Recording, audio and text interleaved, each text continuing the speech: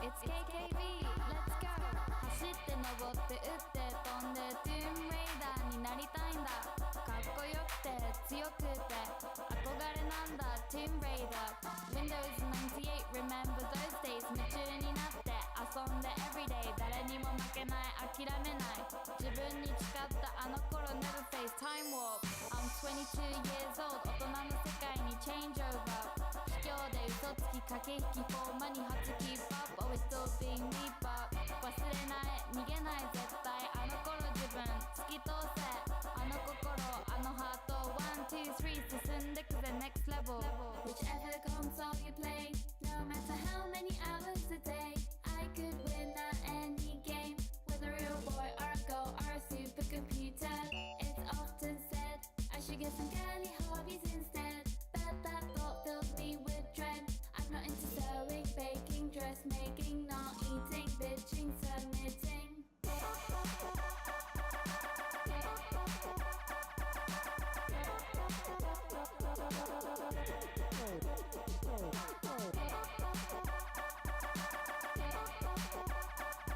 Hello?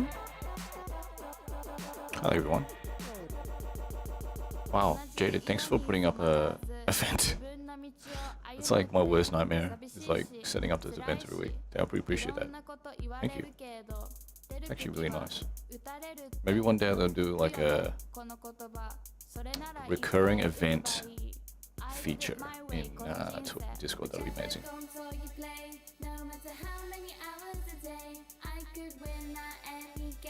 Whether you're a boy or a girl or a supercomputer, it's often said I should get some girly hobbies instead. But that thought fills me with dread.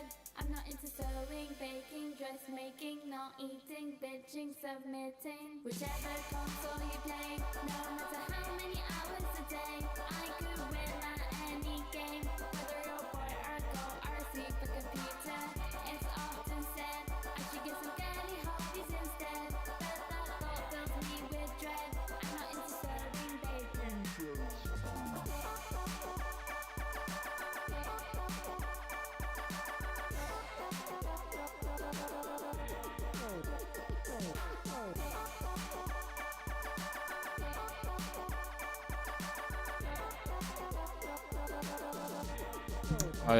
I did a weak Discord announcement. I hope that's okay. Cause like I feel bad, Jaded. You know, I already like pinged everyone, like, well, not everyone, but the stream gang role. I already pinged that like a couple hours ago, a few hours ago. I feel bad for like constantly pinging people. It feels bad. But anyway, I did a little ping.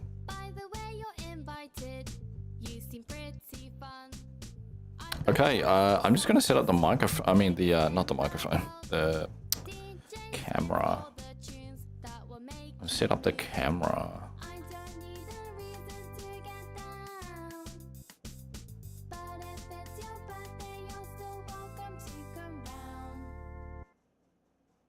My party's on. My party's on, you gotta come. My party's on. You don't have to bring. Oh, thanks for the tweet. I just saw that. Hi guys, I hope you're all doing well. Just setting up a little bit here. I'll be with you in about like 5 minutes or so. And then we can start chatting and hanging out for a little bit before we start making music. I hope you guys are feeling okay. I feel like shit. No, I don't feel like shit, but I feel very like unstable and unsettled. We shall explore these feelings. We shall explore them.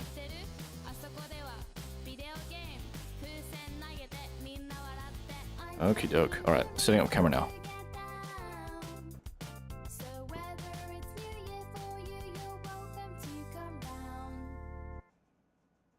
My party's on. My party's on, you gotta come. My party's on.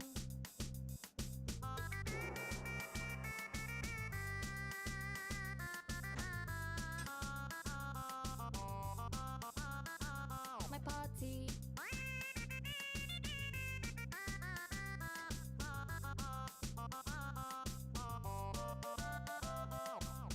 I don't need a reason to get down. No. Weekday, weekend, holiday, you're welcome to come round. My party. My party's on. My party's on, you gotta come. My party's on. My party. My party's on. My party's on, you gotta come.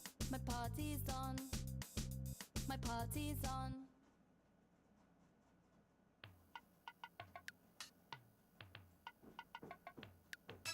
Dog v cat, your canine trash. There's nothing I like more than a mutt getting whacked with my baseball bat. How'd you like that? That'll stop you barking, startling me in the morning. What's your problem, dog? Cat, got your tongue in the vice till the blood comes. Hope your owner comes running cause he's lonesome. Bark any louder, I'll get him for fun.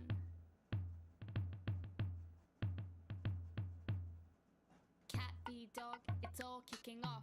I wanna murder moggies all around the world. I'll bite you in the head till you're dead. Brains everywhere, but I won't care. I'll be hanging with my bitches, enjoying the riches of a multi-sensory life. Man's best friend is a dog, not a feline. Homo sapiens got one thing right: eternal hatred.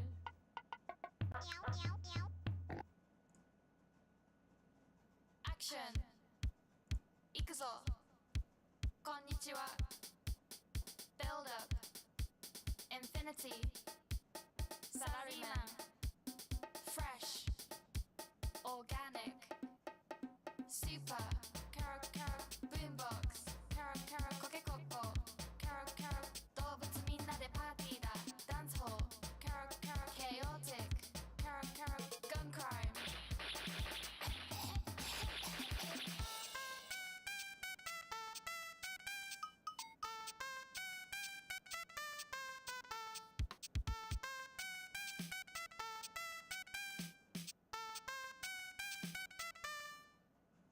Surprise! Karo Karo computer. Karo Karo bonito. Karo Karo インターネットに載ってるよ。抹茶。 Okay, I think we're just about ready. Karo Karo spaghetti. Karo Karo 全部残さず Just about ready, everybody. Karo Karo motion. Karo Karo explosion. Karo Karo jack jack jack jacky body primary. Karo Karo necessary. Karo Karo techno. Karo Karo international. Karo Karo.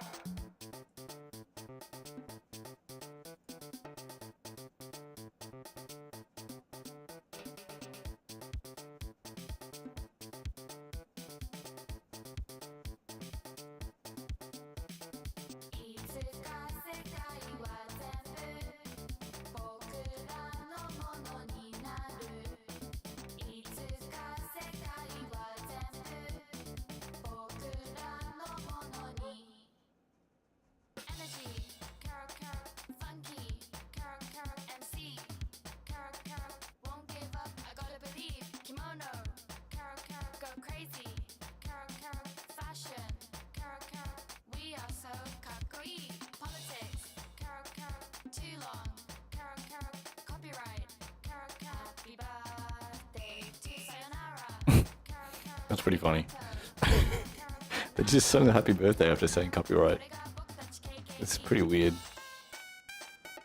Okay, guys, let's do it. Let's just start the stream, yeah? Begins. It begins. Bomb Toy, what's going on? Hey, chat is happening, and now chat is happening on Twitch and on YouTube. So it's one of those streams where we're doing both, but chat will show up on the stream itself. So that's the best place to look at it. I'm just like trying this out. It's like the second time I've done it. But welcome to the stream, Bomb Toy, and welcome to the stream. Yes, it's restream. Yeah, so you know what's up. What's going on, Bomb Toy? Hope I'm saying your name okay. Yeah, like just giving it a shot. Like I don't know if it'll stick or anything like that, but like I kind of like the idea of, you know, having everyone together. How is everyone doing? I will echo that sentiment from Bomb Toy. How is everyone doing? There's millions of people waiting on this stream today. Millions. I just wanted to this week. So this is what we kind of want to do this week on the stream. Is that I figured out a way to really accurately, using this instrument, extract Super Nintendo sounds from games, right? And it's one thing to have like a really good like Super Nintendo like instrument synth, but without the original sounds from the games, you're not gonna get the quite that nostalgia hit. So like the ultimate way to get the nostalgia hit is to actually rip sounds from people's favorite games, which is what we're gonna do today. Like we're just gonna like find some of our favorite games, and you know we can just like talk about what our favorite games, if we have any favorite games on Super Nintendo, or games that we're just curious about, we can just download them, rip them on the stream, and just rip out some of the sounds that we can do the best we can do for that. The process is not always perfect, but most of the time it's pretty damn good. So yeah, we'll have some fun doing that. And then once we've got together enough like sounds that we kind of like happy with that, then we can just start to talk about what kind of song we're gonna make. And you know, what are we gonna write about? Like what kind of feelings are we gonna write? I have a lot of fucking feelings this week. So all right, so I got a lot to write about. But we can all talk about what's going on and what we want to write about and what direction we want to go. And yeah, see what happens. I have no idea how it'll work on it, to be honest. But I like trying things like this. Oh my god, my camera is off. It's off center. I think it works when it's on this view. If you just look at it here, yeah, let's see. Like this is the thing I have to kind of fix, I think, with the stream. But I think this is a good enough compromise. You know what I'm saying? So it's like pretty close. I'm just gonna let go of my OCD for a second. So if y'all are not gonna say how you're feeling, I'm gonna just lead and tell you how I'm feeling. And then if you guys want to join in, please feel free. I'd love to hear what you guys are going through, whether it's good, bad, happy, sad. Kind of like to talk about those things on the stream and just like, you know, just like talk about what's going on. So I would say the last couple of weeks, if I was to summarize it, exhausting, really tiring. I'm starting to get like a little bit of energy back, like thank fucking God, because I've been so exhausted. I couldn't even find the motivation to do much like the last week or two. Starting to get a little bit, tiny bit of motivation back. You guys ever had that feeling where you just like ran out of motivation, like it's gone, you know? Like it's not like you wake up every single day and you're motivated, you know what I mean? Like sometimes it's like in a whole week where you just feel like you've lost all of it. So like I've kind of had that, like the last week or two, like I've like real big problems with like just general being motivated and stuff like that. Oh, Jade, oh my God, you're crossing to both sides. It's actually really crazy. Yeah, crossing on both sides. Could feel much better, and the whole summer was mostly sad nostalgia. Oh, that sucks. That sounds shitty, man. What's going on with that? That sucks. I'm sorry to hear that. That sounds really like heavy and you know, hard to push through. Sorry about that. It's interesting because, like, for me, it's not nostalgic sadness. It's fresh out the oven. You know, like, it's just a different flavor. You know what I mean? Like, there's so many different flavors of sadness. So I'm hearing there's a bunch of sadness in the air. You know, like we can put that in the song. Some somberness. You know, just acknowledge some of that sadness, some of that solemn feelings. Like, put those words in our heads for the song we're gonna write today. Kid Clown in Crazy Chase, if you're taking game suggestions to rip sounds off. Oh yeah, I'm taking game suggestions, man. If it's on Super Nintendo, because I don't know that game, but if that's on SNES, then I'll absolutely, at the very least, we're gonna take a look at it and see if there's any sounds we can like grab from it. Okay, so let's actually write that down. I'm going to get my notes out. Okay. And let's make our own note with a list of the games. So the first one that I want to put out there is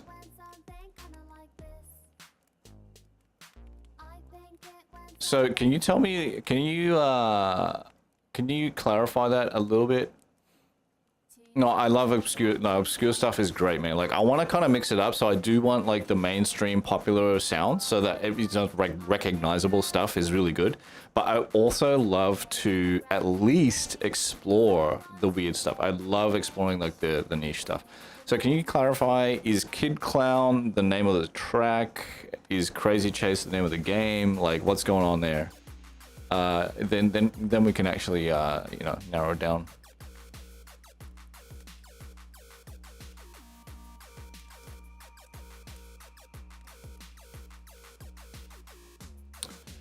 Okay, so Kid Clown and Crazy Chase is on the list.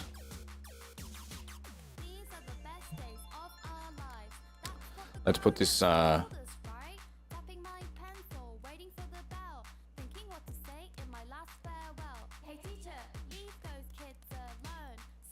wonder if I can make this whole fucking thing a title. Like, I really wish it was like, I don't know if I can. No, it doesn't do it by default. What if I do this? What if I select all of this? There we go. I think I solved it. There we go. We're fucking fine, guys. We are so fucking fine. Just gonna infect all of this with big text. That's all I care about is big text. All right, that's as big as it gets though. It's not that big, but I don't even know if you can read that, man. Like, that's so small. Like, holy shit. I'll fix that up, guys. Don't worry about it. We'll make it more readable soon. The whole thing is the name of the game, Kid Clown. What? All right, we'll look it up. I believe you. We'll look it up for sure. That's crazy. I've never heard of that shit before. What genre of game is it? Jade is saying today has been quite the bummer for a lot of people since the Queen of England passed away. It has, yeah. You know, I am seeing a lot of mixed reactions from people. I see a lot of people, you know, it's like, oh, it's, you know, how could you be surprised? She's so old and she was going to the hospital, she was sick. You know, there's no surprise. And, you know, people also that don't really give a shit because it's royalty, they don't really support the whole royalty thing. So I see like mixed reactions from people, to be honest. But I personally, like, for me personally, right, like, I grew up in Australia, so like we're part of the Commonwealth, which means we do have some connection to the Queen. We're supposed to be connected to the Queen. We have the Queen on our bills, on our cash. You know, we see her face on the cash every day. And for me, like, since I was born, the Queen was a thing. You know, ever since the day I was born, the Queen was a thing, and it never changed. The Queen looks the same every fucking day, even as she got older. It's crazy. So, like, that stability, which is kind of the point of this whole fucking thing, right? is to provide one of the points. There's many other points why royalty exists, but one of the reasons why royalty exists is to provide a sense of stability and a sense of inspiration to the people. It's a weird psychological thing, but it is as old as fucking time itself, man. I've been doing it for so fucking long. This whole thing of like royalty being the like role model, royalty being the inspiration for the people, and royalty, you know, just displaying wealth and displaying stability, stuff like that, right? Security, you know, safety, all these things. So as weird as and creepy as that is, I think that's the reality. A lot of people are going to experience like a little bit of a shake up there psychologically. That's just how it goes. Yeah, I know, even full screen can't read it. No, I totally, yeah, it's just, we're going to have to use a different app. But yeah, it's, yeah, I guess it's a big thing for today. Yeah, the Queen of England passing away. It's a weird feeling, for sure. Definitely big news. Okay.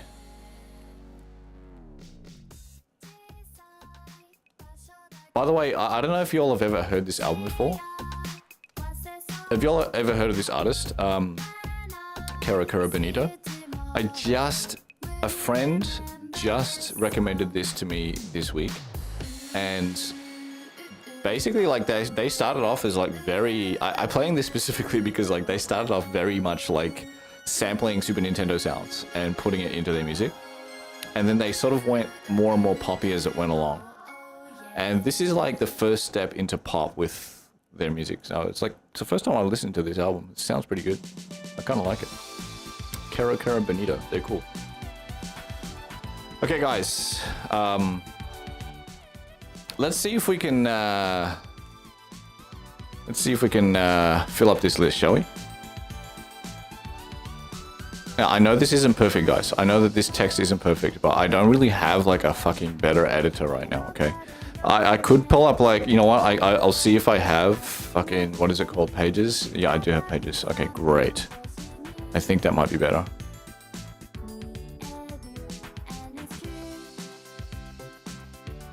Yeah, I don't think I want to do that. Okay. Let's just do... Is there a template that will help us, guys? Like a list? Give me like a list, man. Is there a list? Newsletters? No, none of these are really what we're looking for.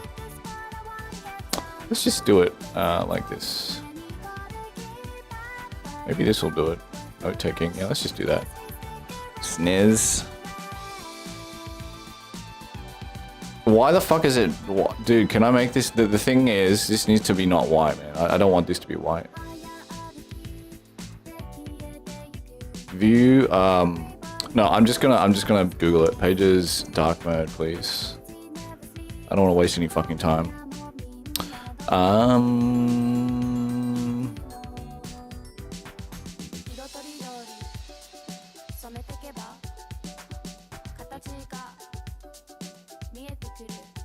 Okay.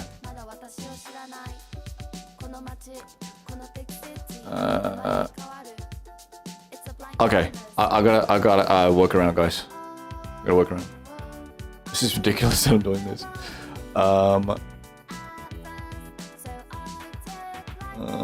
I don't see anything with a background, man. Page preferences, something like that. Page setup. No, I'm not seeing the option, man.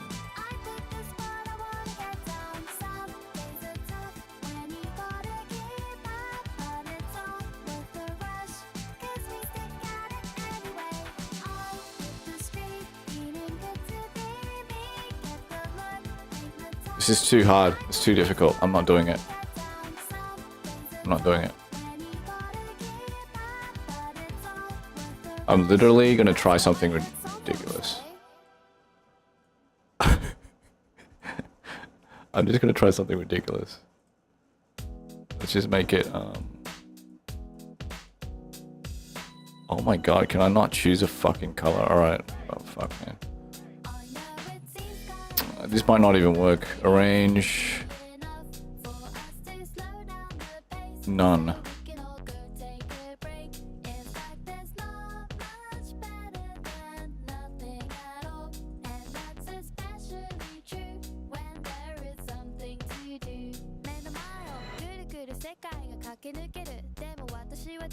Oh my god, dude. Like, what the fuck, dude? What the fuck? I'm just trying to change the text color, man. Like, it shouldn't be this hard, man. It shouldn't be this hard. Okay, that is actually working.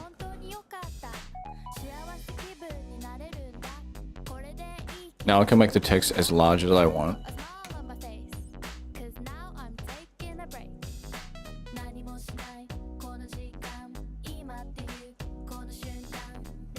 Holy shit, this is like not working out. Okay, we got it, we got it. This is good enough for now.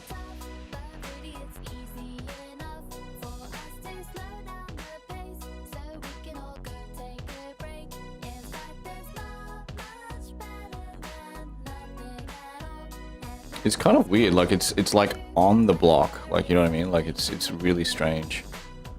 It's like writing on the block. Okay, we're just gonna keep going with this. This is fine. We're not even gonna really use this very much. When you select the app's font color, what does it do when you select white? I mean, I'm doing my best with this shitty, confusing shit. As for genre, Bomtoy's saying it's kind of isometric auto runner. Holy shit, man, that's crazy. We need to see some, like, I'm actually really curious to see the gameplay. So let's just actually pause the music right now, and let's. I'm guessing we were not going to get like a shitload of suggestions anyway. Like, we don't have like a huge group of people. But I just want to like check out like the gameplay. Like, I want to see what the gameplay looks like. So let's just check it out, guys, real quick. Because isometric runner is like not a common genre. Like that's actually really strange. Like, even this company, I don't really know this developer. I don't even know it.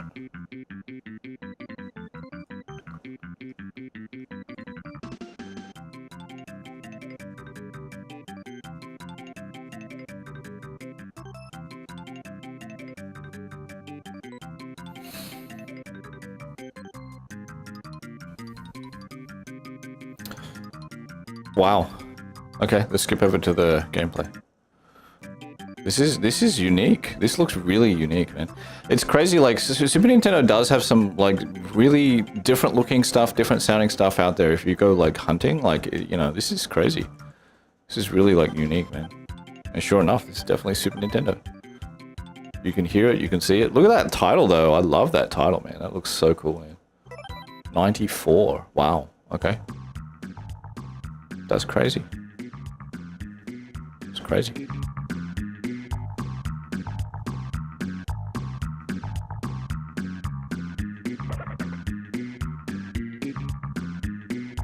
Dude, this looks so unique.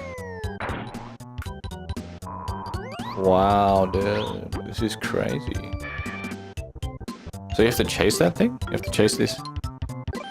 I've never heard the term isometric runner before, man. Like, it's just like you made it up. It's like bullshit. But it's actually real. This is like... this is actually real. No, I don't think I've ever seen an isometric runner before. Like, I've seen runners, you know, like, there's plenty of runners, different angles, like first-person runner, side-scrolling runner, top-down. Never really seen isometric. You know? It's crazy.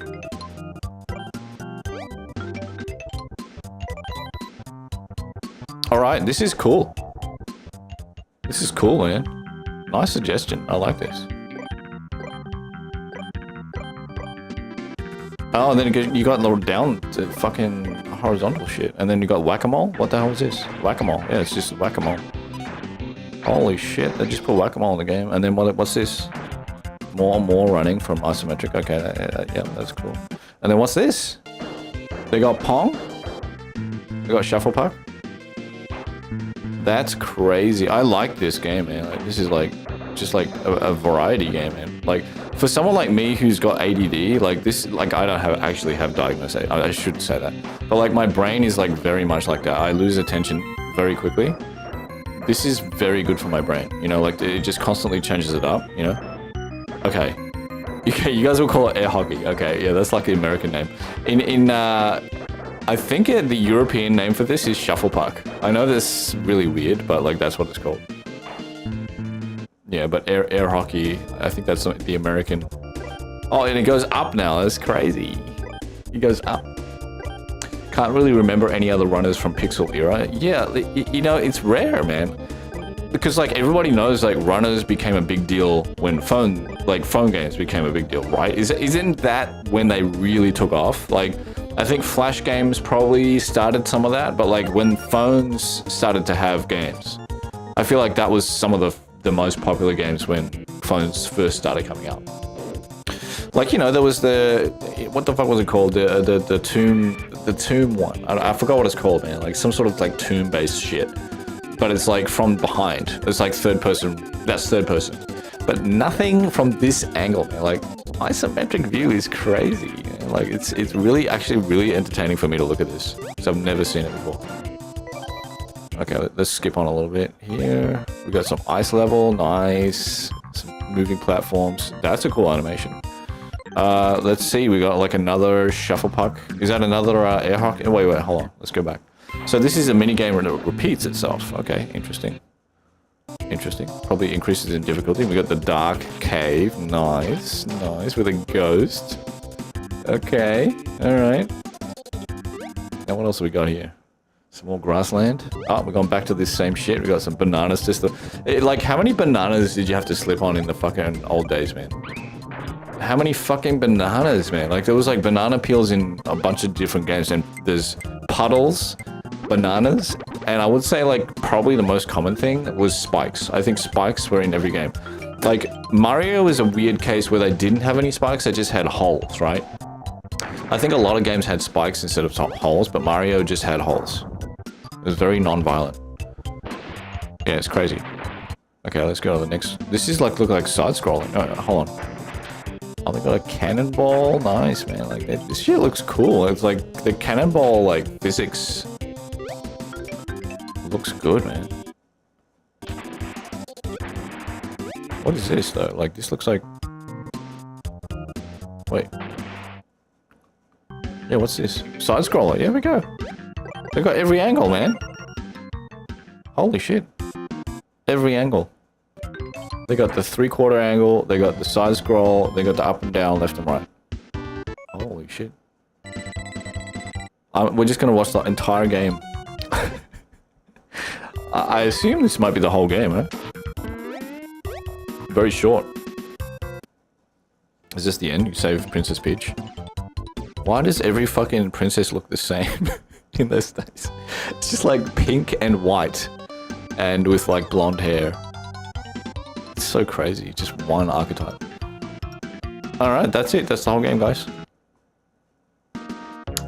So we can definitely look that up. Now, let me see if I can find the place where I was downloading these sounds.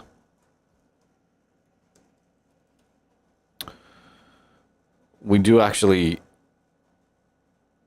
have to find it. That's actually a little caveat. If we can't find it, unfortunately, we can't rip it. So, let's see.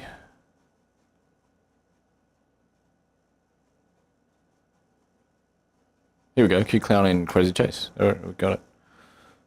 It's nice. So we can download the real music files. The cool thing about this as well, it's actually really cool, is that the music files are very small. So like you can get the entire soundtrack, right? All this music, which is a fair amount, for 1 megabyte.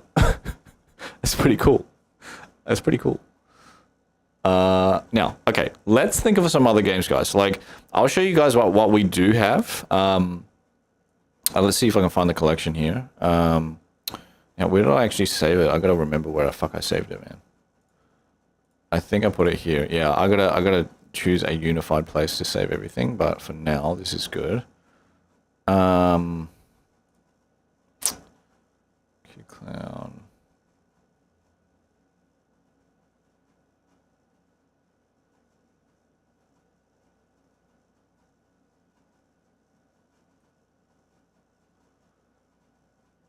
And Crazy Chase. We're just going to throw that in there. So the other games that we have, guys, Bontoy is saying it's so bloody hard because you don't have much time at all to see what's coming up. And that makes sense, yeah. So you kind of have to learn it through trial and error, huh? Like that kind of a game, right?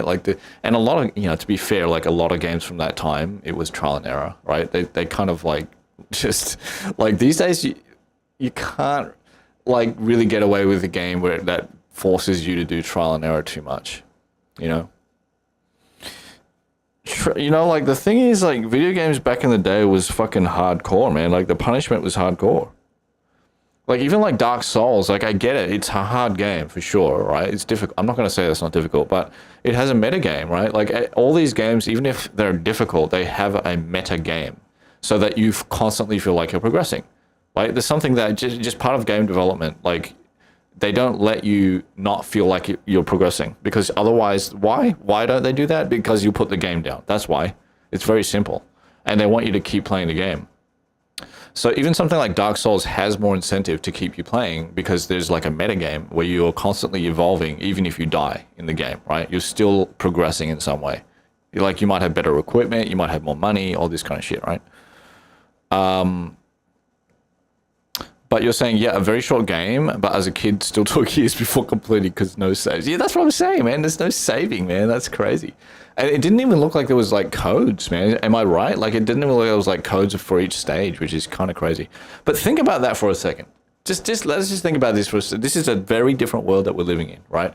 Where like you can have a video game that's probably about like 50 minutes long. That whole video is like 50 minutes, including the cutscenes, right? 50 minutes. The whole game is less than 1 hour, right? So like try to just think about that for a second. 1 hour of gameplay. Okay? 1 hour. That's a full game. It's probably full price, right? And it does take you a year or two to finish. Like just think about those metrics and how different they are to now. Where like a less than 1 hour game takes about 1 to 2 years to learn how to finish the game. It takes about 1 or 2 years to finish the game, and it's a less than 1 hour game.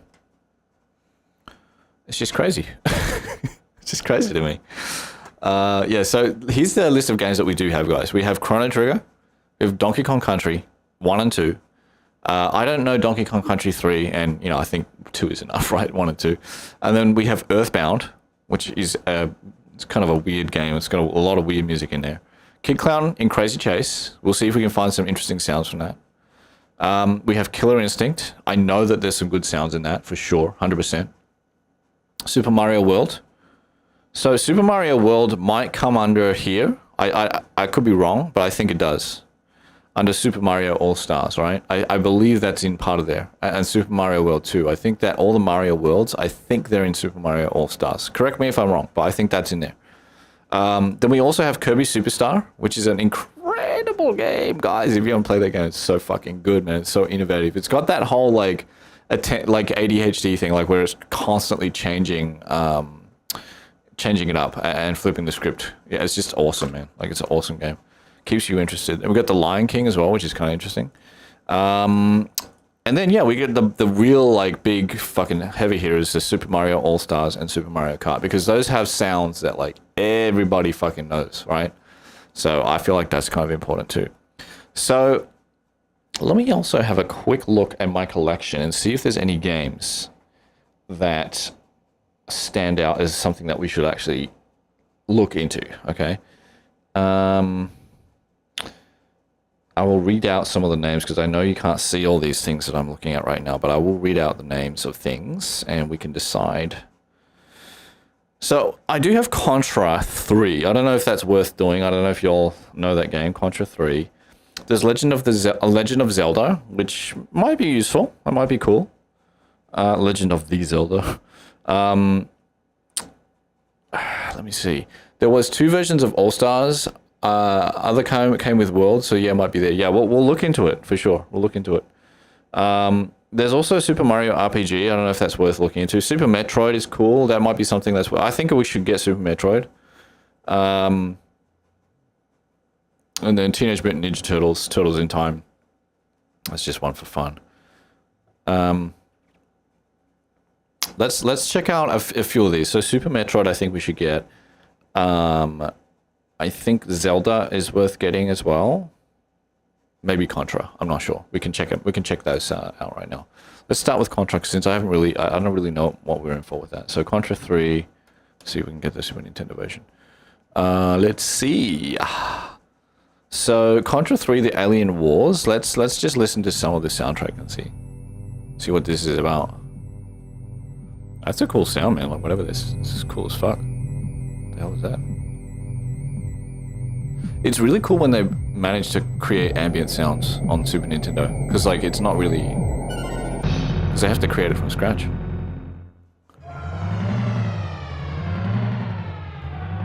This is very cool, actually. Like it's very unique. Let's go to Ground Zero. See, it's probably like the first stage or something like that. This is good. This is very holy shit. Holy, I need to play this game. This sounds very good. Holy shit. Yeah, we definitely check this shit out.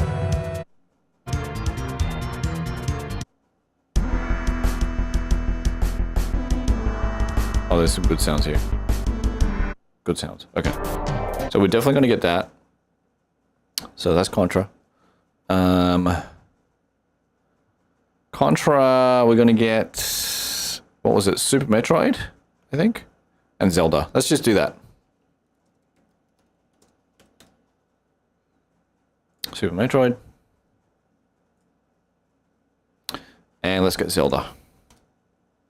Now, of course, we got to get the Link to the Past. Let's see. I think that's the one there. Yeah, there we go. Okay, we got everything now, guys. If you have any other ideas, like this is something that's open for the stream.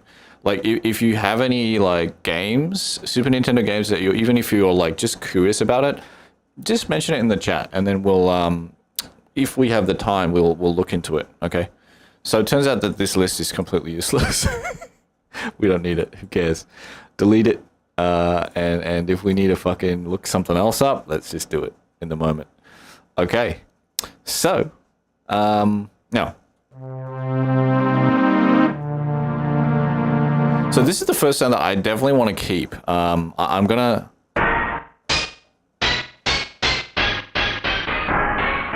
So this is actually from the, this is from the Killer Instinct soundtrack. That would not be that one. Let's go back to Killer Instinct here. So I think it's the main theme. Yeah. So hear these strings, right? That's what we want. These are good strings. These are good like Super Nintendo strings. Really like those.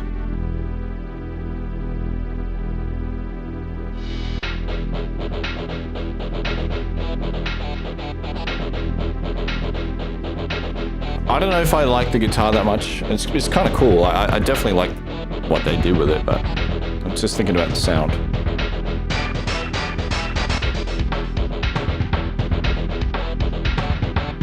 So the way that this works, guys, is that we're gonna... What you see on the left here is that's the list of games that we've downloaded, like the soundtracks, right?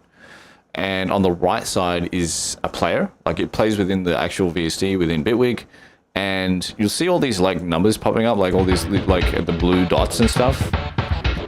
You can kind of see that each instrument is kind of triggering a different channel, right? So there's like 8 channels on the Super Nintendo, like 8 sound channels. So what you're seeing there is basically just instruments being triggered. And if you click the grab all unique button here, it tries to grab as many instruments as it can from the song and then just plops them in the actual sound editor here, and then we can start to, you know, use it in our own music. Okay, so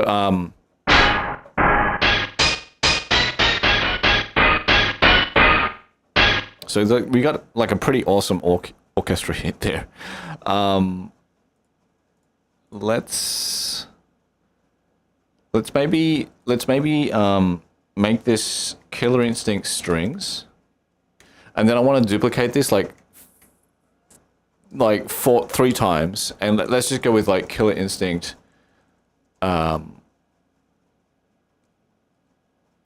Let's just put numbers on it because we don't know what we're going to use yet. We're just going to go Killer Instinct 2, 3, and 4.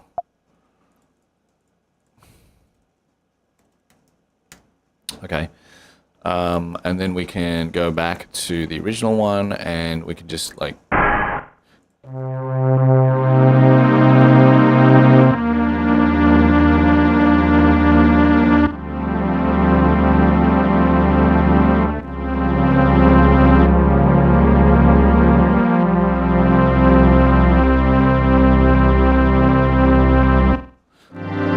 yeah, Bomb Toy, it is no joke. Like, I was actually pretty happy because last night I figured out how to do this, and it's really cool, man. Like, it's actually really fucking cool. Like, if you're a fan of like Super Nintendo sounds and stuff like that, and making music that sort of evokes that vibe, like I feel like this is pretty special. So, if anyone's curious, like what this is, it's right there on the screen. Like, it's called ChipSynth SFC. It's by a company called Plogue, Plogue,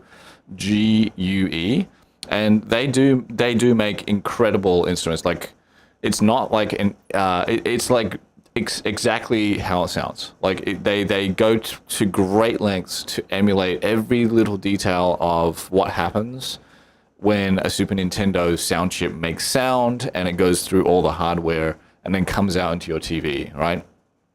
I don't think it has like emulation of actual TV speakers, but that's something you can do if you really want to. You don't need to though. You know, like, this is something that, like, as long as you get all this shit, all those sounds, original sounds, and then put it through the sound engine in, then it's gonna get you like 90% of the way there.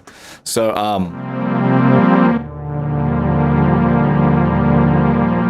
let's play it down low and see how that sounds. Because I found like this is like a special thing with Super Nintendo. like if you go down really low, it's actually really fucking cool. With sampled instruments in general, like old sampled instruments, things get pretty fucking awesome down there.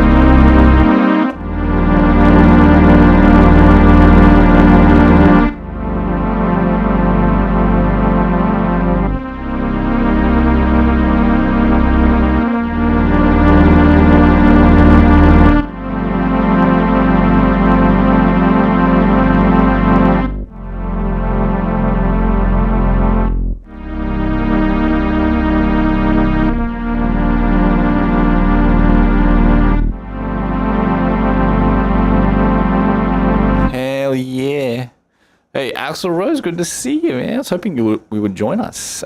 We've been going for just about like 30 minutes, to be honest. Like, you caught us at a good time. We're just starting. So I'm going to recap you on what's going on. Since we have such a cozy stream, I kind of like to reintroduce what we're doing when people join us, when I can. No, it is absolutely right now. So here's a little recap. We're trying to like put together a bunch of sounds. We're ripping sounds from... So if you have any Super Nintendo game soundtracks that you want us to take a look at on the stream, please just put it in the chat, okay? That goes for anyone in the chat. Just put it in the chat and just give the suggestion. If we have the time, we'll try and find that soundtrack and then rip apart the sounds and stuff from that soundtrack, okay? Because the goal tonight is to kind of like rip a bunch of sounds that we really like from Super Nintendo games, build our sort of palette, and then from there we can make music out of all those sounds that we've collected together, okay? And I also want to make music that represents some of the feelings. Obviously, you know, that I'm going through, you know, there's a bunch of stuff that I need to write about, but also what you guys are going through. If you kind of can relate to whatever I'm talking about when I talk about my feelings and stuff like that, we can explore some of those feelings and see where they go. Because I kind of want you guys to be involved in like the whole, like the vibe and the feeling of this. So, yeah, again, like if you have any Super Nintendo games that you want to recommend that aren't on our list, go ahead and do that. Right now, I think we might just like...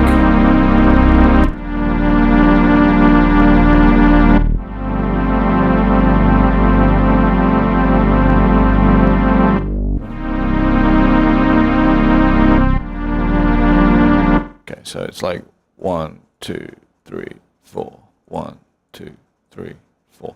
I want to go with 100 BPM. Let's just try that, okay? And we'll just quickly start recording like a rough idea here, okay? So we're going to put the metronome on because we don't have any references.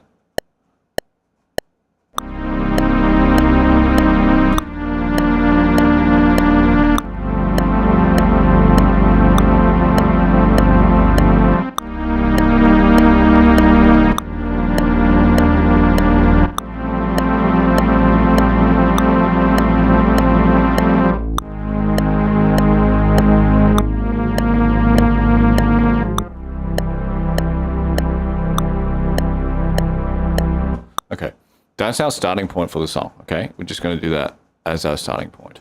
So let's just play through that again, see if there's anything we want to edit.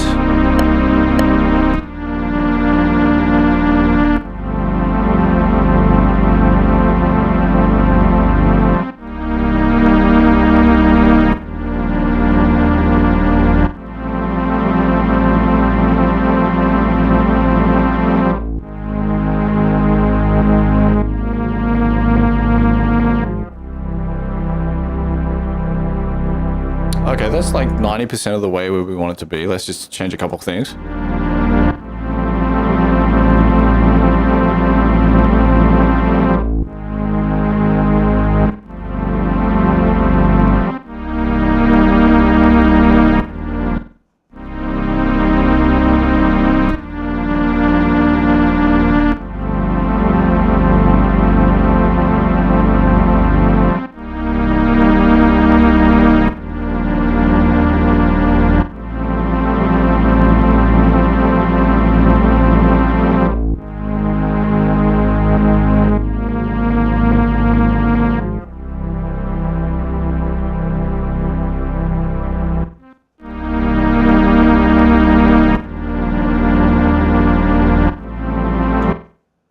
Let me see. I doubt this is the case, but I don't think I want to see if it supports MPE. It does support MPE. Holy shit, that's crazy, man.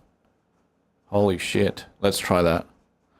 Yeah, wow, I'm surprised that they implemented that here already. So it's cool, like, what we want. I don't think this is going to be possible.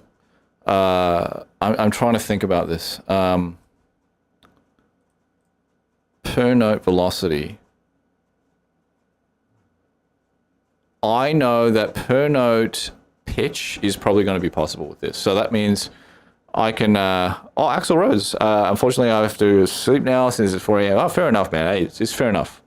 It's nice of you to join in, regardless. Rewatch the stream on YouTube. Wish you a good one. Take care and see you next. Yeah. We'll see you next time, man. And I know I'm saying this a lot. I am considering trying a daytime stream for those of you in Europe, because I do love my European buddies, and it would be really cool for us to do like sort of an afternoon in America and then like an evening in Europe, you know what I mean? So that's something, just keep that in mind, guys. If you're from Europe, I'd love to try this. Have a good one, Axel. Take care. Yeah, I would love to check out your stream, by the way. Yeah, I'll keep an eye out for it for sure. Definitely. You have a good one, all right? Yeah, so let's just quickly take a look at this. I'm going to turn MPE mode on from Bitwig's side as well. That's something that I have to do from this side as well. I have to remember how to do that. I think, yeah, here we go. Use MPE. There we go. So the beautiful thing about MPE now, it's only going to be partially implemented for this, but like, it's really the fact that you can control things on a per note basis independently of each other, right? So even though I've got these chords like this, I could, if I wanted to, I could do something like this. I could create a pitch bend just for the top note.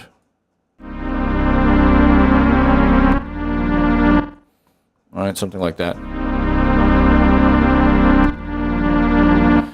Or if I wanted to do this bottom note here, I could do the similar thing and just like do something like that.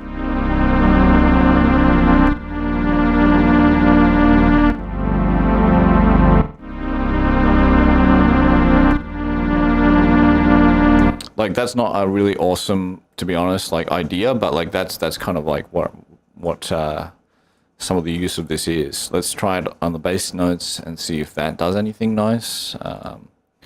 Let's try it here.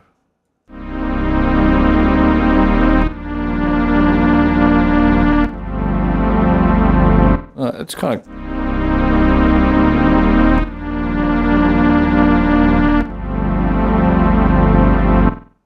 Let's try something weird here. Let's see if this works. This is going to be weird, but let's try it.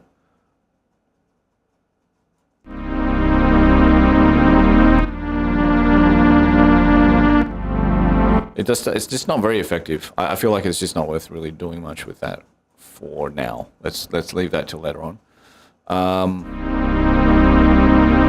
It's 5 a.m. here in Finland, so I should really be sleeping. Oh my god, Bomb Toy! Holy shit. So, like, see, this is what I'm saying. There's a lot of people from Europe. I feel like there's a lot of people from Europe that really resonate with a lot of the retro stuff that I do on this stream, which really makes me feel like I should... Yeah, you guys are giving me more reason to do afternoon streams. I'm like a vampire, so it's kind of like a scary idea. Okay, so it's scary for me to live in the daytime. But I will certainly consider it. Certainly. Now let's see what else we got here in Killer Instinct. Now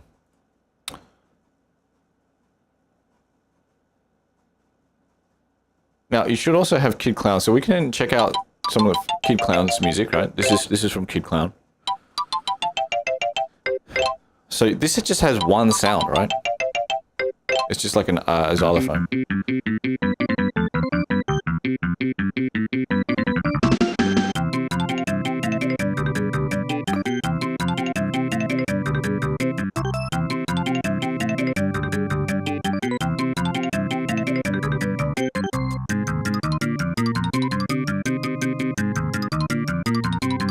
Hey, Jade, Vampires Unite, 100%.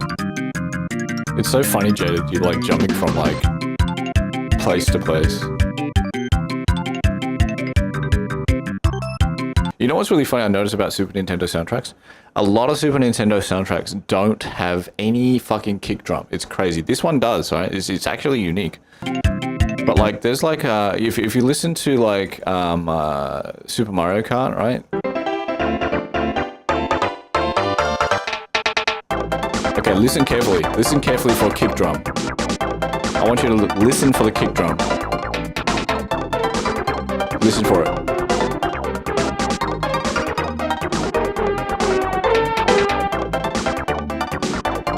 Just listen for the kick drum. It's only 2 chat windows. That's true. Can you hear it? Can you hear any quick?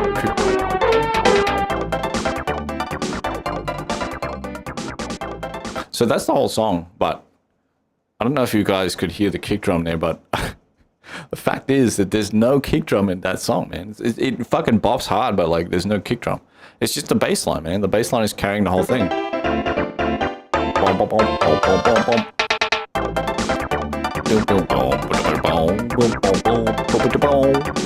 I'll see if I can find it. This is it. That's it. I gotta say, this is a very good bass line, but...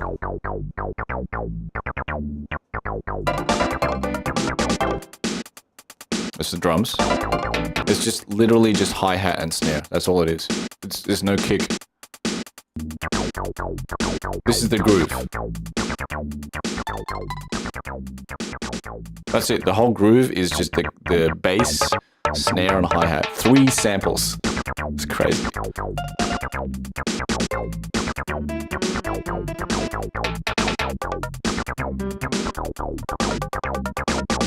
And there's a bunch of percussion too, actually. That's really important.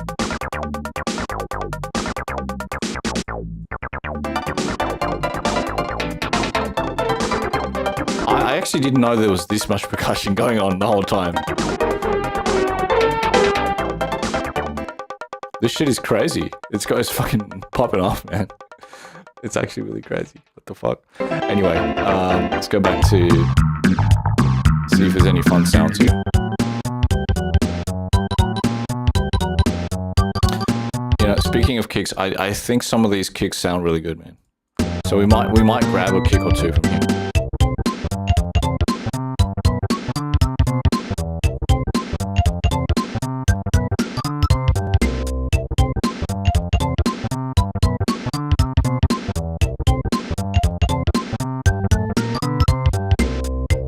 Okay, so we're going to grab those samples. Oh, actually, I'm going to clear it first, and then I'm going to grab it. So let's grab those 6 samples, and let's see what we got here.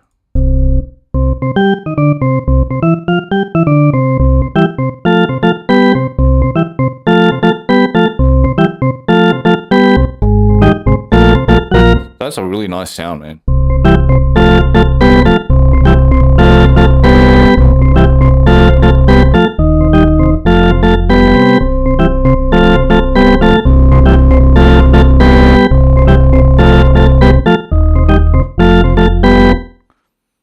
That's nice, man. That's really nice. Holy shit.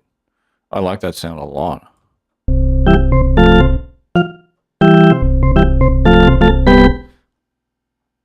Yeah, this is good sound. So let's save that for sure. And this is from Kid Clown. So we're going to go Kid Clown, organ. We're also going to duplicate this a few times so we can get a few different sounds out of this. But I want to keep this nice and clean. So we just got the organ. Oh, fuck. I just lost the organ. Let's just capture it again. It's all good. We got it. I X'd out too many sounds. Okay. Let's go.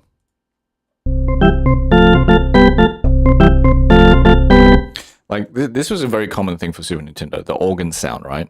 But this is a really good one, though. Like, it works really well on the bass, so you notice that?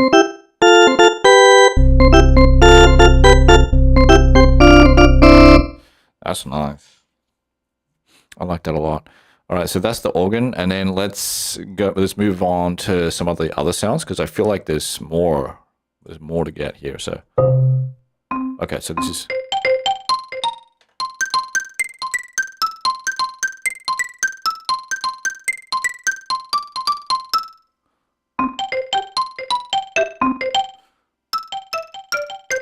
Let's play it with this.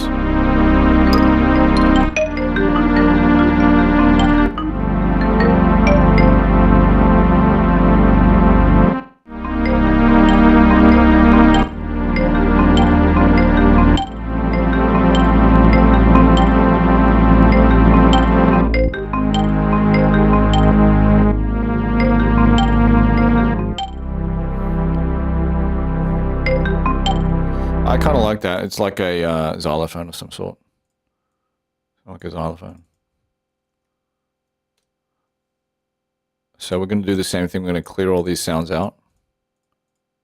And we'll call this Kid Clown Xylo. Okay. Moving on to the next one.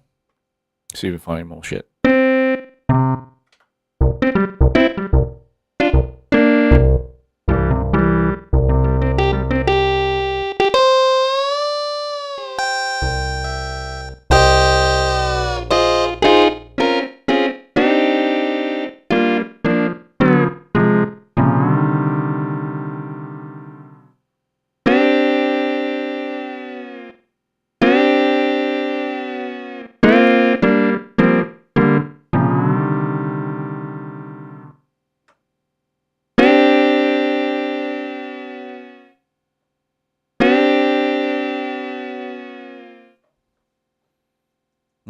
That's pretty cool. It's pretty cool. I think this is the kick, right? Is it? The thing is, like, there's a delay. You hear that, like, shimmering, like, sound, right? Like that echo sound. That's like something that makes the Super Nintendo super unique to every other console. Like, no other console ever had this sound of the echo. That's why, like, when you hear this sound, you get triggered to that kind of feeling of a Super Nintendo. I'll turn it off. Yeah. So for the kick drum, you don't want that echo too much. I do like this kick drum, so we're going to keep it. Let's save this one. And that's going to be... So it turns out Kid Clown actually is a pretty useful soundtrack. Huh? Some cool sounds. Kid Clown kick. Okay, cool. And then let's move on to the next one. Snare.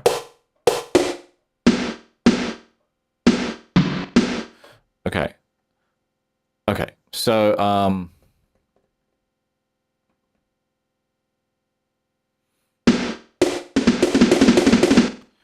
I could set this up on the other one. 9742. Let's try it again.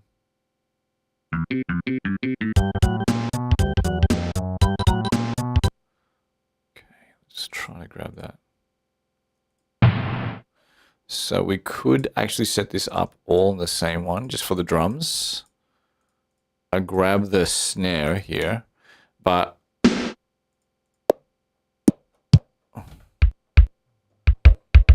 that belongs there. So that note should really be triggering it. Whatever the fuck this is. I don't know what note that is, though. That's the problem. Okay, it actually, well, that's cool that it shows. So that's C1. And I'm going to limit it to...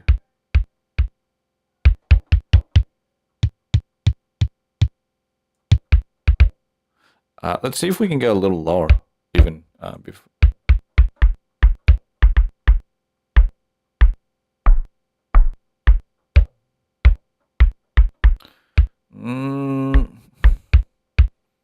Why don't we go with G, like G below C1, and go all the way up to G above C1. All right, how about we try that?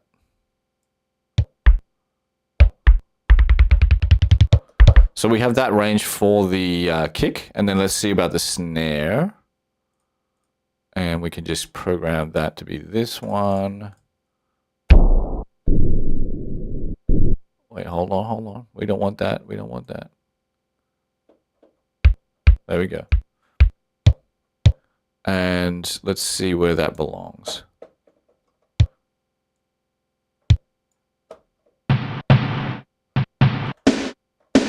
It's actually up there, so why don't we just make that the same deal, like G above and below it. Okay. So that's probably G4 then, right? We're looking for. So what I'm doing now, guys, if you don't really know what I'm doing, like I'm kind of like trying to make it so that I can play.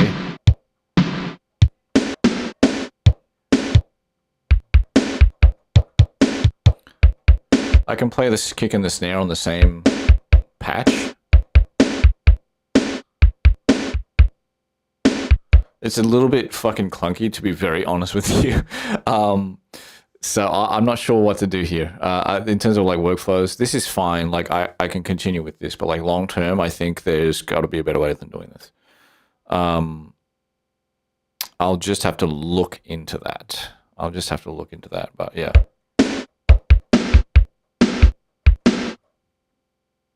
Yeah, I can think of better ways to do it, but it's fine. So we have our kick and snare.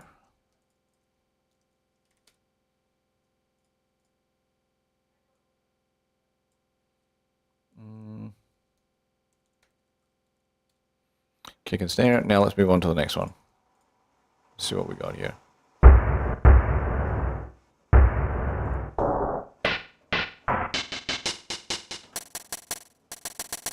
Let's turn off the delay and see how that sounds. Let's use it. Let's use that. I think we will actually do that in the same instrument, so we can have a drum kit on just one instance of this sound chip. So let's grab it again. Let's grab all the sounds again. I think it's this one, right? Hold on.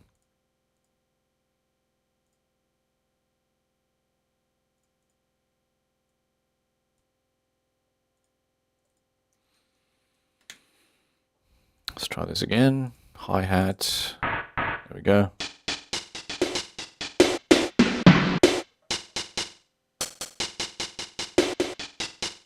Okay, so we can just limit it to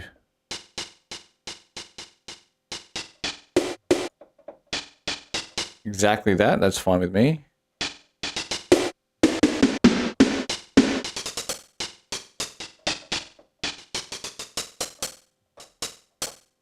And up to that G there. Okay, so we have, it's not, I would not say it's not perfect. It's not perfect, but we do have a, wait, how do I get the kick back again? Wait, oh, hold on. This is, yeah, that was messed up. There we go.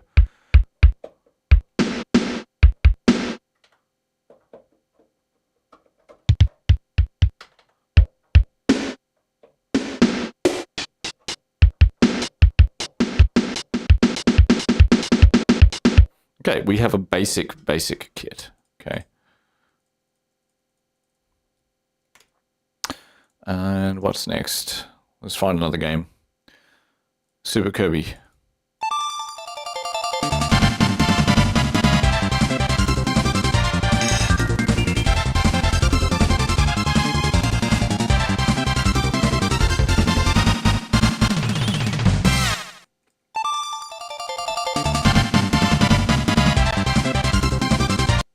See if there's anything.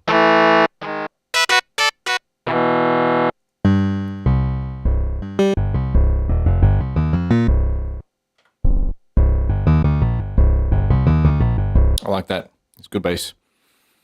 So this is going to be Kirby now. Kirby bass.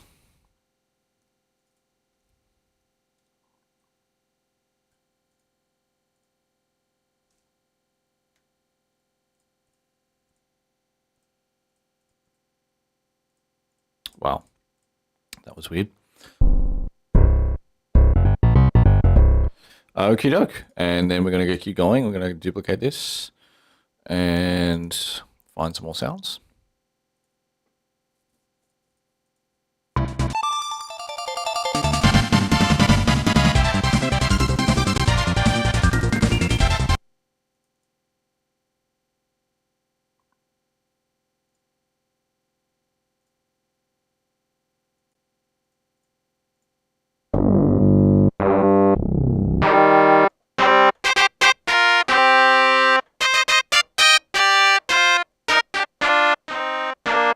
Some sort of like trumpet.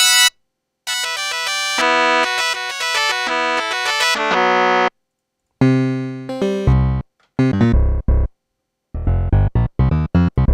think that was the bass. Yeah, that's the bass.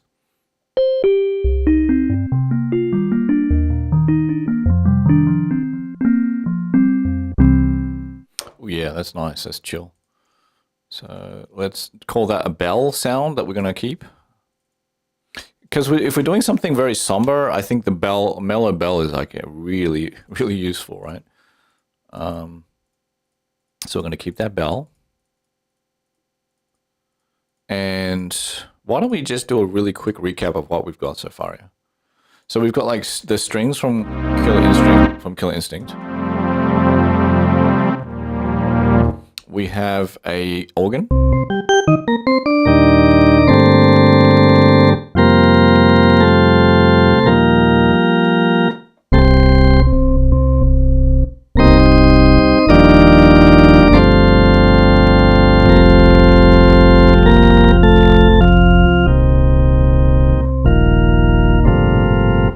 Cool. We have a xylophone. Or at least I thought we had a xylophone, but it looks like we don't.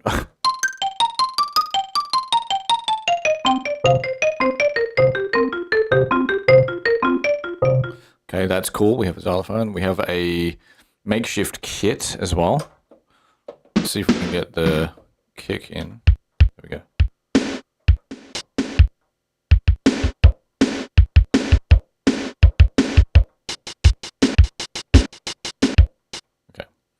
Bomb Toy is saying, so the next step, where to learn to play keys like that? Well, you can get lessons and practice. That's all there is to it. It's so easy.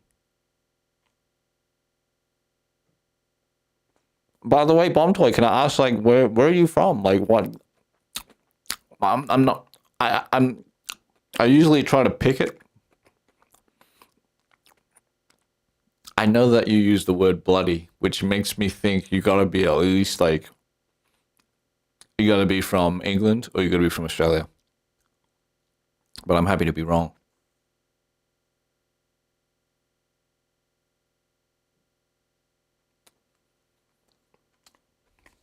Okay, guys. We have a kit, we have a bass.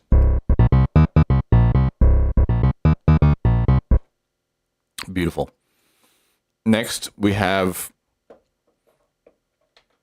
a mellow bell. So this is going to be like a good complement to the xylophone, right?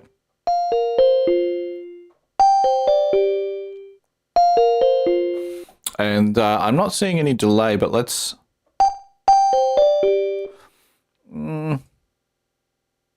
Let's see what happens if we grab the echo from this song.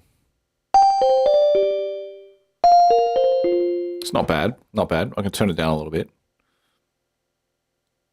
Now the delay settings are over here, so it's the wet, right? We want to turn that down to 25, something like that.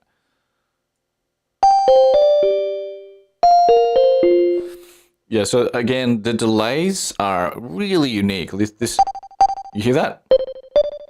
This is something that no other console has ever done. Like, yeah, in the future, we do have like reverbs and all the fancy stuff, right? But the echoes that were programmed in like part of the sound chip were very unique to the Super Nintendo.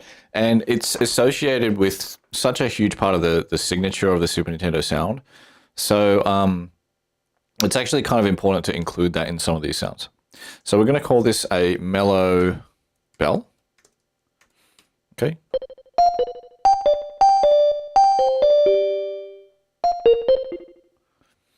Okay. Like, it's actually like, now if I'm thinking about, I'm trying to look at the delay settings here. It looks like the delay settings were very open. I'm going to change that a little bit. And what I'm doing here is I'm kind of like mellowing out the delays so they kind of fade off a little bit, right?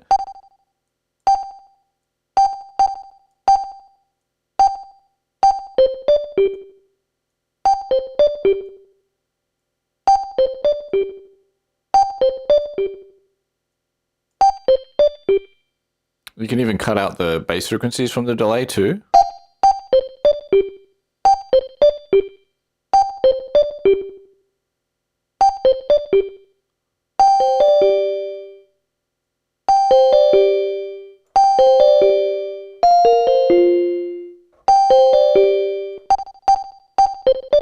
Okay, so I've cleaned that up a little bit, and we're going to move on to the next sound.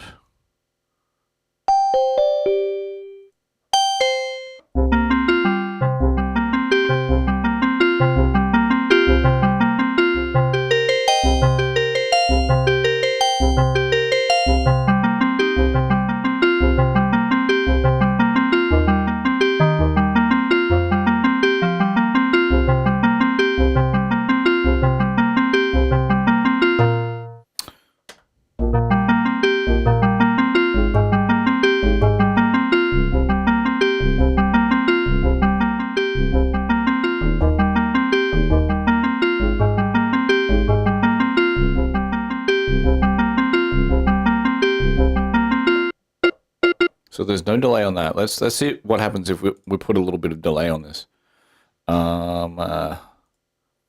Put the echo on.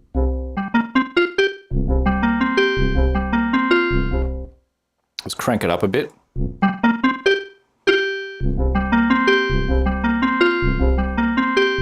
Let's turn up the feedback and see what happens.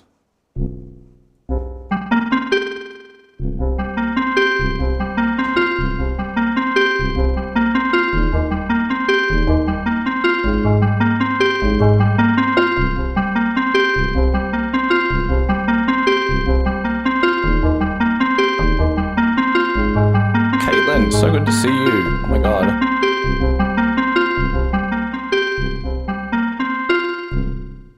See how cool that is? Like, oh yeah, you did say you were from Finland. I wasn't paying attention. Oh, my apologies. My apologies.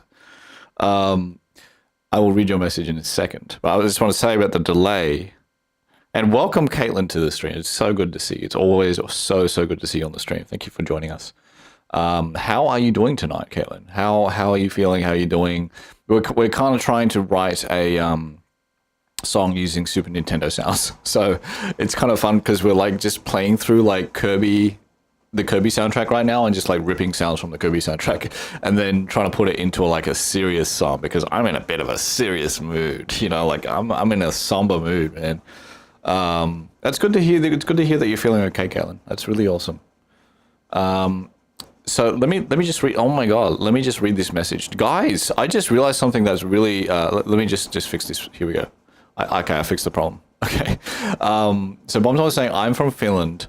Above us is Norway. I have visited Norway. I have not visited Finland before. A couple of my friends are from Norway. I visited them and they visited me before.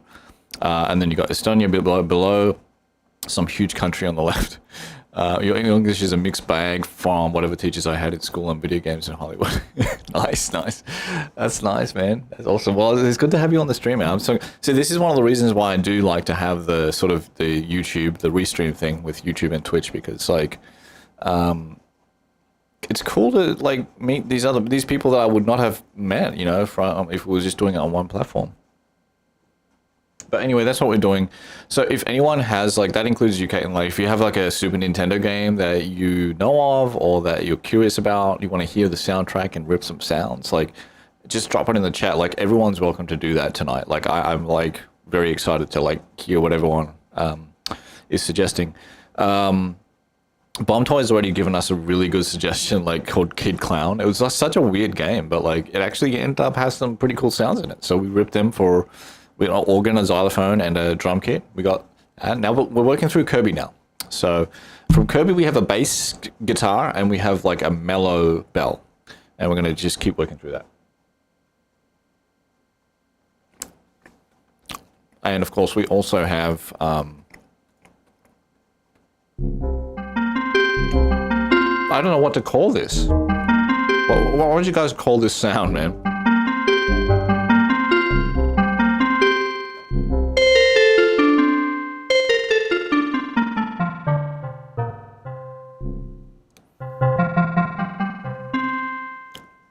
Shit, I just mixed left and right, but nobody's gonna notice.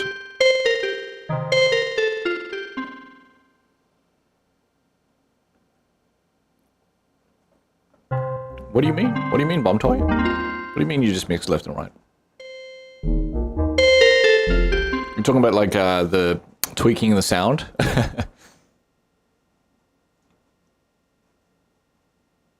But yeah, did you guys notice that when I turned on the delay, I'll turn it off right now. Yeah, different that is. I turned on the delay, but I also cranked up the feedback, and that's when you start to get the weird Super Nintendo reverb, pseudo reverb sound, right? Which is used in video games. Used in video games. What am I talking about? It's used in the actual game, it's like sound effects. So the sound effects, like if you're in a cave in Donkey Kong Country, you'll notice that there is this fake reverb sound, right? It's a very specific reverb sound to Super Nintendo. It's just this echo. That's all it is, man. They turn on the echo and they turn up the feedback really high, and then you get this. And it's like you're in this shitty cave, like a shitty 8-bit, like 16-bit cave. I don't think it's shitty, to be honest, but personally, but it's very lo-fi, if you know what I mean, right? So we're gonna keep that. What do we call this, though?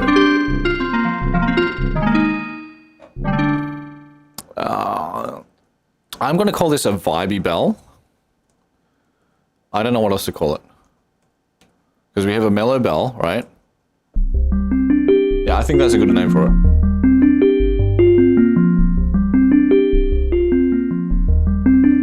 Okay, yeah, that confused me. Actually, I now it makes sense, Bomb Toy. Because I was like, big, large country on the left, you don't want to say the name? Huh, that's weird. I was like, okay, that makes sense now on the right. Okay.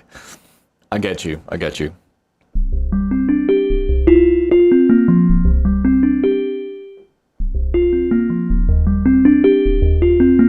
Super Mario Galaxy, damn, look, Caitlin, thank you for bringing that up again, man. Like, that game, unfortunately, I can't rip it from this thing because it's beyond Super Nintendo. I think it was, what platform was that? Was that GameCube, or who knows what that was? Was it Wii or GameCube? I think it was Wii, right?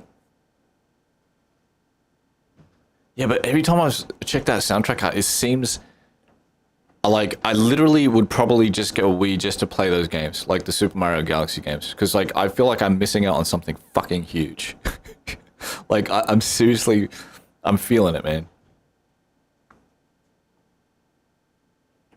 And if that doesn't work out, like I do have a really good Wii emulator, and it could be that I just buy the Wii remotes. If it's still possible to even buy those things, I just buy one of those, hook it up to my system, and just like play it like that.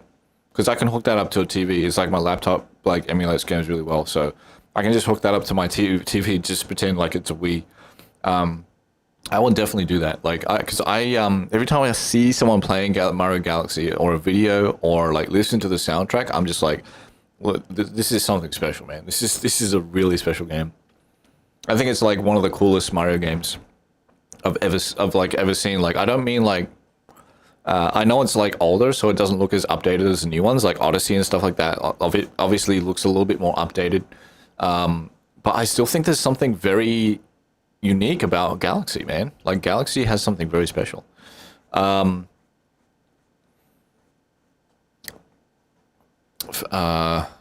that's cool that it's your favorite game ever. That's a good choice. That's a top choice, man. Bombtoy is saying you got to go to sleep though. Gonna watch the stream later. Was fun. Hey, thank you so much for joining me. It really you added to the stream. Thank you so much for that. I really appreciate it, Bombtoy. I hope to see you next time. And like I said, I am still thinking about doing a daytime stream instead of a nighttime stream as an experiment and see what happens. It could be really cool for the stream. It could be really, really helpful. So let's see what happens, Bombtoy. But for now, have a great sleep. Thank you so much for joining us, despite how late it is for you. Hope you have a great sleep.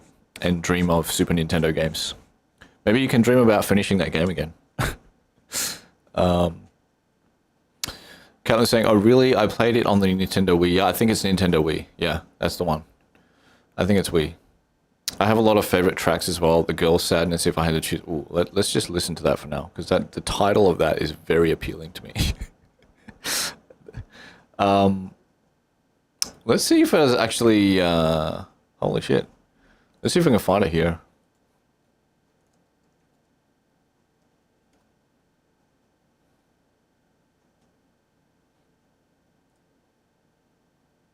Oh damn! So I don't know if there's an app that can extract sounds from a Wii game. I'm gonna look into this, but it does. If you look down here, it has the original music files, which means they ripped it directly from the game files itself. And if that's the case, I mean, you know, I don't know. Like, I don't know if they have the original sounds in it, to be honest. It's very unlikely. As consoles got older, like, or not older, but like more modern consoles, they have less and less of the original instruments in the game, because what they're doing is they just record the whole song and just put it into a single audio file and just plonk that into the game. Whereas in the past, there's no way you could record the whole song and plonk it into a game. It takes up way too much space. And that's why we had synthesizers playing in real time. And that's why we had like samplers, all this kind of thing. I know that's getting a little technical, but it's basically to save space. Thank you for the link. Thank you. I appreciate that. Let's do it. Let's listen to this. So this is The Girl Sadness. This is a great title, by the way.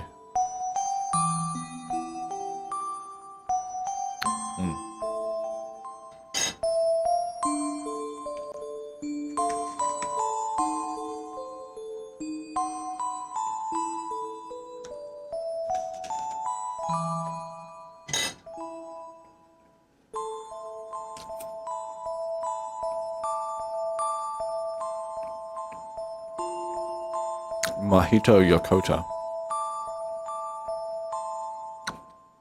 I honestly don't even know that name. I'm not very good with names. But that's cool. I should learn them. That's so cool. What about Shadow Comet? Wow. That is a cool fucking thing. That's cool. I love that they have the dungeon theme. The do do do do do. I love that. Oh my god, and they have the Mario do do do do do like out of tune.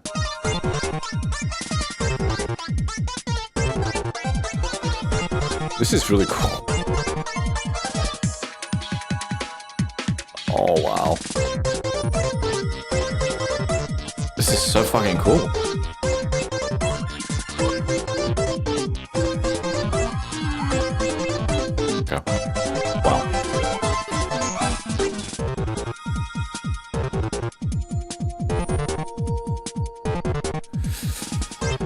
Good soundtrack, man. Yeah, I gotta like dive into this at some point, man. Like, this is a really good soundtrack. Wow, that's cool.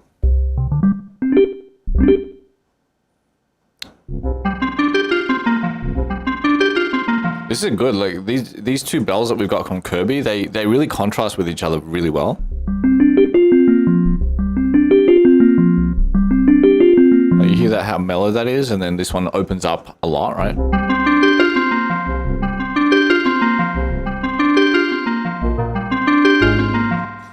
Really cool stuff. All right, so let's move on to the next sound. What do we got here? We're moving through some.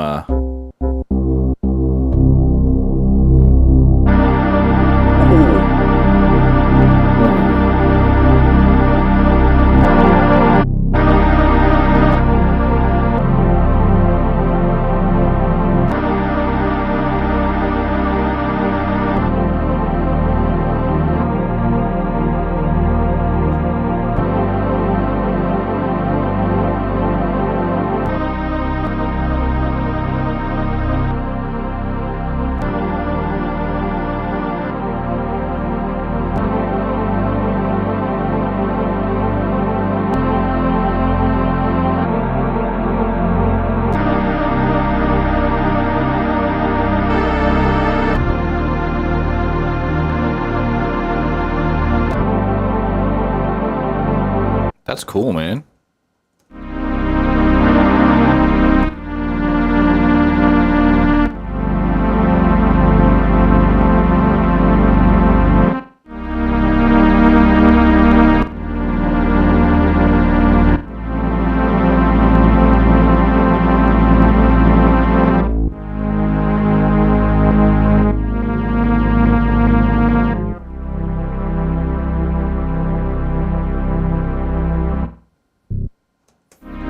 Wow.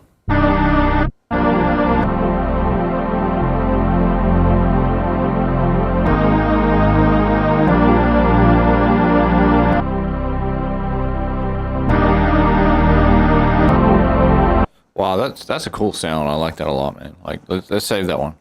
So that's gonna be like a. That's without delay too. Like, let's turn on the delay. See what happens.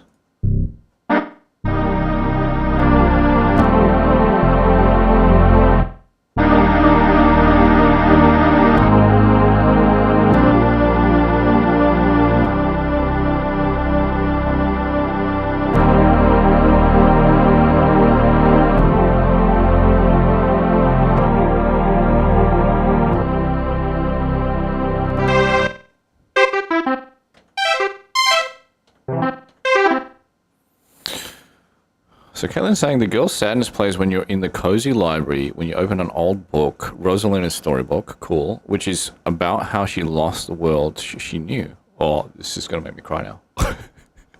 But she made friends with the stars, and I used to spend like half an hour in there at a time just looking at the page. Oh my god, that's so fun. You have the best way of playing games. Because like, I mean, I'm a bit biased because like, that's something that like, I feel like, I don't want to like impose myself on everyone, right? No, it's really like, I don't want to impose on myself, but I do think there's a lot of value in just like chilling and hanging out in a space in a video game, man. Like I've spent so many fucking hours doing that, like over time. Like I've spent so many hours just like hanging out in like a fucking awesome space that I found in a video game, just like fucking chilling there.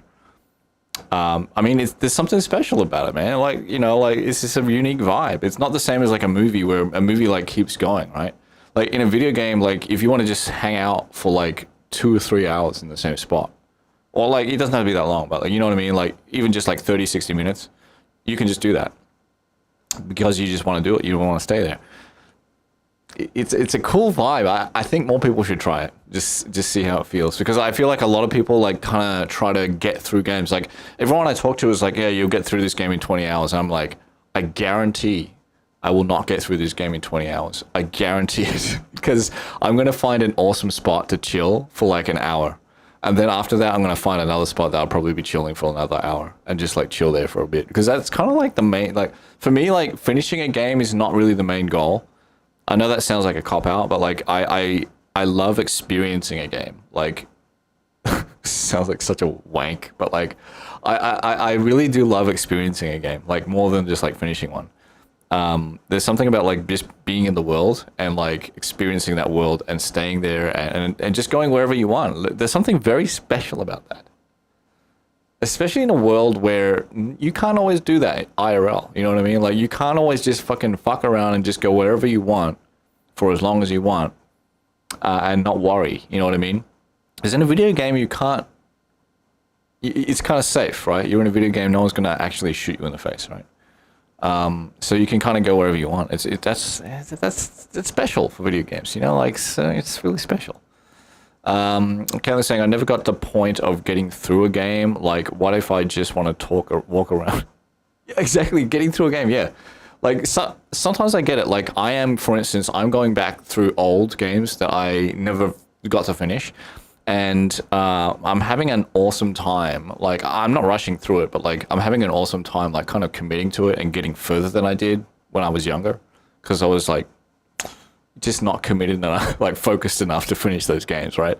But I'm kind of enjoying that, like getting further in the game. But I definitely wouldn't want to play a game to get through it, and so I can say that I finished it 3 times or whatever. Because I know some people, like, they'll tell me like they finished a game like that many times, like and I guess that is achievement for sure, but like I don't get enjoyment out of that part of it as much as just hanging out in the space with the characters as well. That's another thing. Like sometimes the characters are really special and you make a sort of connection with them, and so like hanging out with the characters, just chilling, is cool too. So you know what I'm saying? You know, like I'm the sort of person that I don't know if you guys have tried this before. I don't know like what the situation is wherever you guys live. Like I feel like you guys live probably from the people that I know in the chat right now, far enough away from a big city that you can probably see stars. Am I right or am I wrong? Because like, if I'm right, then I'm very jealous, because I grew up in an area where you could see the stars really well. And if I drove for like 15 minutes, I could find a spot that was like full of stars. Like the stars just like everywhere. You know what I mean? You don't realize how many stars are visible until you get away from the city. And then it's like, wow, oh shit, man, there's so many stars visible with the naked eye. And where I live now, like you can't really see that many stars, man. Like you can see the big fucking planets and, you know, some massive stars, but that's it, man. You can't really see, you know, the whole sea or ocean of stars. You do not see that. It's literally invisible. You can't see it. So I really want to find a spot that I can drive to from here that has stars. That's one of my goals. Jaded's saying we can see some stars, but not the Milky Way. I mean, what do you mean you can see some? What do you mean? Wait, what do you mean you can't see the Milky Way? Like, we are in the Milky Way, aren't we? If you can see a star, you see the Milky Way. Caitlin's saying, yes, I love that I can see stars. Oh, good for you, Caitlin. Soak it in. Honestly, like, soak that shit in. Enjoy it. Because, like, I love the stars because, like, the thing about, like, looking up at the stars, like, I don't know about you all, but sometimes I take myself too seriously, man. Like I take my life too seriously. I take my problems too seriously. I take what other people think of me too seriously. Like all this shit, right? It all adds up to a lot of stress. And so like what I would do a lot of the time is like just hang out and look, like literally just like lie on the ground, look up with my friends. Like I would often have like friends that we would just all hang out and do the same thing. And just like look up at the stars. No need to say shit or just whatever, just like hanging out, and then just like look up at the stars and you just see like how small everything is on planet Earth, man. You just see how small planet Earth is, and then you see how small your country is, wherever that is, and then you see how small your city is, you see how small your house, and you definitely see how small you are as an individual as well. And on top of that, you see how small your problems are. And I think that can be a really freeing thing. Obviously, there's a negative side to this. You can feel nihilistic about things. But to me, it was always a positive experience. It never felt like nihilistic. It never felt like I have no purpose. It actually would just lifted a lot of stress off my shoulders, man.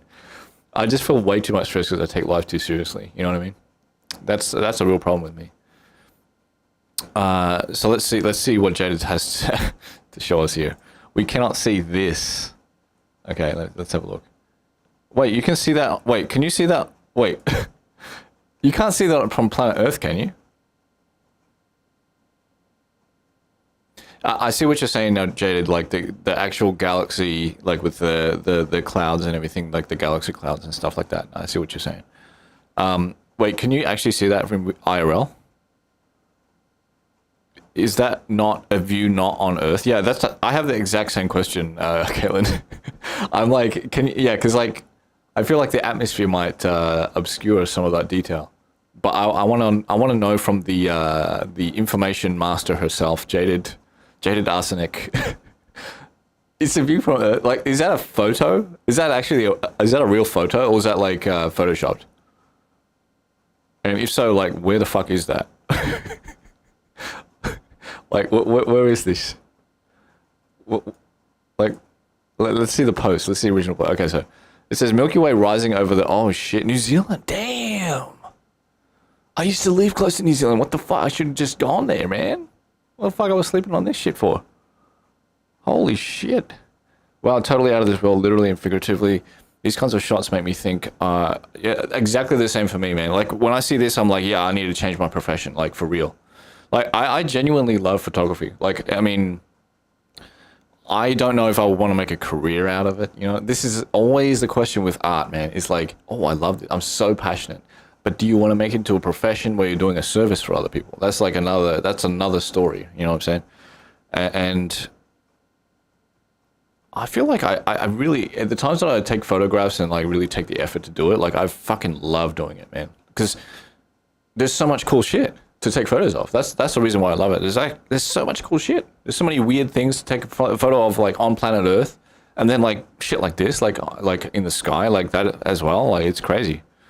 Holy shit! I can't believe that you can actually see that, man. Like, I'm sure that they sort of accentuated some of this in the photo, you know, editing later on, but like, I didn't know that you could see all this kind of detail from Earth, man. That's crazy. Jaded's saying, if you're a Redditor at all, you need to subscribe to Earth porn and space porn. Yeah, actually, you know what? You're right, Jaded, because I need to like hype myself up to see like shit like this so I can actually get off my ass and find IRL like situations where I can see the stars. You know what I mean?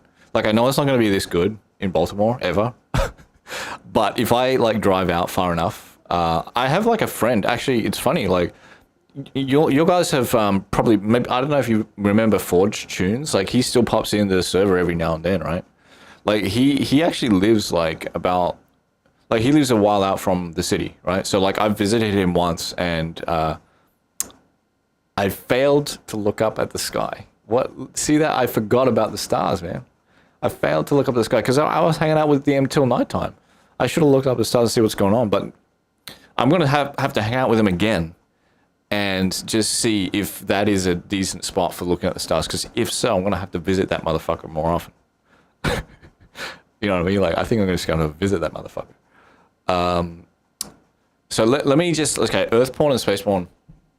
Jaded, to make things easier, could you please post that in the in our channel, in our secret channels, and or whatever, like wherever you think is a good place to put it. Could you please post those two things there, and then like after the stream, then I'm gonna do it properly. Because I would rather do that off stream. But this is a really fucking nice photo, man. This is so cool. Look at this. Oh, shit. Look what happens when you zoom in, man. Holy fucking shit. Can you imagine looking up at the sky and seeing this? And you know what I mean? Like, you can't really... You'll never really get the feeling of how many stars are up here, right? From a photo. It's very hard to capture it. Because, like, it's really the fact that when you're actually there, like, it covers up your entire eyesight. That's the thing that makes it crazy special. It's like when you look up at the sky and if there's no trees and buildings around, it just fills your eyes with stars and, like, the night sky. It's pretty amazing. So this is huge goals for me, is to maybe not get this exact view, but like at least get further out from the city and get something like what your guys have. Caitlin's saying when people take crazy photos like that, is it just a normal camera, or is that using some sort of telescope? Because I can't imagine being able to see that with the naked eye. Yeah, I'm the same, Caitlin. Like I would like to know from the horse's mouth, like, what does it look like IRL? This doesn't look like a telescope, to be honest. Like, this just looks like it doesn't look like a telescope, because like you can see so much of the earth, you know what I mean? So, yeah, unless like there's some Photoshop stuff going on here, but see, that's what it is. It's long exposure. Yeah. That's why, like, see, like, when you look at the sky, it's so bright. You see, like, all the sort of high brightness here. That's definitely not what... I don't think that's how it would look IRL. So I think that, like, you might be able to see, like, some of this, but, like, this is accentuated by the high exposure. Because high exposure would just, like, accentuate anything that's throwing, like, light like that at it. And, I mean, it's really amazing, though. Like, seriously, isn't that cool? Like, when you think about this, like, it's so cool because you know you're looking at history. Like, another thing is not even just like the scale, right? Like, because there's two things that are vast about space. One of them is the physical space, and then the other one is the time. So it's time and space that makes space big, because like when you look at this, right, when you look at the galaxy or whatever, like you're looking at like part of the Milky Way, you're looking at something that happened a long time ago. Like it's history, because it takes so long to get to Earth. A lot of the imagery that you get from looking up at space into the distance is quite old. I don't know how many years old, but probably years. You know, that's the crazy thing. It's like years old. So like when you look at, looking at this, when this person took that photo, a lot of what they're taking a photo of is actually happened like years ago. So, and I don't know like what the scale is. Jaded is probably going to be the one to chime in here, but like I think it could be like hundreds of years or even more than that. But I don't know what's visible by the naked eye. You know, that's my only thing I don't know. But like that is another crazy aspect of this. Is not just like the physical space. It's the time. You know, like the sense of time, and like, yo, like if this is 100 years old, I'm looking at shit that happened before I was born, man. You know what I'm saying? Like that's crazy. Yeah, so thousands in, and I don't know how much we can see with the naked eye, you know what I mean? But like, let's just say it's like hundreds, maybe thousands, okay? Let's just say that. Even if it's just hundreds, just this thought that like, before you were born, this shit was happening, right? Long before you were born. And then like, you were born,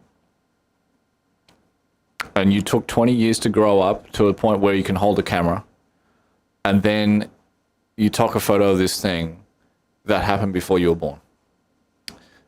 Don't you think that's crazy? Like, I think that's fucking nuts, man. Like, that's cool. It's like, it's so cool, man. You know what I mean? Yeah, it's like 100,000 light years in diameter. So it is a lot. That's a lot of years, man. It's like, forget about like before Christ. It's nothing. But I'm just curious, like, what I was curious about Jaded is like, I know that it is super old, but like, how far can we generally see? Like, I know it depends on how big the stars are and stuff like that, but I just wasn't sure like how far we could see with the naked eye, you know, like how much actually gets to us with the naked eye. How far away can that reach from, you know what I mean? I don't know if that makes sense. But yeah, 100,000, roughly 100,000 light years in diameter. Isn't that crazy? So, you know, forget about like one generation being a big deal of like, oh, before I was born. No, man. Like it's like before the Bible was fucking way before the Bible was a thing. Okay. We think the Bible is ancient, right? We think that's old. Nah, it's not even old, man. Like this shit is like so fucking old. Or at least what we're looking at, you know, because we don't know what's actually going on. There's a big delay, massive delay. I don't even know like the other methods of us looking out and exploring the galaxy. Like we use like radio waves and shit like that. I don't know if that's faster. Again, like Jaded, if you have any intel on this, it's very, very appreciated. But you know, I don't know how fast like radio signals and shit are. Or like if we have probes, you know, trying to analyze the galaxy. But there's a big delay. Like, you know, everything that we see, even with those different forms of collecting data, like there's a big delay, man. Like we're still seeing old shit. We're not caught up. It's crazy. I find that blows my mind big time, man. Oh my God, Sprague, are you a space fan, dude? Like I'm finding that a lot of people on our Discord are like big space fans. I'm finding that there's a lot of people. Like you're not the only one. There was someone else as well that came on our stream that was just like, hey, space stuff. Oh really? Wow, that's so cool. Hey, Sprague, that's actually really similar to me. Like when I was growing up, like real small, like a real small dude. Like astronomy was pretty much like a big. It was a big, that was the thing for me. Like I would just read through like astronomy books just by myself. Because I was so fascinated by like planets and stars, and it's just crazy, man. I mean, a lot of kids are. It's not that special for a guy to be fucking interested in space, right? But I was very interested, and I remain to be interested. You know what I mean? Like I don't think it was a passing thing. Do we need a space disorder? Not quite yet, Jaded. I love the idea, but we just don't have enough people. I think I'll consider it, but like I feel like we're not quite filling up all the channels yet. I don't want to space things out so much that everything feels a little bit out of date. You know what I mean?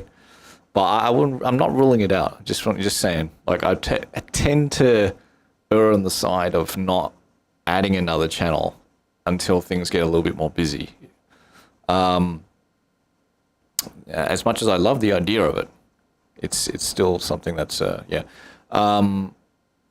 And then Caitlin's saying, me too. Yes, hell yes. The Space Gang.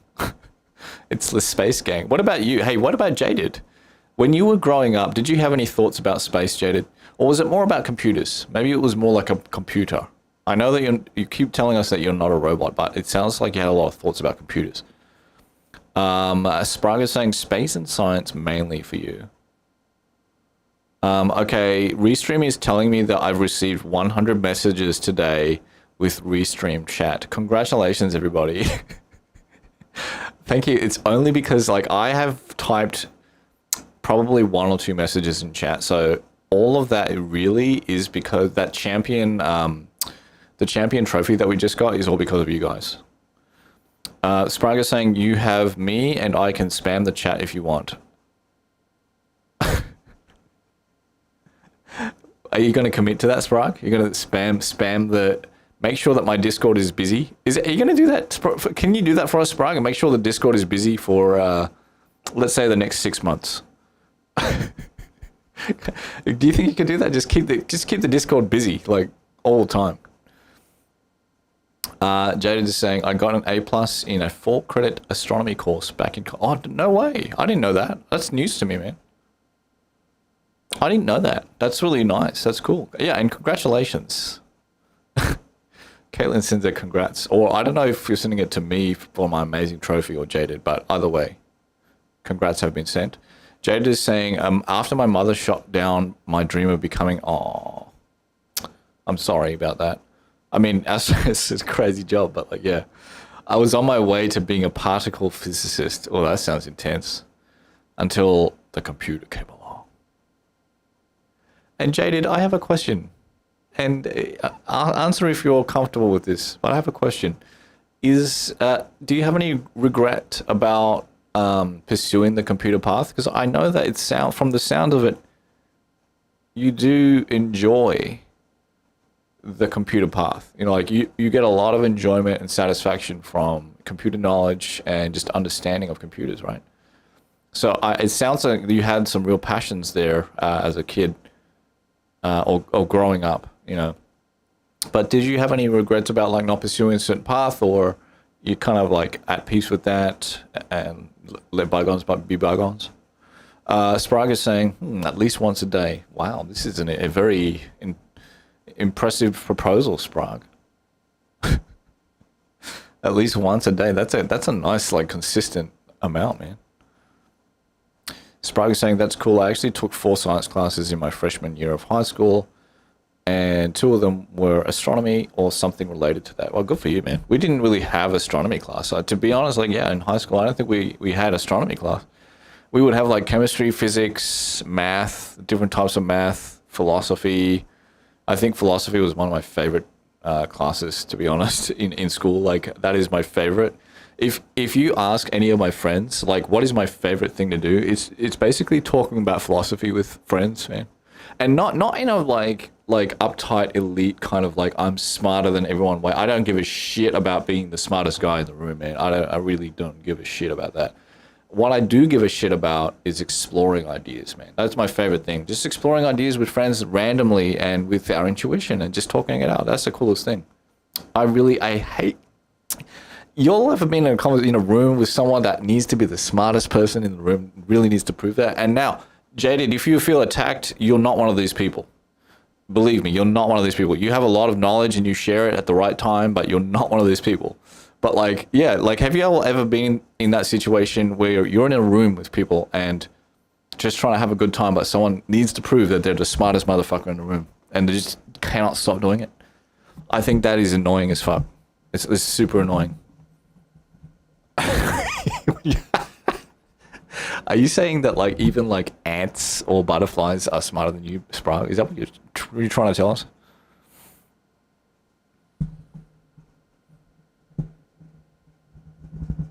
Hey, Sprague, that's so cool that your family actually likes that, man. That's actually really cool that your family likes that. You should cherish that. That's a really cool thing that your family's into talking about stuff like that. Caitlin is saying that was for the chat trophy. Thank you, Caitlin. Thank you so much. That means everything to me. Thank you so much for that support. Just so supportive, Caitlin. Thank you. And also, yeah, throw it at Jaded too. Congrats to Jaded for that amazing A+. Sprague is saying, my family really loves philosophy talk, blah, blah, blah. I've read that already. Jaded is saying, regrets. No, the career and money were good. Well, good for you, Jaded. That's kind of why I asked, because like I felt like you didn't have regrets. I felt like you felt pretty good about despite like you having those initial like desires or whatever. But if I follow my heart, I'd have gone into supercomputer simulations of particle. Oh, that's interesting. That makes sense actually, because it like combines those things together, right? Because I do think that you found your calling with computers. Like, I feel it just feels like the right fit for you. Like, you're not someone that made a mistake and just accidentally fell into the computer business. It's like, it really fits you. Yeah, particle physics, like programming the inner workings of a star or nuclear reactor. That sounds like you. That sounds like you, 100%. I could definitely believe you doing that. Caitlin is saying, I took astronomy in college and I think I got an A+. Oh my God. Congratulations on everyone getting A+ in college. I gotta tell you, man, I did not get A+ in college. Like, I was really good in high school because, like, I knew how to fucking game the system, man. Like, I knew how to game it real good. And I was, like, smart enough. I was good at, like, math and like, math and physics I was really good at. And music, too, obviously. So it was really good at that. I kicked the fucking shit out of my music class. I tell you that. No modesty. I kicked the shit out of it. So good.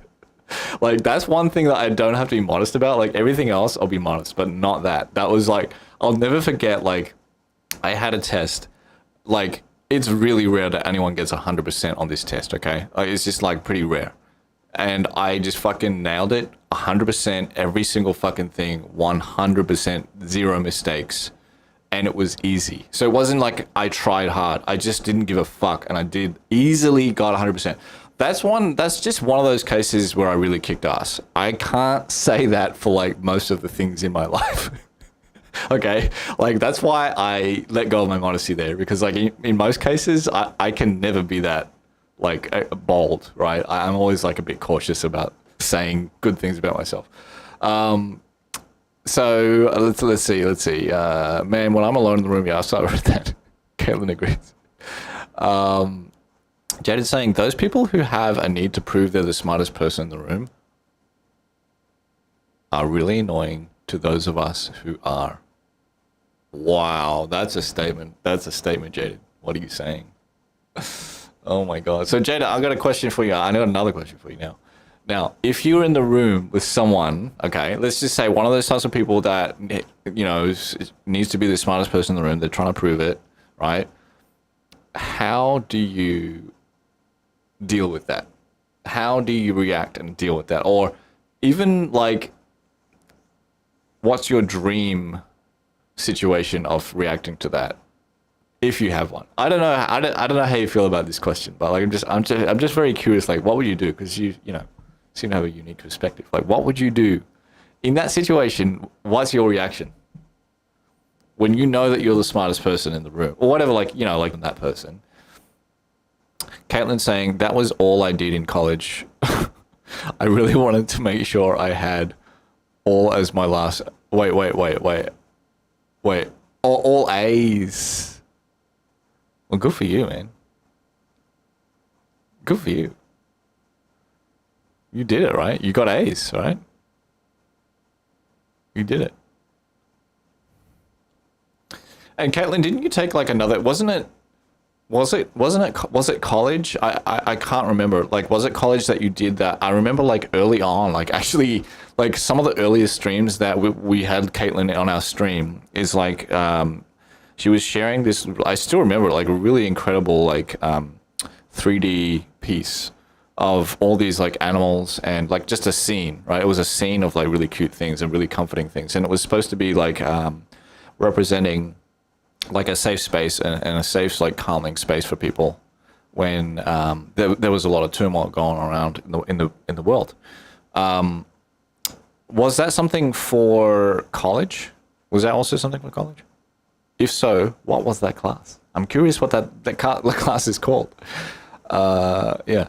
Sprague is saying sometimes it's refreshing to brag about yourself. You know what, Sprague? For me, it's 100% refreshing because I don't really do it that much.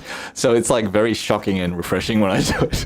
So every now and then, you know, I think it's fucking fine, man. Like, I think I'm good, man. Like, I'm modest enough. I bash myself enough that I'm allowed to fucking boast a little bit, okay? Like, I'm allowed to fucking boast every now and then. Every once in a while is good. 100% agree with that, Sprague. I hope that you do the same thing. But Sprague, actually, do you hold back? Are you would you say that you're a modest guy? Or do you have no modesty? Are you just like bold about all of your achievements? So Jaded is saying, Caitlin's saying truing. Jaded is saying, this is in response to my question to Jaded about what would she do in a situation? What would she do where someone is trying to prove like they're the smartest person in the room, and then Jaded's there, you know, like, you know. So Jaded's saying, I let them dig their hole of stupidity. That's okay. That's actually a good answer. If I get totally fed up with this shit, I bury them. This is brutal, man. In their own pile of shit. Oh my God. I want to see that on camera. I want to see that happen in real time, actually. I want to be in the room. Just sit and watch that happen. See what Jaded's capable of. That would be so funny, man. Don't you guys wish you could see that?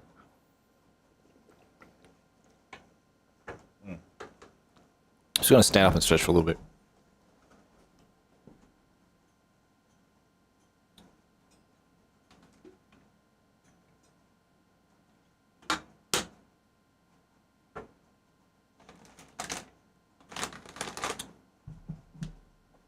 Y'all, I have the best, what I think is the best chips, which is Route 11 chips. Sour cream flavor. I'm very excited. Have not touched these yet in the stream. Also, I have a little tiny remnant of a donut here on the corner. We have an apple called a Diva apple. And then we have a banana. So we are truly set. Like, at some point I'm going to have to go to sleep, right? But I want to be able to snack until that moment comes. So Sprague is saying, I'm actually really hard on myself, but not modest. Okay, so so you bash yourself? Would you say you bash yourself? but you're still like bold about your achievements. Spark is saying it's more of a self-hatred, I think, but maybe not that extreme. Yeah, you'll find out what those things mean for sure. Like hatred is like very subjective what that means to people. Yeah. But I think like I would use the word like self-critical. You know, like being self-critical doesn't always mean that you hate yourself. Because like I definitely have gone through phases in my life. Like I have had phases in my life where I actually genuinely hated myself. It sucks, man. Like hating yourself it's a bad time. I've had years of that. It's bad, man.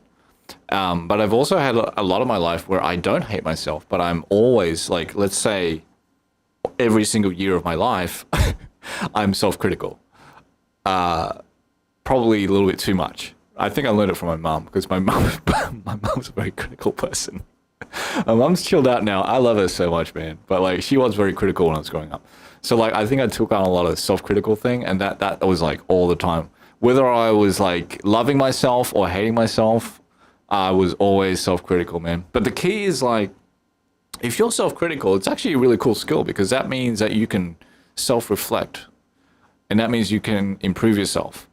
The balancing point is to balance it with compassion. I think that's something that I'm just learning like recently, is like balancing self-criticism with compassion. Because without compassion, I don't think it's worth living, man. Like if you can't learn to be compassionate towards yourself, like life is not very fun, you know? So I've been really focusing on compassion for myself, because like if you learn that, you're going to also learn compassion for others as well. You're going to get better at it.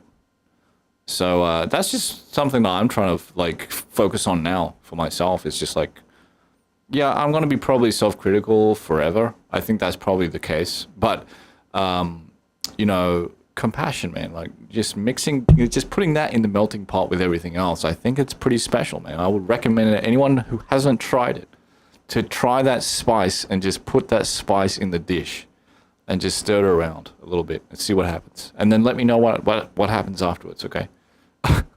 Because it's been quite an important thing for me to try and integrate lately. For anyone that's very hard on themselves or a perfectionist and stuff like that, I think it's very important to keep an eye on that, because you can go down a dark path. If you're a perfectionist, you really are, you know, very close, one step away from going down a dark path with that perfectionism, where it actually becomes something very self-deprecating, and you're sort of shitting on yourself a lot because you're falling short of perfection, which you will every day. You will fall short of perfection every single day, so you're not going to have a good time. You see what I mean? Like the logic. So like I highly recommend compassion and looking, you know, anyone who's a bit of a perfectionist and stuff like that, like just have a look at something called compassion. Just like spend some time with it. I think it's pretty special. Caitlin's saying, oh my God, yes, that made me tear up that you did that, because I felt like I worked so hard on it for months and I put so much into that. I'm so glad that it was something valuable to you, Caitlin, because it was very valuable to everyone else. Like everyone else fucking loved it, man. Like if you want to post it onto Instagram to people that were not on the stream and they didn't have the full story, it was still like people still really loved it, man. That was a really special piece. Like, and the thing is, you can tell, I know I'm going to read the rest of your message, but you could tell immediately, especially when you told some of the story behind it, but even without, like, just the amount of pure, genuine heart that went into that fucking thing. It reminds, you know what it reminds me of, Caitlin? You remember that story that you told? Like, I think I still want to clip this thing from a while ago. There was a story that you told about, like, the fucking, what was this old video game? I think it was an old video game about, like, adopting dogs or something like that. Some sort of animals. And you were you were so, like, empathetic towards the animals in the game that you were just constantly adopting more and more of them or something like that. And to the point where you were so generous, like you couldn't stop pouring your heart out for these fucking things, to the point where you literally broke the fucking game, man.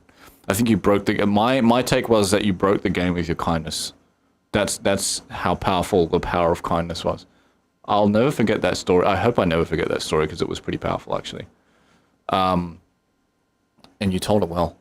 Let's read the rest of this message, though. That made me tear up that you did that because for anyone who doesn't remember or doesn't know, like, Caitlin had an amazing 3D art piece that she made out of fluffy things, out of felt.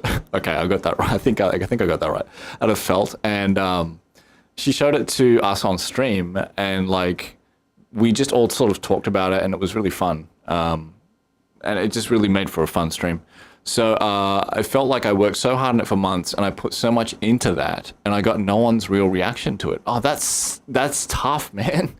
That's like the hardest thing as an artist when you put, especially, I will say this, because a lot of artists make art for themselves, right? Like, a lot of people do that.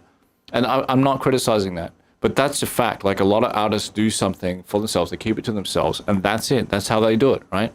We know for a fact that that piece of art that you made there was for other people. It was to help other people, it was to have a positive impact on other people, you know, like that was that kind of art. So that must have hurt because the whole intention of that art was to impact. I felt like even my teacher didn't bother. That sucks, man. But you got to remember, like, your teacher is like, you know, they're looking at a shitload of stuff, right? And they're I don't know how many years they've been doing it for, but it becomes a different situation mentally for them to experience students' art, you know, and it's their job, you know, it's a different experience for those people. And I think it's important to, like, maybe, you know, yeah, don't take it too seriously because, like, this is not it's not the experience that you'd probably expect from them, but they're doing their job. It's like a job long term for them, right? It's not the same as, like, receiving art in a pure form. Hey, Walker, what's going on, man? Good to see you, dude. Thank you for resubscribing again, man. 15 months. It's crazy. Every time I see those numbers, man, it's crazy. It blows my mind, man. Over a year. How have you been, Walker? How have you been? We are deep in conversation. I think, Walker, were you the other guy that was also into space? Was it you or was it someone else?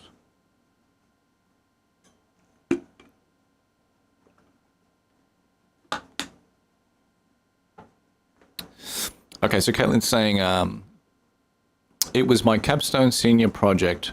So what is capstone? I hope I can remember. I don't know what capstone is, if anyone can tell me. Senior project as an art major. Anyone who does an art major is so cool. Like, I never did an art major. Like, I studied music, right? Which, I don't know if that's, I think it's called Bachelor of Music. I think it's a music major. We have different terms in Australia. We don't even have, like, this major stuff. It's weird. But I did music, but then I quit that because it was too fucking boring. It was just, like, all this stuffy bullshit, man. Like, they were asking me to learn music, like, all the boring shit that I had already, like, all the classical stuff, which is not, you know, to be fair, I respect it. But, like, I wanted to make music for songs, you know, like, not classical music. And they were making me wait 3 years to start doing production on that course. And, like, what the fuck? I'm not going to wait 3 years and pay you that much money just to start on a course that's probably half-assed, to be honest. So I just quit. And then well, it's pretty funny because I actually, like, skipped class in music. It was, like, one of the biggest, like, music schools in the country. I got into that pretty easily. Again, I'm boasting here because I shit on myself all the time, so it's okay. But, like, I got into that school, but I skipped class, and while I was skipping class, I bumped into someone at the music store. And they said, "Hey, man, what are you doing?" I said, "Man, I'm skipping class." And he's like, "Oh, that's cool." Well, yeah. And I was like, What are you doing? What are you up to?" And he's like, "Well, I'm just on break from my college at this audio school that focuses on production and mixing." And I'm like, "What the fuck? That's real? What the shit? What is that called?" So I just looked that up, and then I just quit immediately. Like, pretty much, I just ripped up my assignments that I was working on and just, like, quit the fucking course and then started, as soon as I could, I started on audio. And that was a good choice. It was really good. That's the reason why I could get a job in LA in a recording studio, is because I did that course. You know, it's really cool. Typically, it's shown to the public in the gallery, but because it was COVID, that I'm so sorry to hear that. I'm so sorry. But I'm glad that you took video of it and that you can still share it with people. And I think you should still cherish that because it's very beautiful. Like I still feel it now. Like even just like looking at pictures of it and stuff like that. That was really cool in videos. Caitlin saying, so thank you to Reflection and anyone else who was there and commented on it. I know you still didn't get to see the full installation, which included a projected stop motion film and sound. Holy shit, Caitlin. That's so annoying. Man, what I wouldn't give, and I think a lot of people on this stream wouldn't give to fucking see that in person, man. That sounds fucking so cool, dude. But just getting people's feedback to the main sculpture and getting you to experience your reactions really meant a lot to me. I'm so glad to hear that, Caitlin. That is so cool, man. Like, that actually makes me feel a lot better. I've been feeling pretty shit, but that makes me feel a lot better. Thank you so much. I'm so glad that has a positive effect. And, you know, I hope more people can see it, man. Like, honestly, it's such a cool piece of art, Caitlin. You did real good on that. Sprague is saying, I was listening, but about halfway through, I kind of forgot what you were talking about. Something I said and checked out, but now I'm back. Okay, that was a while ago. So, oh, Caitlin, thanks for the emotes. Sprague, I think we were talking about being self-critical and how it can be sort of separate from hating yourself. You know, like I've lived my life self-critical my whole life. I'm quite self-critical my whole life. I would say that, and but I haven't hated myself my whole life. I have certainly hated myself for some of my life, but not all. So I was just saying it's kind of like two different things. Walker. Oh my god, the Pets game and the Stray Cat. Yes, that's what I was talking about. Exactly. It was the Pets game. So Walker, I think you were the other person that loves space, because Sprague just came in and was like, man, you guys are having a conversation about space without me. I was like, oh shit. A lot of people on the Discord are really into space. That's cool, man, because I love space too, man. Like, it's huge for me. Huge. Caitlin's saying a capstone is just basically your final big piece. Oh, wow. See, I didn't know this, man. Like, there's so many terms in this country. It's incredible. It's incredible. A capstone is just basically a final piece that represents what you've learnt. Well, good for you for doing such a fucking dope job on it, man. Like, these motherfucking teachers that weren't paying attention, fuck them. But you did a great job, and it made a positive impact on a bunch of people. So thank you for that. Thank you for making it, for putting your real heart into your art, man. Like that's no joke. That's good shit. And Sprague is saying thanks for the summary. I can't believe we actually caught up on the chat, guys. So what we're looking at here, Walker, because you just joined us, like, this is an actual photo. Can you believe this? It's actually a photo from New Zealand, man. It's a photo from New Zealand. Of course, Caitlin, of course. You deserve it. But this is actually a photo from New Zealand, and like you can see the Milky Way. Like you can see the like whole shape and all the clouds and sort of, I don't know what you call it, but like the space dust. I don't know what you call it. But you can see it from Earth. Isn't that crazy? It's crazy. Yeah, Sprague, you didn't even ask about the picture. It's crazy, right? Like, we've been talking about all this shit. I'm gonna get back in the seat. One sec.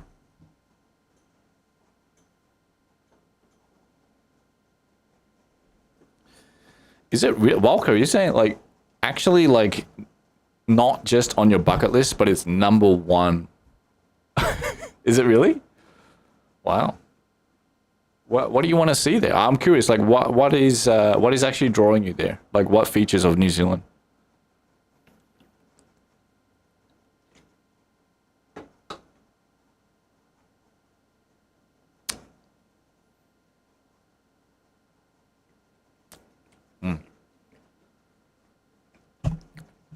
Now I'm actually mad that I didn't go here to see the stars. I've been to Tasmania. I don't think I've ever been to New Zealand. I think Tasmania is the closest I've been to New Zealand. Like, I could be forgetting it, but I'm pretty sure I haven't been to New Zealand. Pretty sure. Yeah, pretty sure. Sprague is saying, I just want to get out of the country. What is it about America that's so bad, Sprague? Can you tell me? What is it? What is it like that's really pissing you off? And I want you to elaborate, Sprague. I want you to elaborate on where you want to go in Europe. I love hearing about like where people want to go, like even just aspirationally, just like dream of going this place or that place. I just love hearing that. It's really interesting to hear people have, everyone has a different answer, you know, very unique answer on that one. I like that question. Jaded saying, I have a few friends. Hey, Jaded. Wait, Risky is Risky is in Australia, right? Pretty sure Risky's from Australia. Is one of our people from this Discord.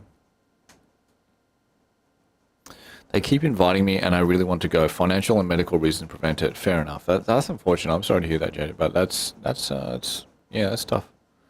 Walker's saying, I'm just really into the nature there and how everything looks. So it's more of a, you're going there for the beauty of like the nature, basically. I see that. And now you got another reason, because I bet you didn't think you could see this shit from New Zealand, right? This Milky Way shit. Like, we talked about it, and it seems like they probably used like a high exposure on this, right? So it won't look exactly like this in real life, I don't think. But even the fact that you could see some of this is actually really cool. Like, I don't know where you live, Walker, but like, I was just talking to everyone else. I don't know, Sprague as well. I don't know if you answered this question either. But where I live in Baltimore, you can barely see any stars. Like, you can see the planets because they're so bright, and you can see the sun, and you can see like some massive stars, right? The big ones that are really close. But you can't see anything else. It's all black. You just can't see anything. So I'm jealous of anyone who lives outside of the city, because I used to live outside of the city in Australia, and it was really clear skies, man. I could see so many stars, man. Like, I could see so many fucking stars. I miss it, man. Like, the ability to go outside of your house or wherever you live and just look up at the stars and chill for like 15 minutes. Just look up at that shit and just take in what the universe actually is, in that it is not centered around you. You are not crazy important as it seems in the moment. It's okay to let go. It's okay to be imperfect. It's okay to bump around. You know what I mean? Like that just is, it's so healthy for the mind, man, to just chill out a little bit. At least for me, I get a little bit uptight about like performing well and doing enough and being enough and all this crap. It's very tiring. Still working on it now, man. Like, it's just like a lifelong journey. I definitely haven't figured it out, you know. It's a lifelong journey for sure. Risky's in Australia. Oh, Melbourne. Yeah, that's right. That's yeah, we had the same hometown. I think she went to the same university that I went to as well. That's really funny. That was a really great experience. Like, even though I didn't study much in that university, it was actually a really great university. Just like hang out with people. I'm not gonna lie, man. Like, that was really fun. It also had a really good arcade, like games arcade, video game arcade. Like, it had really good fucking video game arcade. Had really good games, really good like people like competing and teaching each other. Like, I learned how to play like Street Fighter Third Strike there. Like, people like were really welcoming and like, you know, it was a good environment, man. It was a good environment for not studying. That was my big takeaway from that. It was a great environment for not studying. It supports you fully to not study. If you want to drop out, that was a great university to go to, because there's so many things. There was like a market every week, man. Like, it was a really good market too, like really good like music and CDs and shit like that, because it was CDs, but it was that was at the time. But that was like a really good collection of fucking CDs, man. I found a lot of good music from that market. A lot of cool shit there. Sprague is saying, my parents have a fascination for Scotland, so I've heard a lot about that, but I want to go anywhere with decent land, like you can see to the horizon. Oh, so would this appeal to you, Sprague? Would New Zealand? Because I feel like that falls in that category, right? And Walker's saying it just, yeah, it seems so peaceful there as well. Okay, so it's like a vibe thing too. Yeah, I feel that. And it is more peaceful. I'll guarantee you that not just the nature, but just the people as well is more peaceful. Like New Zealanders are just like they're so friendly, man. It's like if you compare like like I hope this is not this is probably going to be offensive. Okay, so full offense. But like if you compare USA to Canada, like I feel like Canadian people are just friendlier, man. Like I'm sorry if that's offensive, but like I think that Canadian people are less competitive and is more friendly. It's a cultural thing. It's not even like a personality thing. It's just a cultural thing. And I think the similar thing applies to New Zealand relative to Australia, where the rat race is so much less in New Zealand. And even though I'm not saying no business happens in New Zealand, of course it does, but like it's just less, and people have less pressure. The people that I've met from New Zealand, it's a similar deal. It's just like they're so incredibly friendly, man. Like they're just on another level of being friendly to regular folks. So it will be peaceful in the sense of the nature, but also the people. That's my opinion. Jaded is saying my friends are down at the southern end of the South Island. Oh, wow. Jaded, would you ever take a boat or a ship or a submarine? I don't know what they take to Antarctica, but would you take a trip to Antarctica as well? Do you have any interest? Does anyone have any interest? Like anyone on this chat have any interest on going to Antarctica on the South Pole?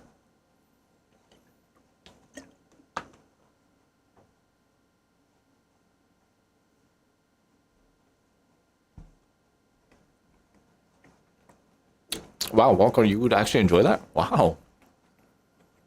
That's crazy. I guess like in Antarctica would be really interesting because you would get a whole nother flavor of peace over there.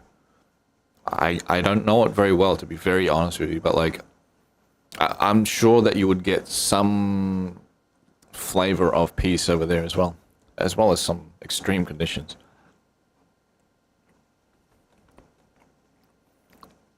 And Caitlin's saying, yeah. So that's interesting, Caitlin, you say that. And I pitched this to Walker as well. Like, what's appealing? Because, like, Walker and Caitlin, you're both saying that you would want to go. Like, Caitlin's saying, like, okay, the physically taxing part, like, I'm the same. Like, I would be really, really not into the physically taxing part and the extreme conditions part. Right? I'm just not really into that. But, like, what is it about Antarctica that's appealing for you? Is it the penguins? Is it the fact that it's kind of like an alien island that's away from everything? It's so different to everything else. It's kind of like an escape, but it's still on planet Earth. Is it that it would be kind of peaceful because there's not many people there? So like there's less bullshit going on? Or is it the environment? Like you want to check out what it looks like, you know, the weird landscapes. It's going to be very, very different to what we're used to, right? Like the colors, the shapes, all those things. Or do you all want to know what it's like to live inside of an igloo? Or to stay inside of an igloo? Or build an igloo?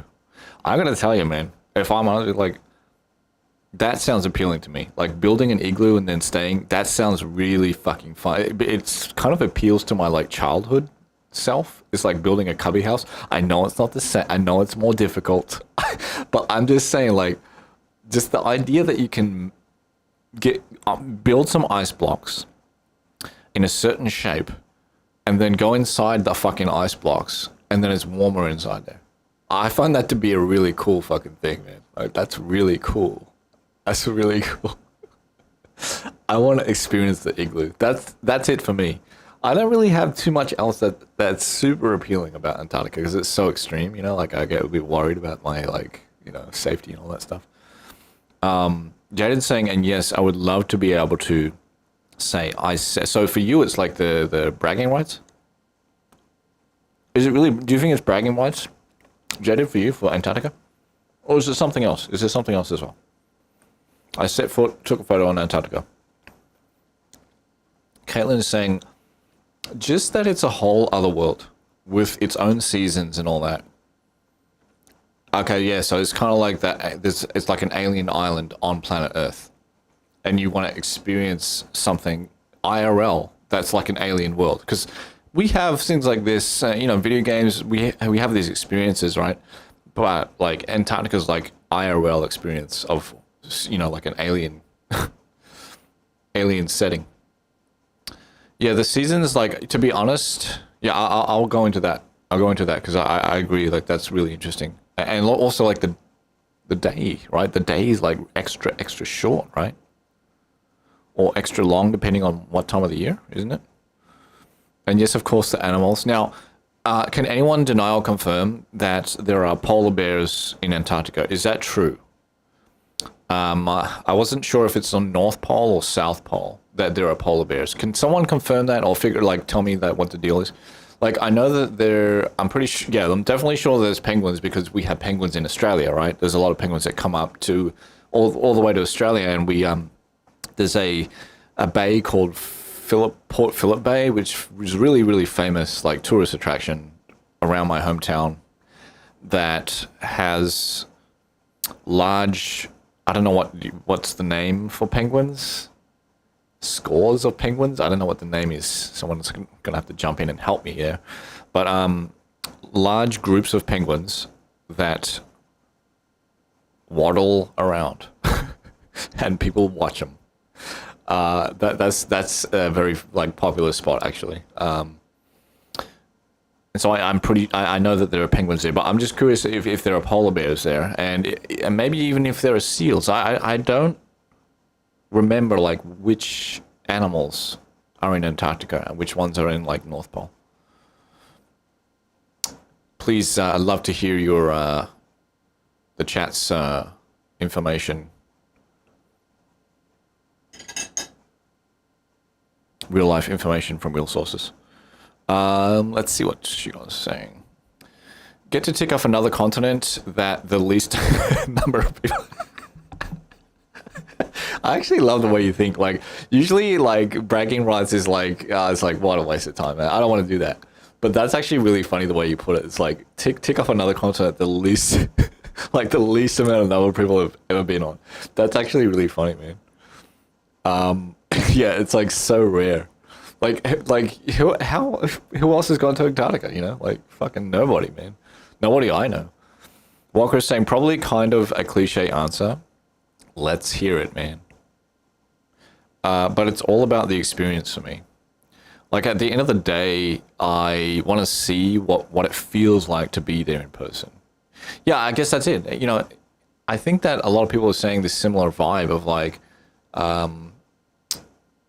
we know that it's a very different environment, and we've experienced different environments in media and entertainment and all these sort of things, right? We've had a taste, but there's a difference between that and actually being in a environment for real, IRL. And I think that has a bit of a draw to it, right? To like feel it. Well, there was definitely something to be said for like actually experiencing something IRL compared to virtually experiencing it. Sprague is saying, I think it's the North Pole. Are you talking about for bears? Polar bears are only in the north. Oh, wow. Okay, so there you go. Thank you guys for confirming, Sprague and JD. I appreciate that. Because I was a bit confused about that. I think that in general, guys, like, again, correct me if I'm wrong, but I think in general, we don't really have bears in the southern hemisphere. Well, I know for sure we don't really have bears in Australia. The bears is a very American thing. For me, like, my experience with bears is all about America, man. When I went to Yosemite, that was a hot place for bears. A lot of bears in Yosemite, right? This is in California. I was on the West Coast, and it's very common, But it's just something that you don't experience in Australia. It's just not a thing. You see snakes in Australia. You see snakes and spiders and shit like that, but like not bears, man. And penguins too. That's another cool thing. Koalas. We have koala bears. I guess they're called bears. Koalas are called bears, right? I'm gonna check this up. Koala is a koala a bear? Oh, look, somebody else has asked a question. Beautiful. Koala. I was wrong. Koalas are not bears, but I know that people call them koala bears. There's no fucking no one can fight me on this. People call them koala bears, okay? Like, there's no question about that. Whether or not they're actually technically bears, okay, I believe this National Geographic. They're marsupials. Learn about koalas' unique traits. 6 opposable thumbs. What? Holy shit! Holy fuck! What's going on here? What is that? Wait, I never noticed that. I didn't even notice that they had multiple thumbs. What the fuck? I was just gonna say koalas. They're not actually bears. You were actually gonna say bears. That's so funny, man. But I can tell you, like I said, I can tell you for sure. People in Australia call them koala bears. Okay, I guarantee you. I guarantee it, man. But they're, you know. But, you know, scientifically speaking, it's a fucking clear-cut, open-shut case. It's like they're not fucking bears. You see, this it's like koalas are not bears. They're marsupials with an exclamation mark. They're very angry about this. While they might look bear-like with their round ears and big black nose, listen, man. The reason why they call them koala bears is because we have a lot of soft toys, or what we in America we call them plushies, or stuffed toys, right? You look at this motherfucker right here, right? Look at this dude right here. Look at that. Okay, just take a look at this motherfucker's face for just a second. And then think about that in a toy form. You're a kid, you've got a koala toy. That's a bear. You're fucking hugging a bear. If you're hugging that thing, you're hugging a fucking koala bear. That's what you're doing. All the scientists can tell you differently. That's fine. I respect it.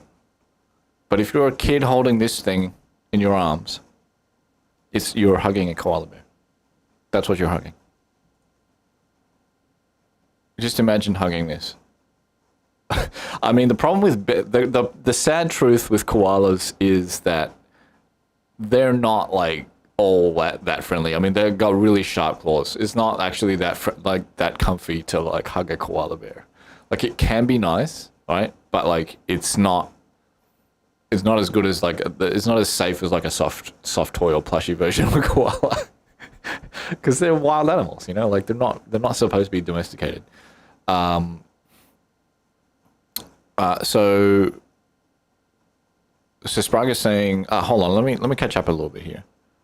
Yeah, I got to catch up because Caitlin says, wait, did you live near the Penguin post office? Now, I got to look at what you mean. You're talking about like, are you talking about like some sort of TV thing?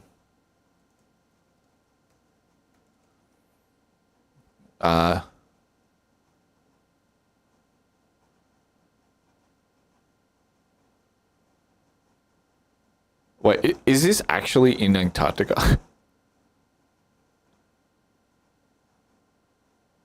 No, this is actually in Antarctica. Is there one that's like in Australia as well or no? Like,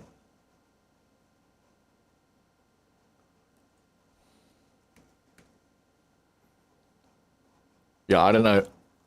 Yeah, I don't think there is one in Australia, right?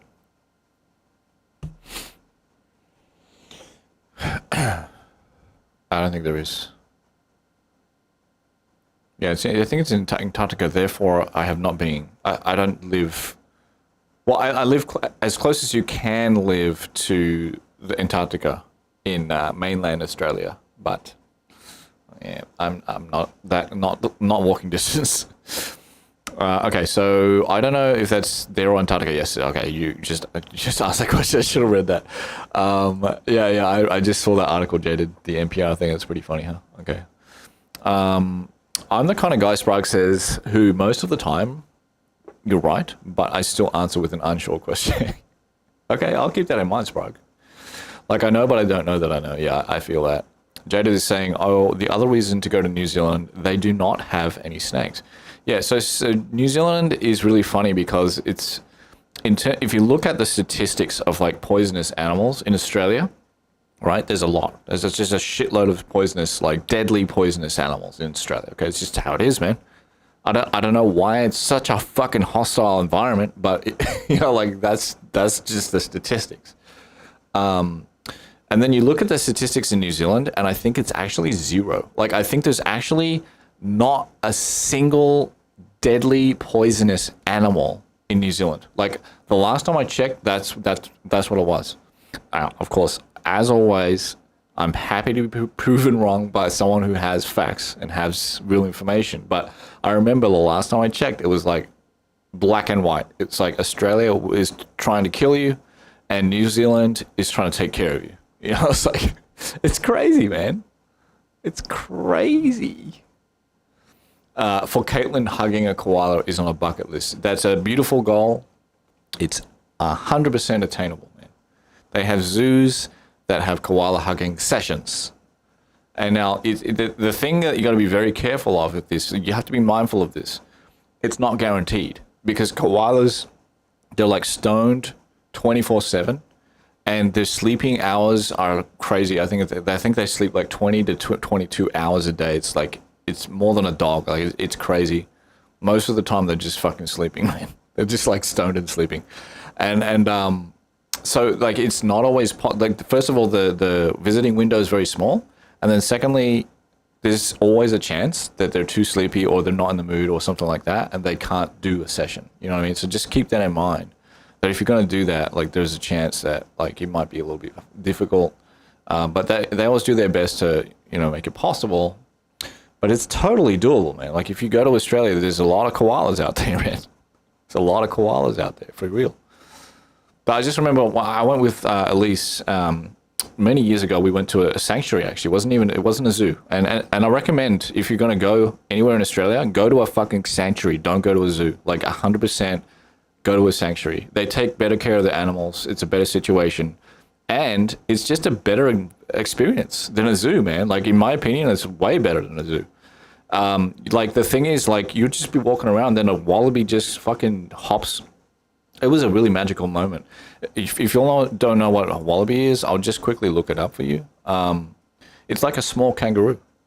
It's like this.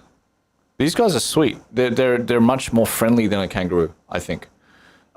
Just in my experience and my knowledge of them, they're a little bit friendlier. I will still keep my distance from these motherfuckers because they look like kangaroos, and kangaroos will beat the shit out of you, right? So I keep my distance. I don't want to get too close in the zone. You love wallabies. That's so cool, man. Like it's one of my favorite animals, like Australian animals. But like, my number one favorite Australian animal though is platypus, because they make me laugh every single fucking time. They're so funny, man. We'll get into that later, but like. Okay, wallabies at the sanctuary, right? And again, I recommend anyone goes to Australia, like find a good sanctuary to go to. If you don't know which one to go to, ask me and I will tell you which one to go to. But like, it was Elise and I were just walking down this area where wallabies were roaming, and one wallaby just went right in my path and just so close. And there's something that you can't explain in words. I can only say the stupidest word, which is it felt like magic. That's the only thing I can describe, like just that wild animal, like just bounding in my path, and then it came back again around the other side. There was just something that was very hard to describe in words, but it just was this silent moment where it just like, Elise and I both felt it. It was like, wow, that was magical. That was crazy. I still remember it. And this is like many years ago. This may be like 10 years ago, something like that. Yeah. It's before we even got married. But yeah, she... that was a cool experience. So again, shout out to anyone wanting to go to see these animals. These are cute motherfuckers. So let's see what we'll have to say. Something else here. So Jaded, you're not a fan of snakes, is that right? You're not really into the snake thing. I feel like the snakes in America are way more intimidating than the snakes in Australia. Yes, like we probably do have very deadly snakes, like in terms of poison and stuff like that, but they're not the type of snakes that will hunt you down or corner you and shit like that. As far as I know, we don't really have those kinds of snakes. Like the python is scary as fuck, man. Shit like that. Like these American snakes scare the shit out of me, man. I don't want to have anything to do with those. Like they're scary as fuck. They're predators, like they will be predators. They will actually be predators to a human being. And that's something that I don't think there's any snakes that are predators to human beings in Australia. Like I think that there's not even one, because it's only if you step on their fucking body and almost kill them, then they're going to bite you. Like that's the situation. Like 99% of the time. So don't, if it's a snake area, which usually there'll be signs, yeah, just don't go in the fucking long grass. Or you're an idiot. Like, if you do that, you're an idiot and you deserve to be bit by a snake. Like, just don't do that, man. Like, you have to be careful. Like, if there's a sign for snakes, like, don't go in the tall grass. The sign will probably say, don't go in the tall grass. So if you go in the tall grass after that, well, it's too bad, man. It's their home. You know, don't fuck with their home and don't step on their body. Like, that's just the way it goes. I think that's a fair rule, you know. Don't step on their fucking body. Don't go in their home. Yeah, it's fair. I think it's fair, man.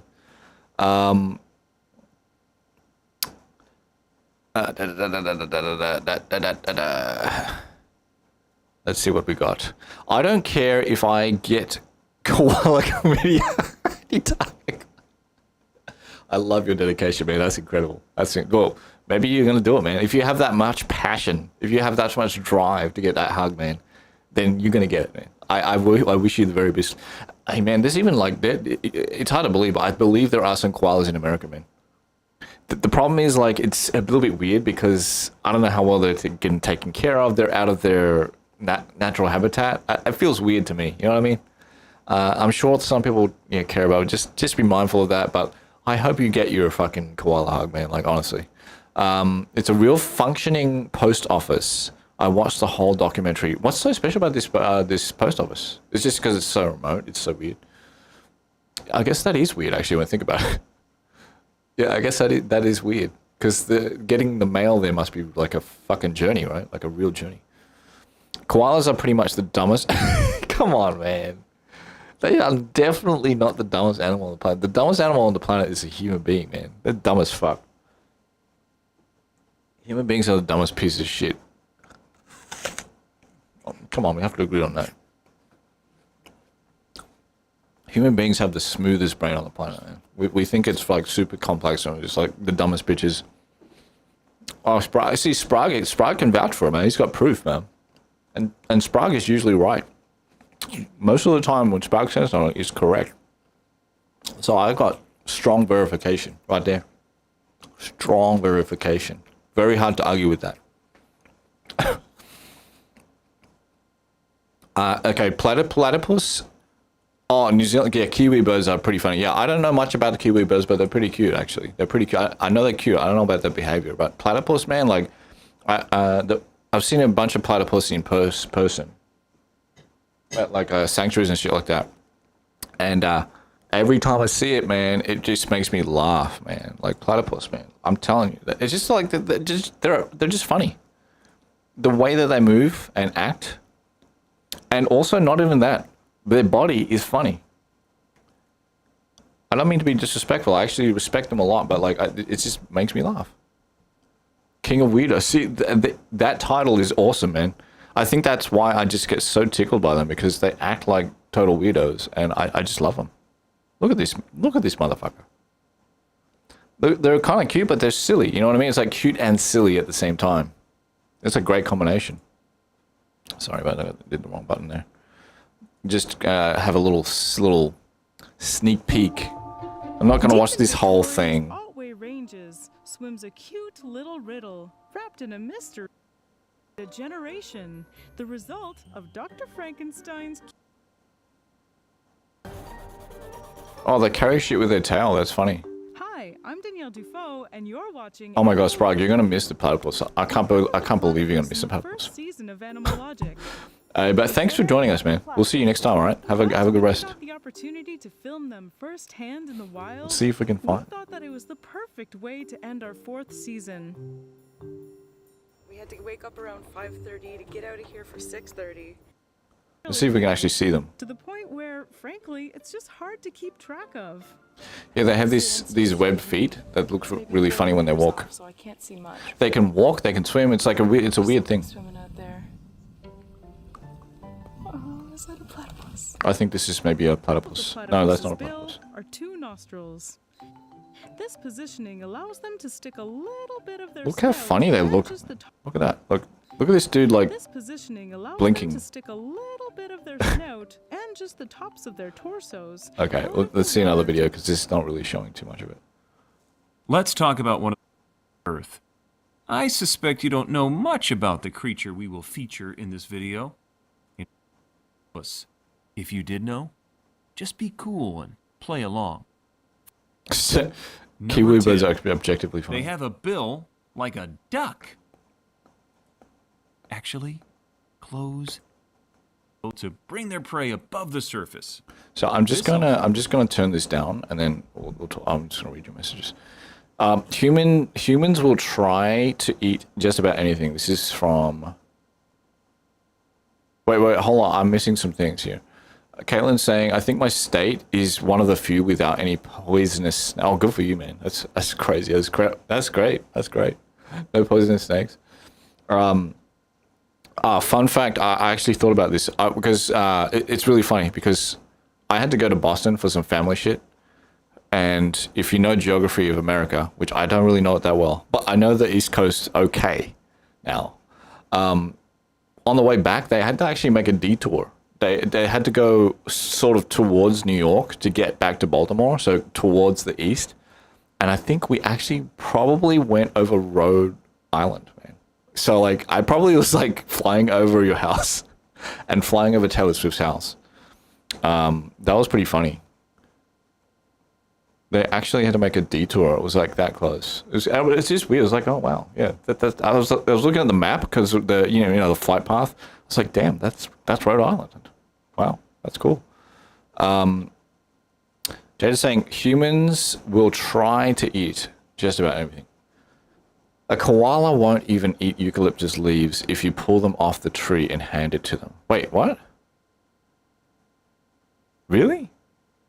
Wow, they're that protective? That's crazy. I didn't know that. And Caitlin's saying, Kiwi birds are objectively funny. They would have gone extinct a while ago if not for humans and the fact that they have no predators on the island. Yeah, there's no predators. That's you know what I mean? Like, that's the weird thing about that country. There's actually no predators. It's weird. It's very weird. And I think it reflects in the people too. That's actually a really interesting fact though, because it's like it's a kind of animal that wouldn't have survived in most other environments. You know what I mean? Like, most other surrounding animals would have made them extinct. It's only because they hit the jackpot and landed on New Zealand that they were okay. If they went to Australia, they're fucked. They would have died, man. I mean, look at it. Look, check this out. Check this out. Check that shit out. It's funny, man. It just looks funny. It's just a funny animal. Like, what a funny animal, man. Like, and to be honest, like, none of these videos is really showing how funny they look IRL. But you get the idea. This video is 100% better with the other guys. Yeah, I agree. It's just look at the animal, right? It's way better. So kiwis are objectively funny. That is actually really funny. That is funny. We should look up a photo of a kiwi bird. Round lad. I think that they have something in common. Obviously they're different, but like, they both have this silliness to them in the design, the animal design, you know? The developers that designed this animal, that kind of had a similar mindset, I feel like, you know? Look at that. It almost looks like an ant, like it's a weird animal. It looks very unique, you know what I mean? Like, this is not like, it's not what you expect from a bird, you know? Like, it doesn't look like a bird. It looks like a hedgehog. It looks like an anteater, but it's got the bird feet, you know, like, and then it's got these furry, I don't know, like the face, you know, like just the long beak. Yeah, I think it's crazy.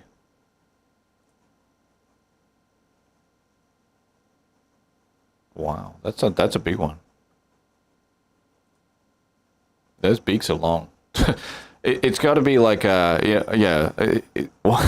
That's weird. Yeah, like they're poking into the soil a lot to pick up like little bits and pieces. Yeah, so they that's a really useful beak. That's really useful.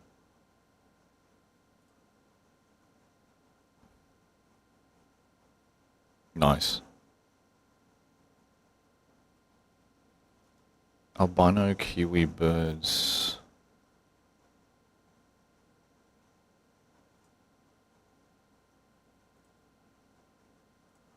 Oh wow.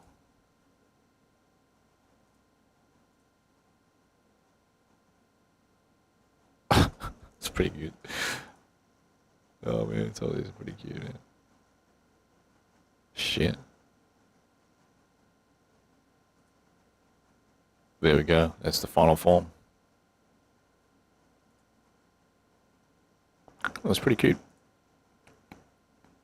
Yeah, they're definitely like strange animals as well. Like strange animals for sure.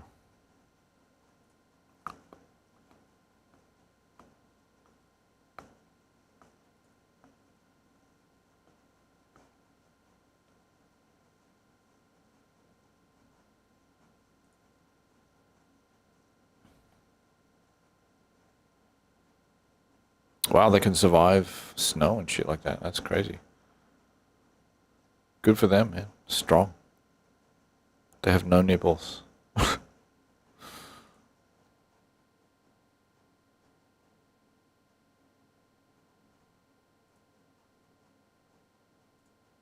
That's a funny animal. Look at the beak. It just looks like a toy. It looks weird, right? It doesn't look like a real animal. It's like someone just put different pieces together and just smashed it into one animal. Like, this is funny. I really thought the plushie was a real bird. That's so funny, man. That's funny. All right, that's enough of platypuses, guys. I think I'm gonna have to go to bed pretty soon. Not gonna lie. I'm getting tired, man.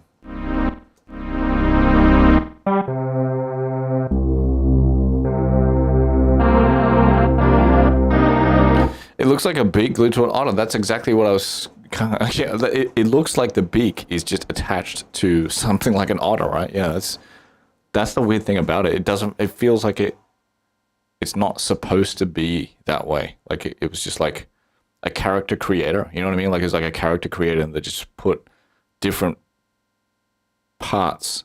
Wait, what's that sound?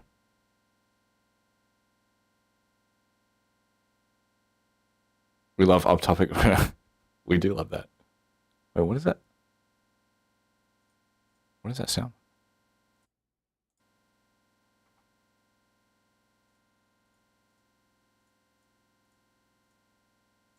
Oh my god. The delay is endless.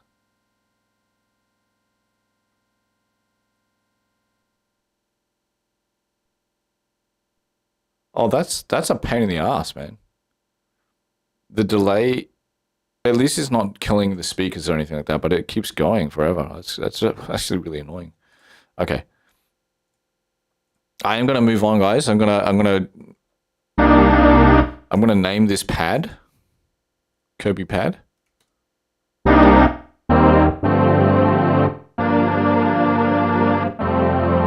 Okay.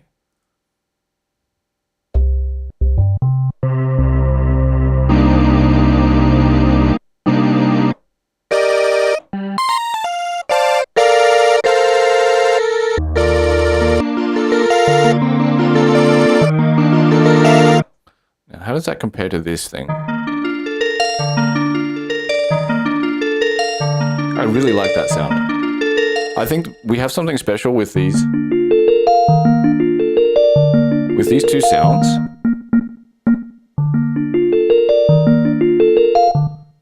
With these two sounds and this.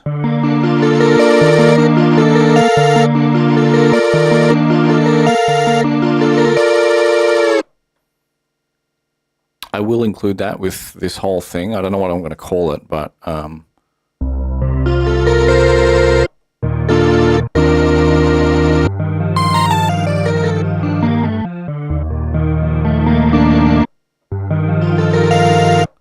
What if I change the release of this sound so it doesn't fade so quickly?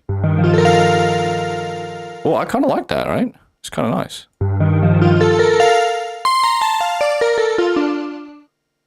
Yeah, that's not bad.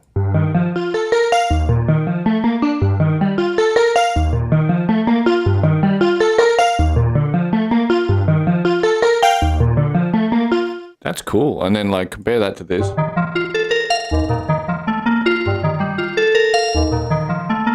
And then this.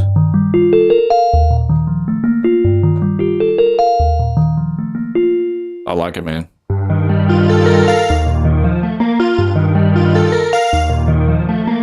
That's cool as fuck, man. I love this.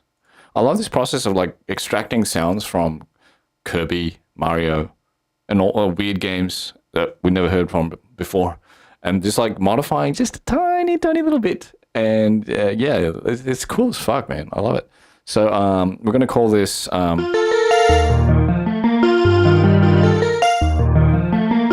we're just gonna call this Open Bell. Like I don't have a better name for it, but I want this to be in the same family of it's like 3 levels of intensity, right? Very useful stuff. And then we have the bass.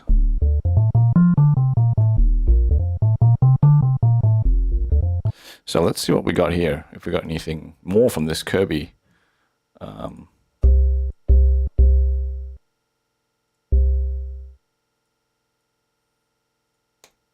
this Kirby soundtrack.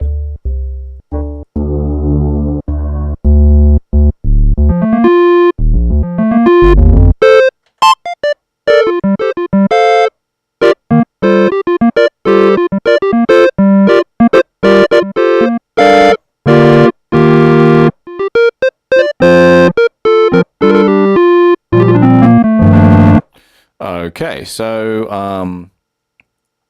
I feel like it's kind of useful to have a very basic waveform. Still listening by AFK from I'll enjoy your dinner. It's nice to have you here either way, Caitlin. Okay, let's do this. By the way, Jaded, have you had dinner yet? Usually at this point, sometimes you've been known to have a late meal. I remember you having like dinner meals during this late night stream.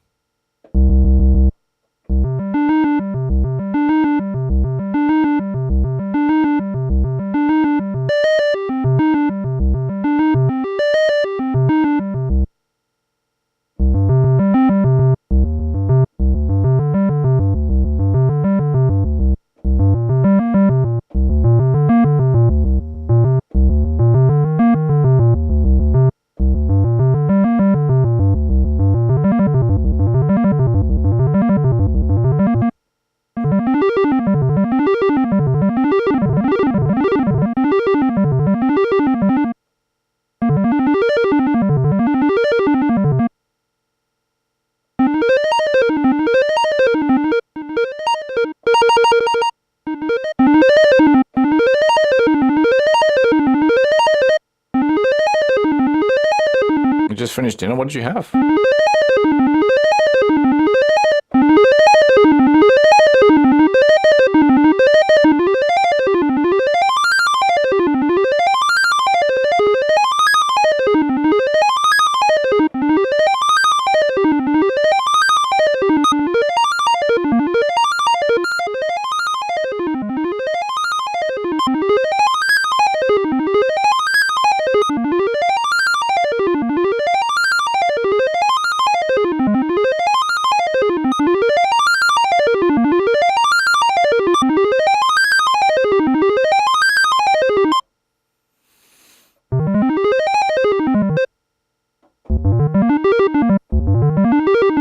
I wonder if we need that. I don't know if we do.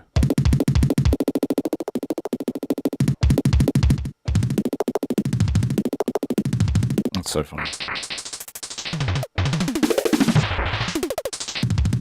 Okay, so these are all percussion sounds, and I do like the sound of those, man. Like, but we should probably try to make some. I'm gonna do that later on. I get the drum sounds because these sounds really good, man. Like, that's a really nice kick. This is like a hi-hat.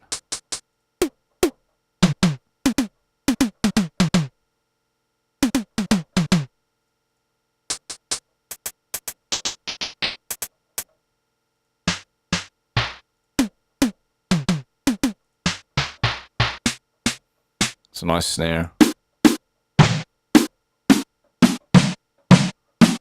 That's a nice snare. And that's a nice kick. Okay, so I think what we're going to do is we're just going to make this a kit. And we'll just narrow it down. And maybe we'll fix this up later on. But like, I just want to...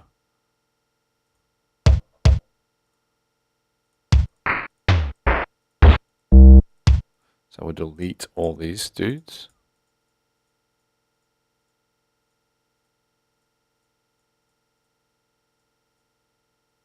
This is going to be the kick.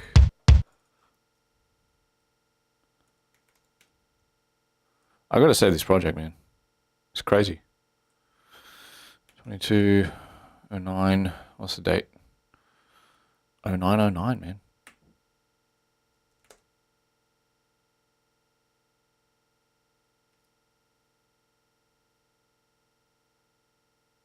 I think that's it. Oh, fuck. I always have this problem, man, where I create a folder, and you don't need to create a folder. You don't need to.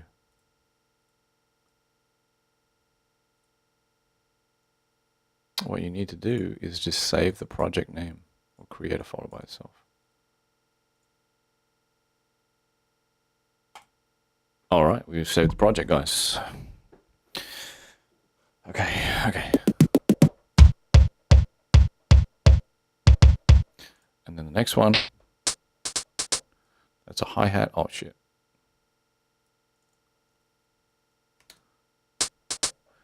The next one.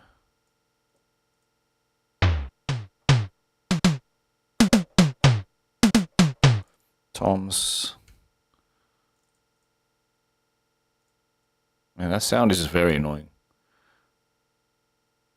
I'm going to do my trick of turning off.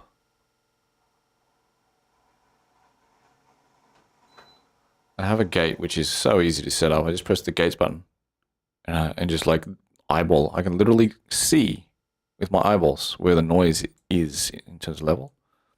Just put this just above there and it's going to turn off every time. It'll turn on immediately when I make a noise, but anything below that line is going to shut the audio off completely. It's such a fucking cool tool, man. It's the best. It's so useful. Okay. So this is, what is this? Wait. Yeah, this is snare. And this is acoustic snare.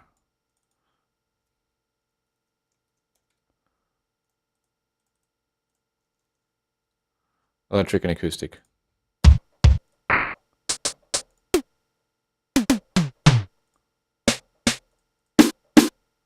Okay. So we have a bunch of good sounds.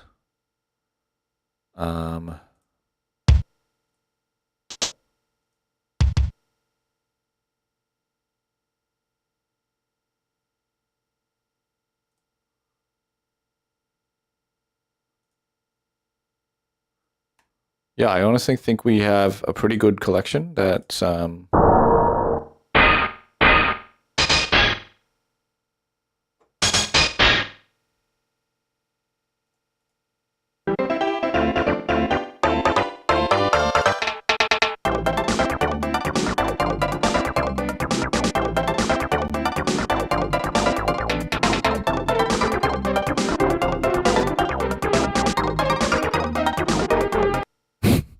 This sounds are so good, man. I'm telling you, man. So that's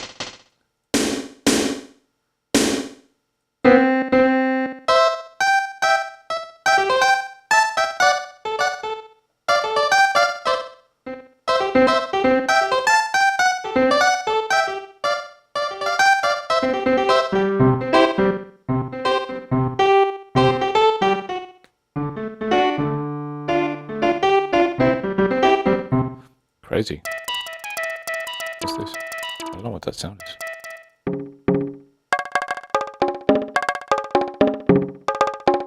I love that sound, man.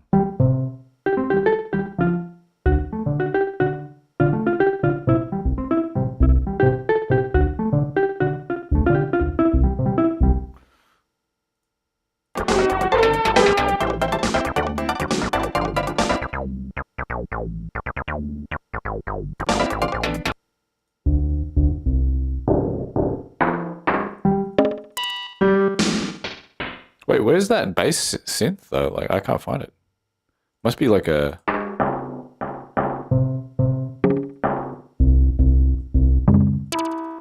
Oh, I think it's that. Wow.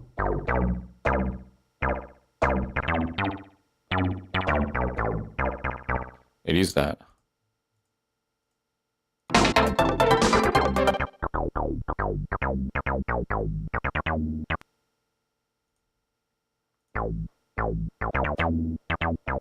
That's cool. Okay, I'm going to give this a rest, finding the sounds. I'm just going to save it. And let's see what we can do with making music, like actually making music.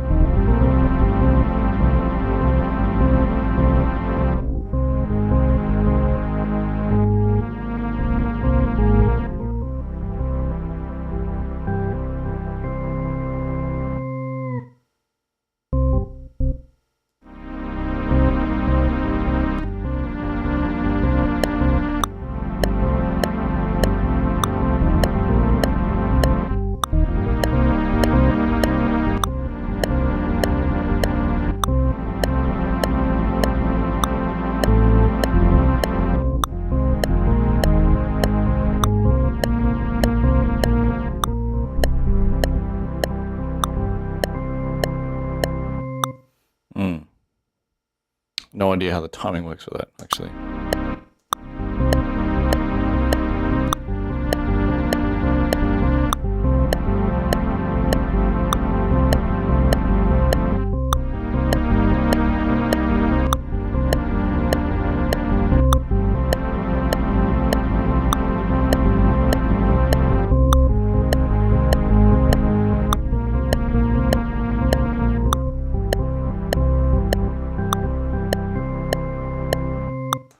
Okay, let's see.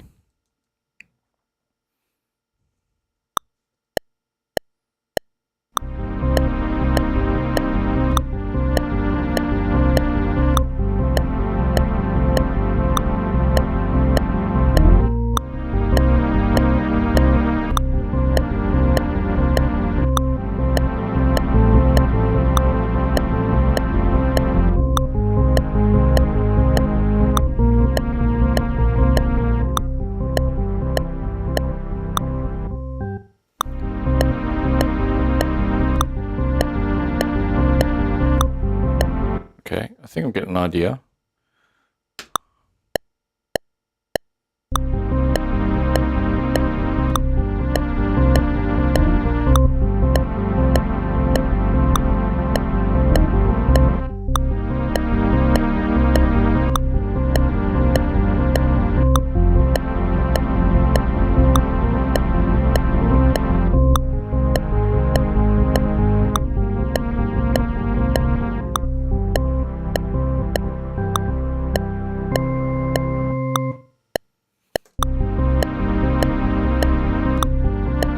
King Auroras, welcome back to the stream again, man. How you been doing?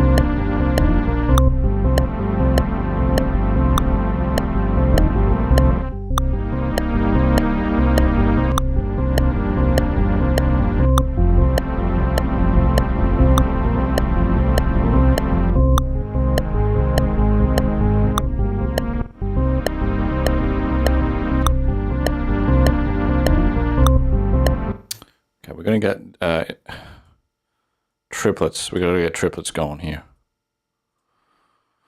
Stream is going well, man. We spent a lot of time talking about space. We spent a lot of time talking about some Australian animals here, some New Zealand animals. Talk about like going overseas where we want to go, Antarctica. And right now we're actually we ripped a bunch of sounds from Super Nintendo games. So we have Killer Instinct for the strings. We have a game called Kid Clown for a bunch of these other instruments, and then we have Kirby Superstar for the other instruments. I mean, I could go on, but I think, you know, we have a good assortment of instruments so far, so.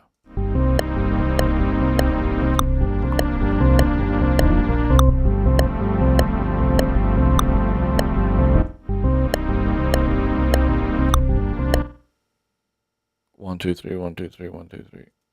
No, this is not. Okay, I see what's happening here. We got to do it to the editor. I think that's what we're going to do here. There we go.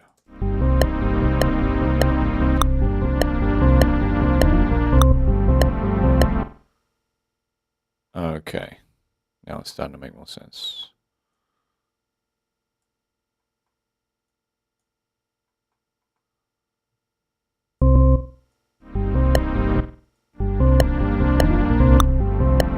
There we go.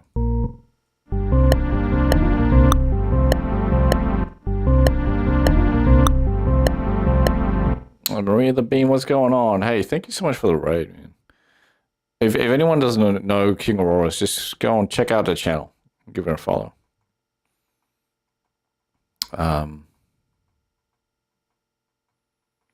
Yeah, that's basically what we're doing, King Aurorus. We've just been like talking about random shit, and then when we have the time, when we feel like it, we're working a little bit on this weirdo song that's based on Super Nintendo instruments. I don't know if I wanted to just be exclusive Super Nintendo, but I definitely wanted to like just flex a little bit to see how this whole system goes. I don't know if you've seen or used this instrument before, King Aurorus. This chip synth SFCs by Plogue. They make really cool instruments, man. For like, especially for capturing that like old school like consoles music. The thing is that you have to be really careful about, right, with this shit. Oh, you have, that's cool, man. So here's the thing, man. I've had this instrument for about a year, something like that, right? And I have used it, and it's been fucking useful. However, I just had a fucking brain explosion like a couple of days ago because I heard a song that actually integrated sounds from actual games on the Super Nintendo. So not just like it sounds like 16-bit, sounds like Nintendo. No, it's like actual games like Mario Kart and shit like that, Donkey Kong, actual sounds in the song. And so I was like, that is what I should be doing. So I was like on a quest like last night. Like, can I do this with this plugin? Can I like get like actual game soundtracks and start ripping sounds? And the answer is yes. For the most part, you can rip the exact sounds from the soundtracks using the player here. And then you just rip the samples into this area here. For the most part, you can do it. Donkey Kong Country is a little bit difficult because Donkey Kong Country is batshit crazy, the soundtrack. It's like one of the few soundtracks that has like 40, 50 different sounds per song. It's crazy. Most of these other songs have like 8 maximum, maybe up to like 10 or 12. But like, some even have 1 sound for the whole song. It's crazy. I've heard of lots of electronic producers use random VG sounds for the nostalgia. Yeah, dude, that's what I'm talking about, man. Like if you want to press that nostalgia button, it's one thing to have a bit crusher and put whatever through it, like Serum or some other sample. It's another thing to actually take a game that everyone loves and just throw that in there. You know what I mean? Like there's a certain feeling that you get from some of these instruments in these big games that you played as a kid, right? So basically I'm just like on a quest to just like play with that tonight. And in the long term, it would be cool to like have workflows where I can save like a bunch of really fucking killer sounds that I can very quickly just bring up when I need them. You know what I mean? But I'm just very excited because, you know, the whole collection of Super Nintendo games, you're gonna find some really good samples. You know what I mean?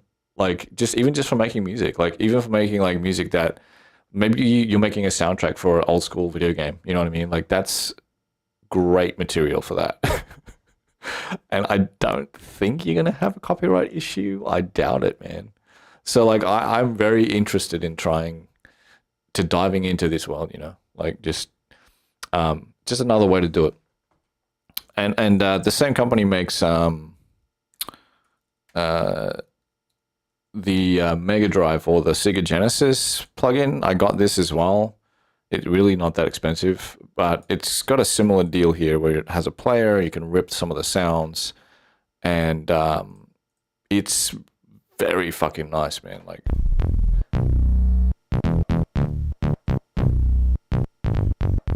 this synth is really cool, man. Like, I really like this.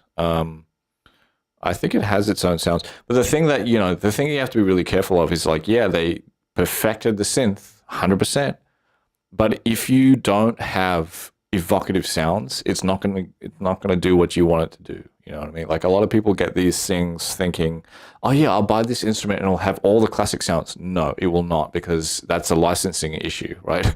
They're not going to include sounds from Mario Kart. They're not going to include sounds from Sonic. They're not going to do that.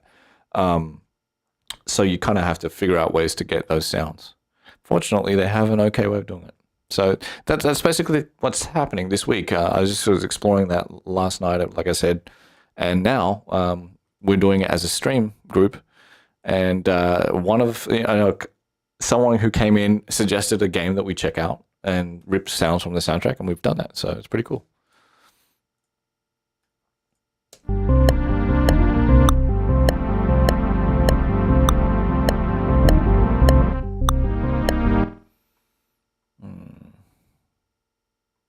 Let's fix that.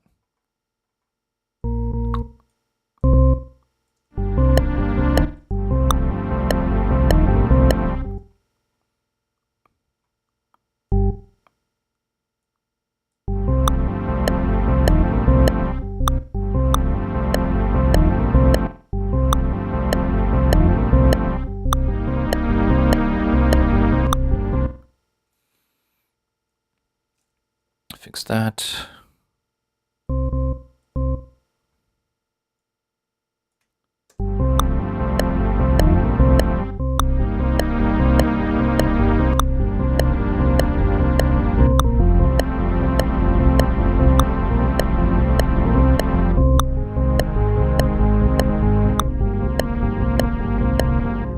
Okay. We're getting there, guys. Got to clean up all this timing, and then we will move on.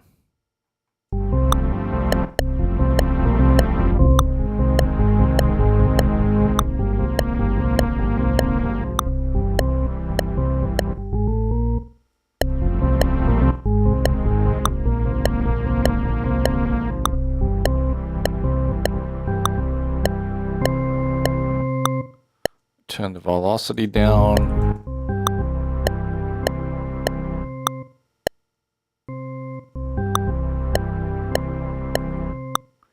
And we might just extend these strings just a tad. Just a tad.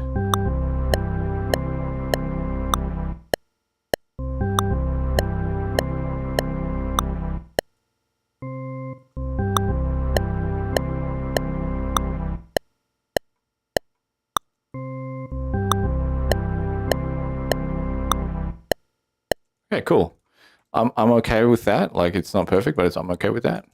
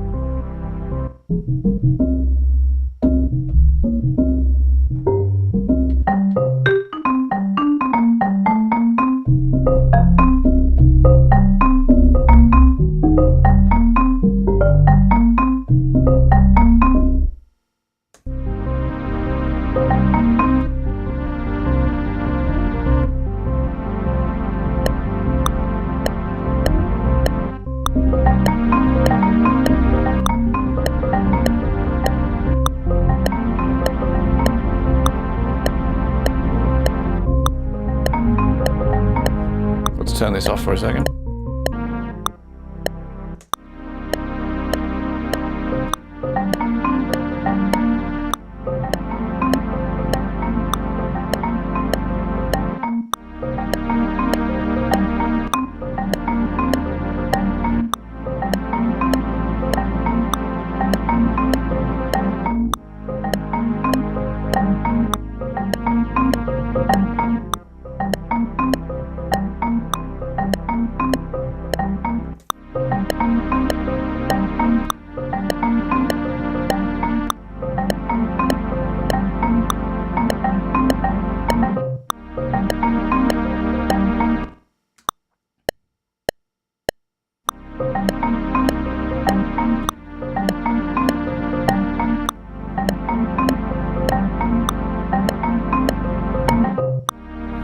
Just loop that.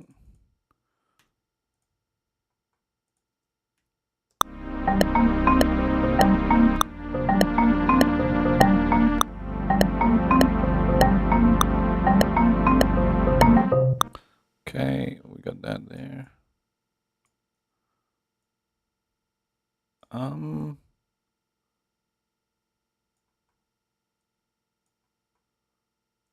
Oh, that's very weird.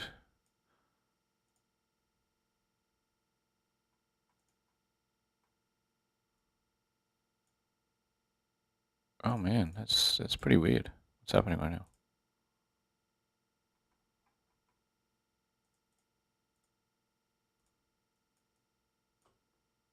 Holy shit, what the fuck? Okay, the grid was off, sorry. Okay, now we can duplicate this thing. That's all I wanted to do.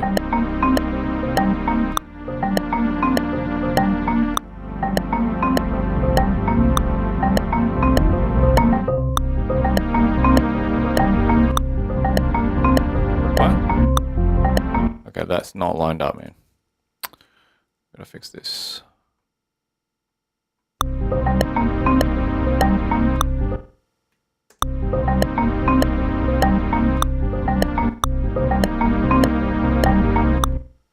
I wonder what's going on here.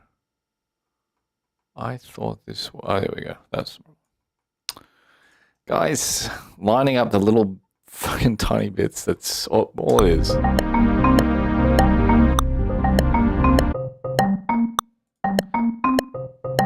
Let's play with the delay a little bit here.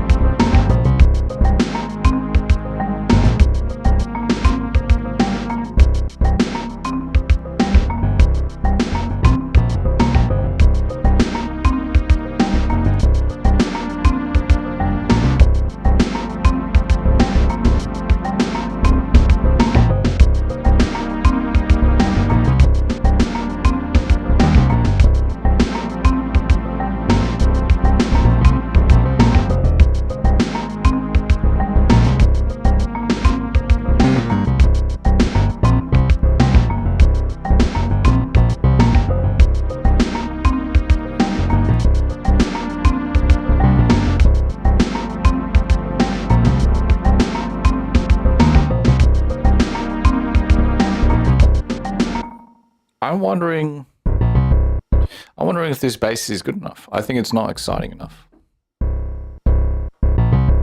I think it's funky enough. Something's missing. Let's see if we can find another bass.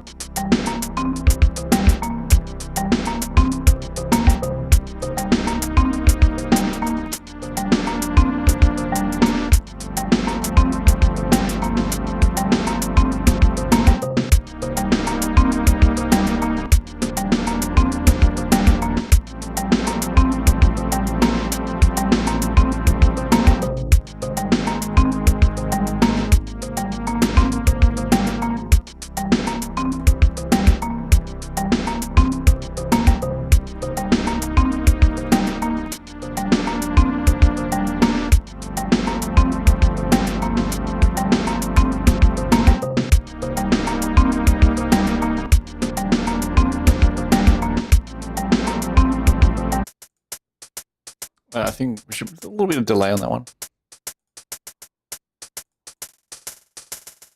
Not that much.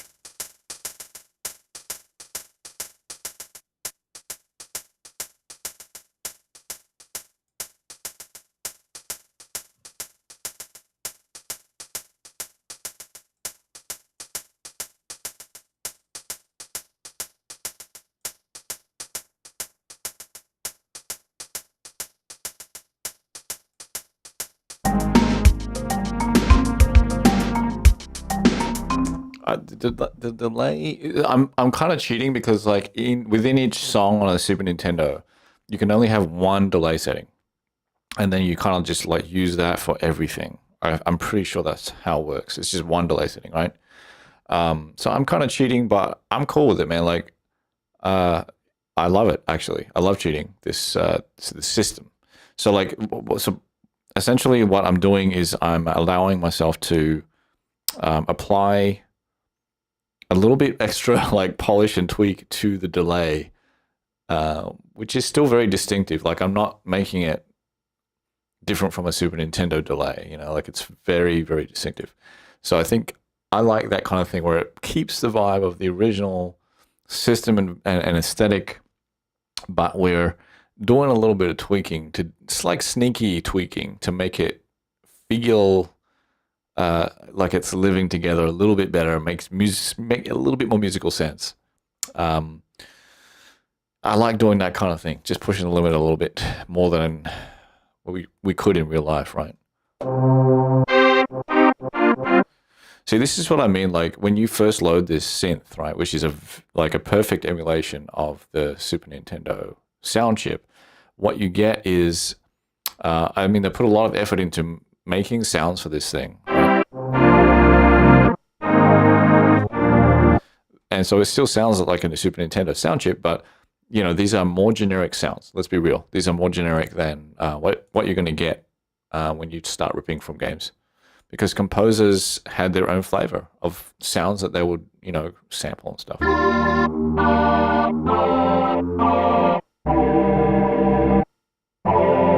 So I've never been really attracted to the sounds that are included with these things because they don't evoke that vibe, in my opinion. Like, it's just my opinion, but... Anyway, it's just my opinion, but that's the way it goes. So let's find another sound from a game. I'm looking for a bass. I'm looking for a funky bass. So, I mean, you know what I'm thinking? I'm thinking like Sega. So there's a possibility that we go cheat all the way to a different system because a Sega bass would be fucking killer in this situation. But let's see if we can find... Oh, let's actually add the other games that we downloaded. We downloaded Contra and Legend of Zelda and Super Metroid. These are going to be great. These are actually really, really good. So let's add these 3 games. So Contra, Super Metroid, and Legend of Zelda. Might have to reload this plugin. That's cool. Oops. How are you all hanging in there? Still awake? Still alive? Anybody out there? Let's see. Let's play Contra. That might be something good there. Okay, it's like piano bass. Chill. Nice, nice.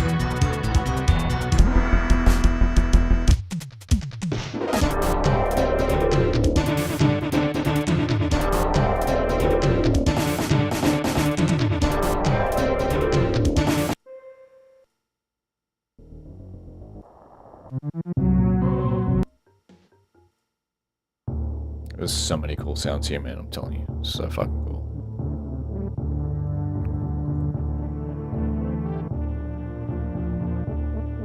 I need to play this game.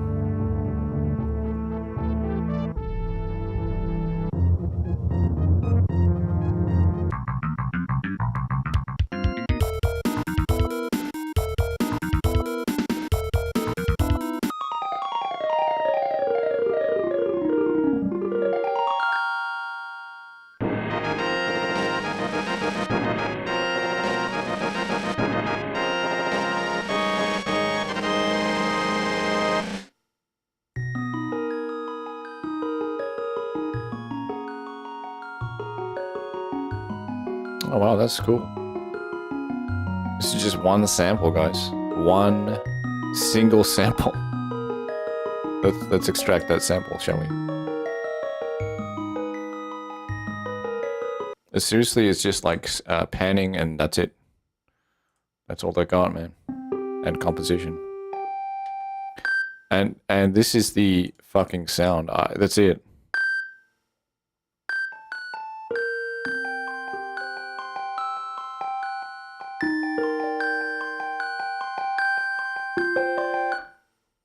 That's so simple. Turn the delay off, and this is what it sounds like.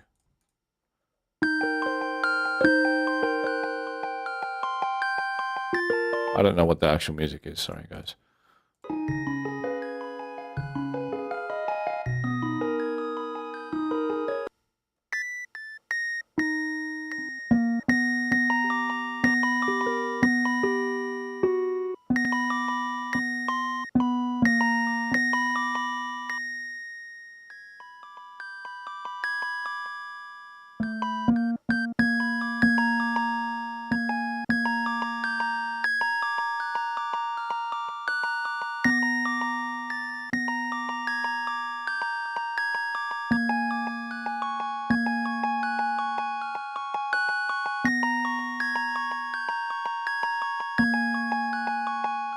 That's really cool, actually, that sound. Very nice.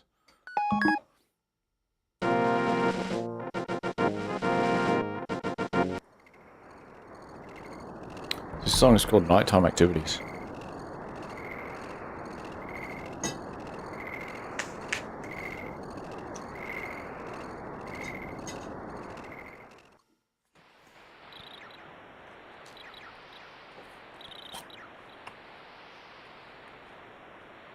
I like this one. This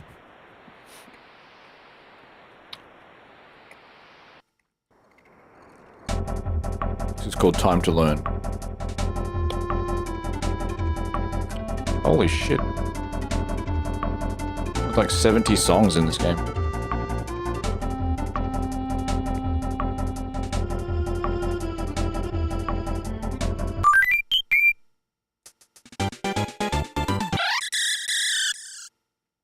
That microphone scream.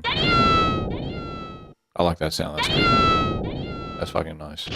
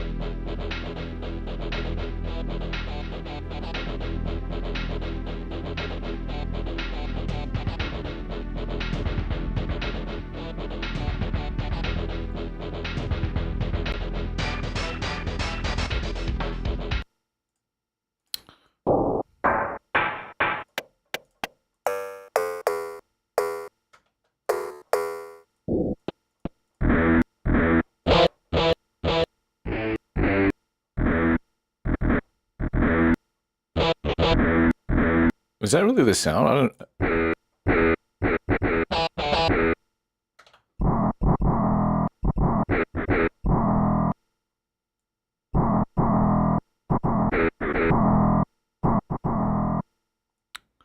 Weird. Let's see if we can use that here.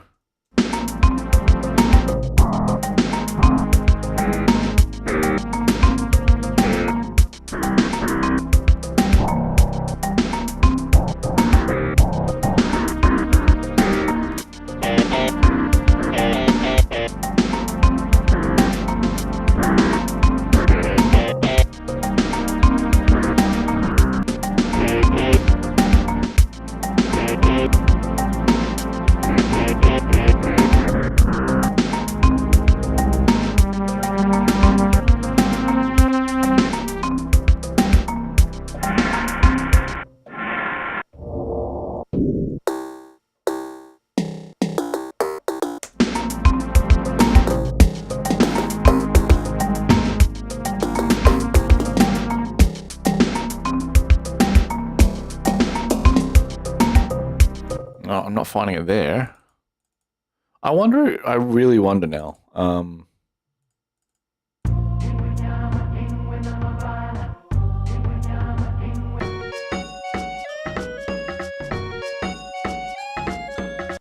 Man, that's a good soundtrack. I think I'm gonna look at the MD. I'm gonna look at the Sega because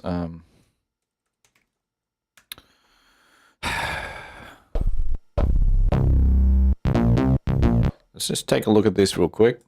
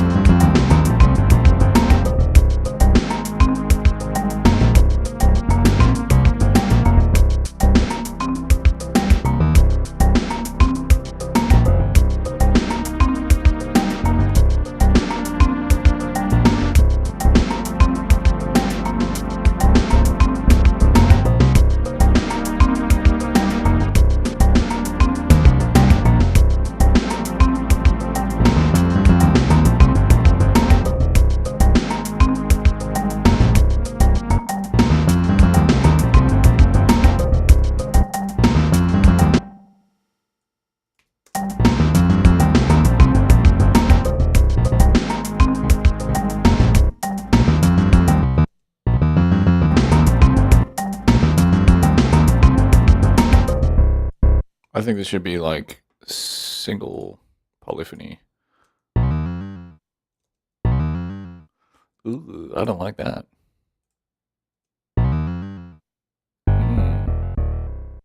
Yeah, because then it fucks with the fucking... Okay, well, I'm going to turn off the legato then. It's as simple as that. I'll just...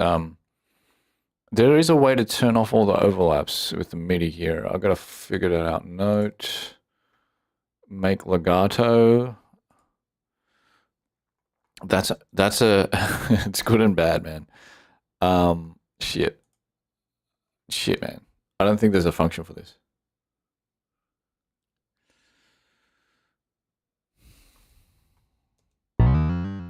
I think we just have to do it for... What is the shortcut? It is command everything. Command everything L, right? Okay.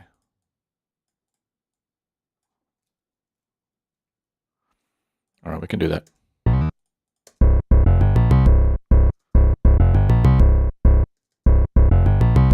Oh, that's a bit annoying, man. Yeah, that ain't gonna work. This is not gonna work. So we're gonna make it multi-timbral again.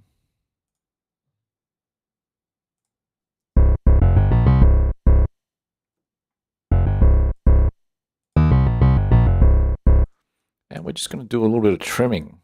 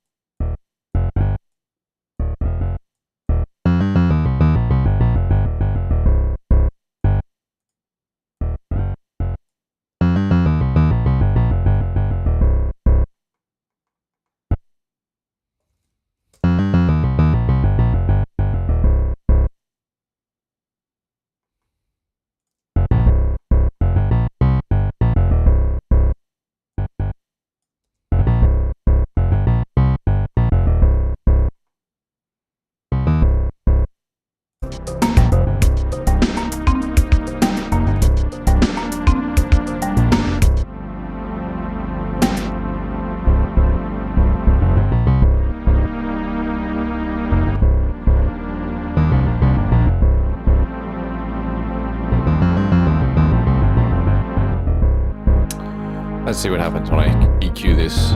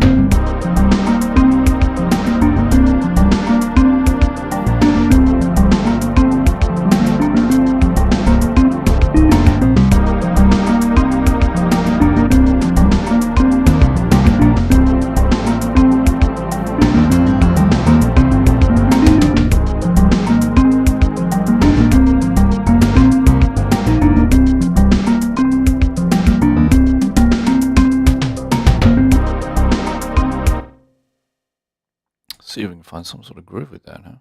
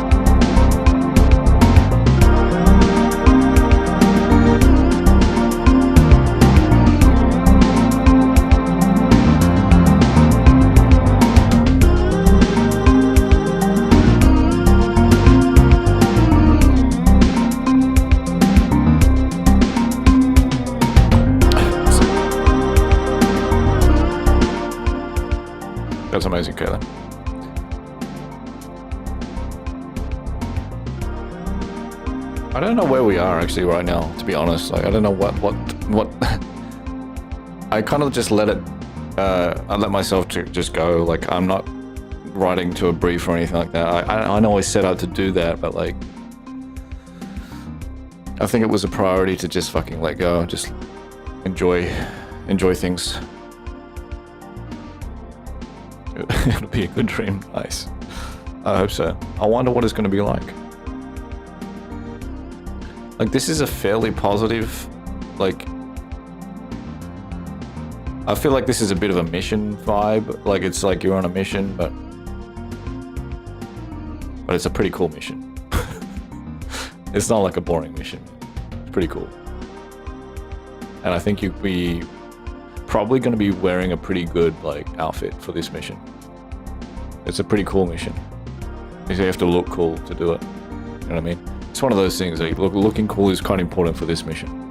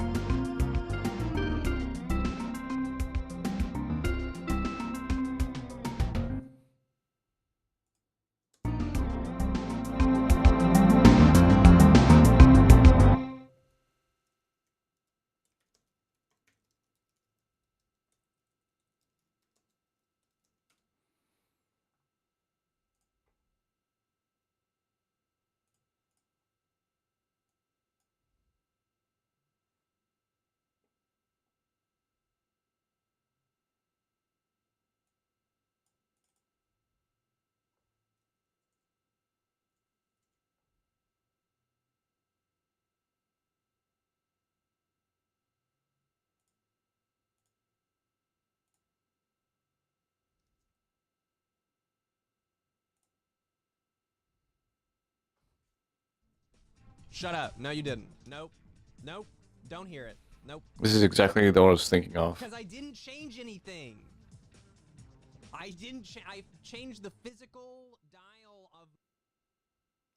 This is kind of exactly the sort of clothing that I was thinking of when doing this mission. It's like what is this? What would you call this? This is a onesie. But it kind of looks like a swimsuit, but it's not a swimsuit. It is a onesie with flares. And I especially like the pink highlights. I think that's incredible. Like, I would wear something like that. Like, I'm not even fucking kidding. Like, I would love to wear something that's all gray like this. And it just has these fucking wild, bright pink neon shit lines. Like, right where the seams are. Like, where this kind of like... Seems like there's a kind of... You know, like there's a kind of zip or something. I think it's just flares, but like it looks like a zip. I would actually love to, wear that. A bodysuit.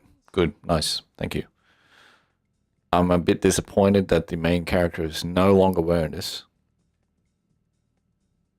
I'm not seeing the secret mission vibe here, but let's see. Oh, okay. Now it's like a Charlie's Angels thing.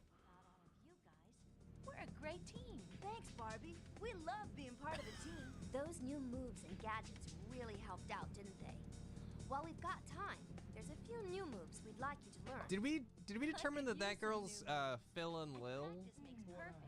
Just sounds like Phil and Lil to me. I feel like I remember that from. It's about as fit. I fucking agree, man. Like I love it. I love that shit. Like that needs to be like. How creepy would it be?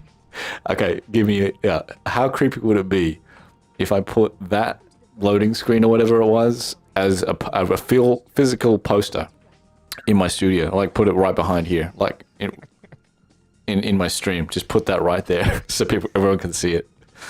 A Barbie like bodysuit poster. I'll stick with that one. Dude, the graphics are pretty incredible. But like the loading screen version of it is really good. Like that's what you want, right? That's the thing that you actually want. You want this is the goal. The game never really achieves this, right? But that's what you want, ultimately. This is the stealth training. Okay. Sometimes you will need to sneak around and You think it will be amazing? You don't think it will be creepy? you'll need to make sure that Barbie is wearing an outfit that blends in with her surroundings. Don't tempt me, man. Don't tempt me to do that. Oh, I guess that makes sense. Do not tempt me. Arrow keys on the keyboard. Try moving Barbie around. I love this Barbie with the headset. That's fucking funny, man. I love that they put the effort into making like a picture of a Barbie with a headset. See this? Look at me go. Like that looks like a real Barbie. Like I'm not gonna lie, that looks like a real fucking Barbie. Look, this one right here. That looks like a real Barbie. Shit, it's real.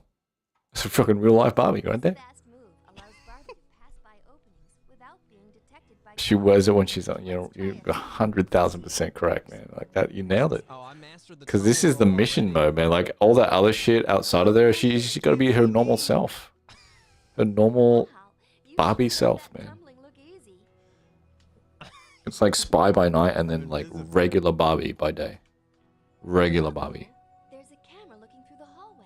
Uh-huh. If a camera sees Barbie walk, it will detect her. You can I can't believe they tried to make a stealth Barbie though. That's very unappealing for like most people. I feel like the demographics not gonna be into this shit. Like I fucking hate stealth, man. And I am the Barbie demographic. Like if anyone's the Barbie demographic, it's me, and I hate stealth. So like they fucked up big time. You should have asked me first. Yeah, I'm awesome. They should have fucking asked me, man. I know all about Barbie, man. I represent the Barbie Oh my movement. god, this does. I actually don't. It's a bad thing to say. I do not represent the Barbie movement, man. I think I played this on my sister's Game Boy. What? No way. They had this on Game Boy? Like Game Boy Advance or something?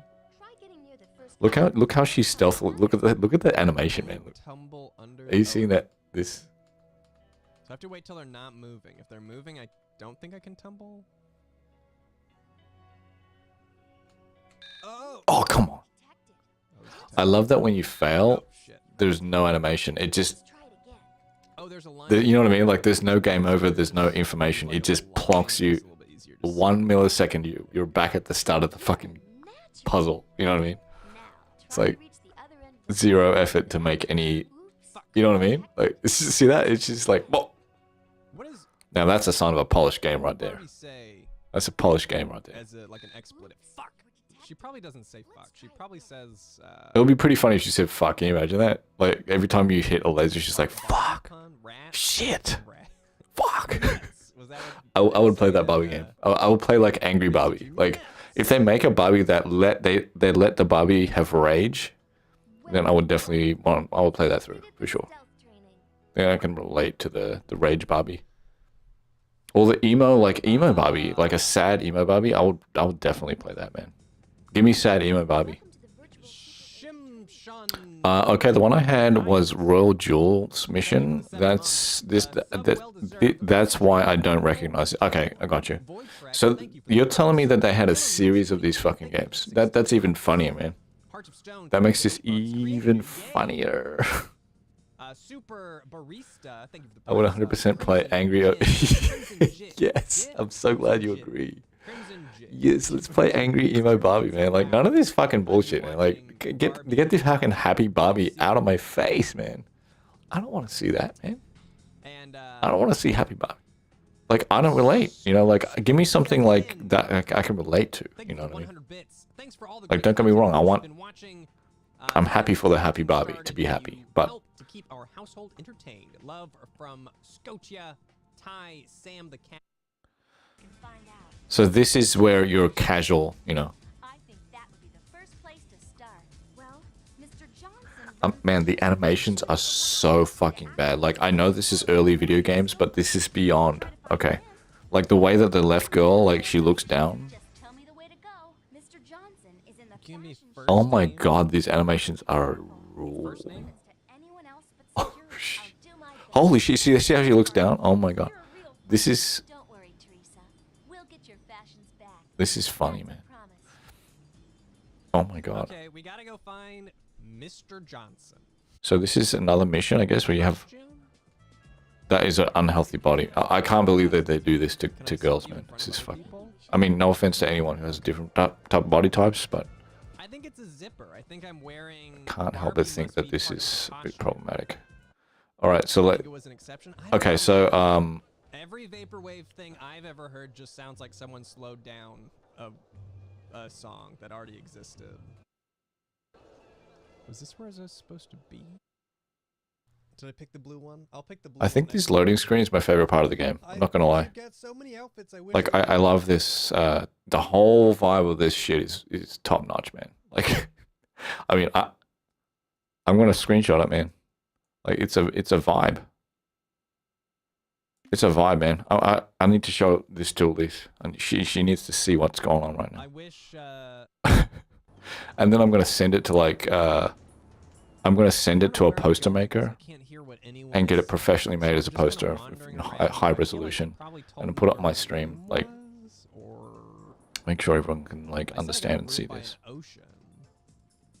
What? Don't tempt me, Caitlin. Don't tempt me to do it, man. Don't tempt me.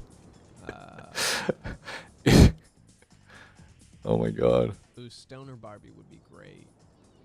No one's gonna report me for having a Barbie poster. It's completely socially acceptable.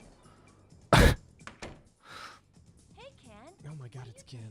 Becky forgot to give you the latest gadget on the plane. It's a perfume tracker, but you better ask Becky how to use it. She's got all the details. Thanks, Ken. She's got all the details. I'm actually shocked by the voice acting. It's really funny. Like, it's really funny, man. New device that I love these Elmo emotes. That's funny, man. It'll be completely normal. you'll be able to track where they are. Stop tempting me, Caitlin. You're tempting me. Walk up to the person you want to track. Then All right. Let's just fast forward a bit. Okay, so we get the feel of this game. Wow, she's got some rainbow mode right here. I'm very confused. Like, who would play this? You know what I mean? Can you just Like, especially at this time when this came out, I feel like this will be very unappealing to the demographic. Catches an invisible woman and he's just like, you know, this area is off limits. Like, people who are into Barbie were not into these types of games.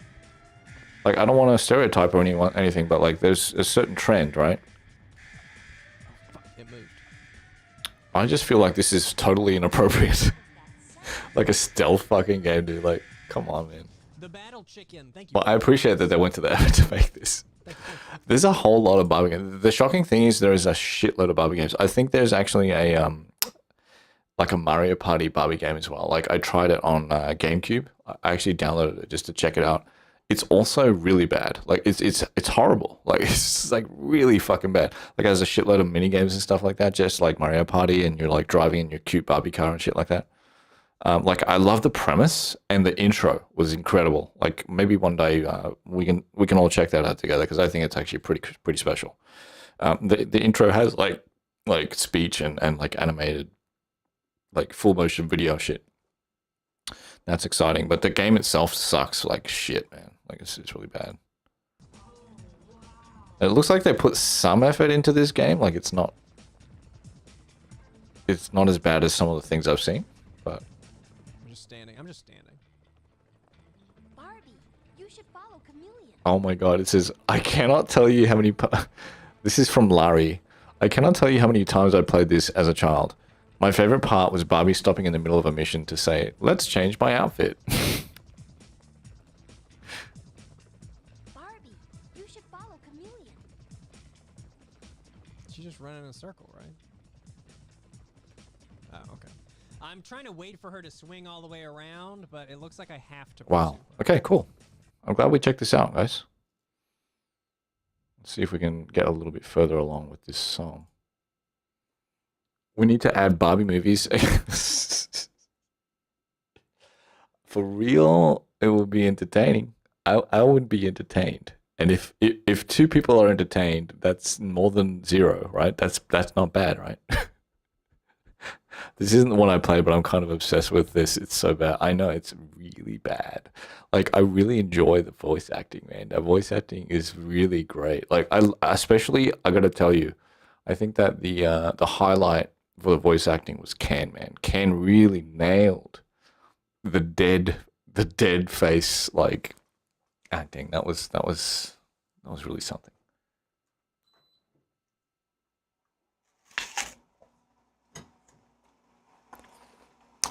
Oh my god, bad voice acting.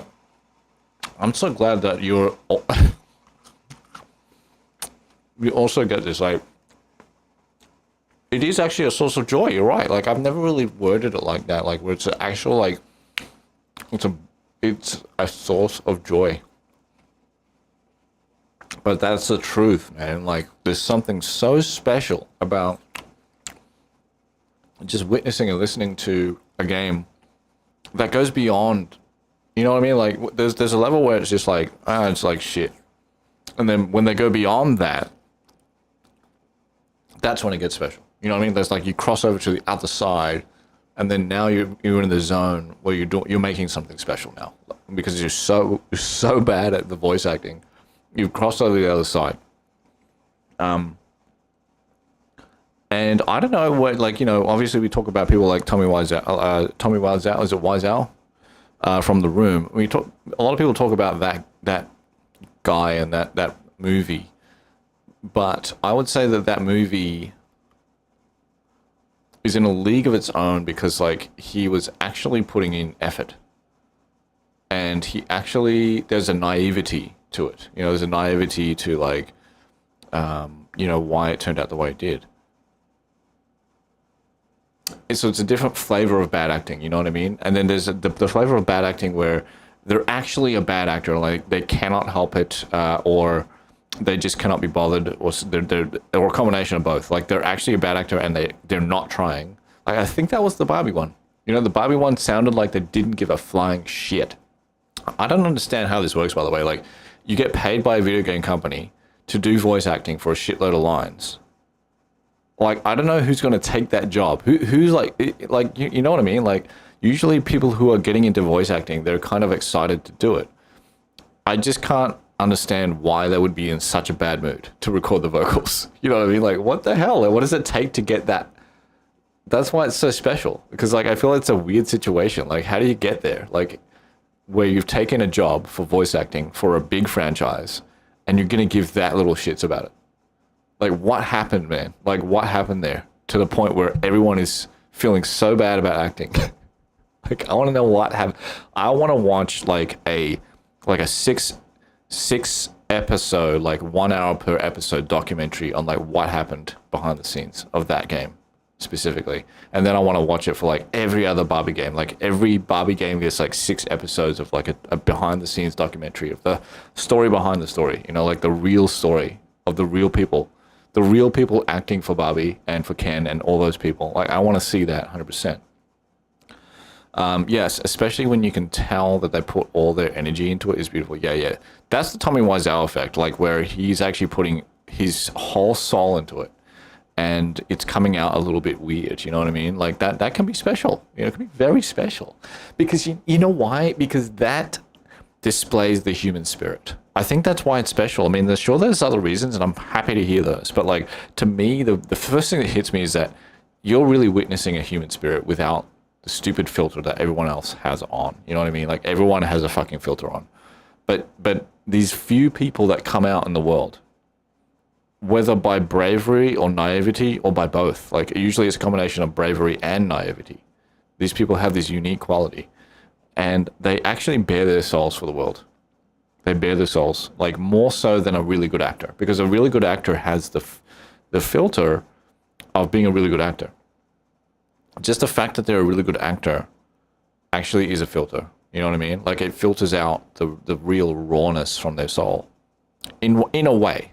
Obviously, being a good actor, you can bare your soul in a way too, right? But, like, you gotta admit, like, there's something very vulnerable and unique about these people who manage to be so shit. So well.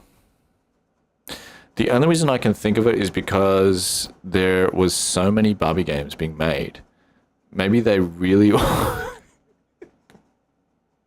Are you saying that they had, like, slave vocalists that, like, they made them do like a shitload of fucking game? Like, they overworked them, basically. You're saying, like, they had chosen a bunch of people and they were like, listen, man, we kind of don't want to go hunting for different actors for every single game. would you be okay with doing like 100 Barbie games over the next 5 years? And then they were like, at the time, they were like, you know what? I need the money. I haven't got an acting job in a long time. This is a big franchise. Maybe it's his folio. It's good for my folio. I'll do it. I'll sign the contract 5 years for like 25 different Barbie games. All right, let's do it. And then after 4 or 5 years of doing this, they're at the 24th game. And they're just like, man, I hate myself. I can't do this anymore. I think maybe that's a valid explanation. You know, like maybe that's the Ken that we heard was the beat down guy. He's been doing this for 4 years over like 25 games. And this is the 25th game, you know? And he's just at the end of the contract. He's just, I just got to ride this out, man. I'm just going to get to the fucking end, man. I got to get to the end of this shit so I can get my life back. Because my life is not my own anymore. It's Ken's life. And I want my life back. Maybe is that it? Is that what it is? Maybe he got it, man. Maybe he figured it out, actually. Because like, I can't think of anything else, man. That's kind of why I want the docuseries. You know, I want the docuseries like 6 episodes. 1 hour each episode. I want 6 hours behind the scenes of Barbie games. Each one. 5. They say exactly. That's why this story kind of makes sense, maybe. Like, they sound like the Ken especially got me, man. Like, when I heard Ken, it's like, wow. It's like shocking how bad. It's like shocking, you know? That's kind of fun when it's like, it's so bad that it's actually shocking. It's crazy, man.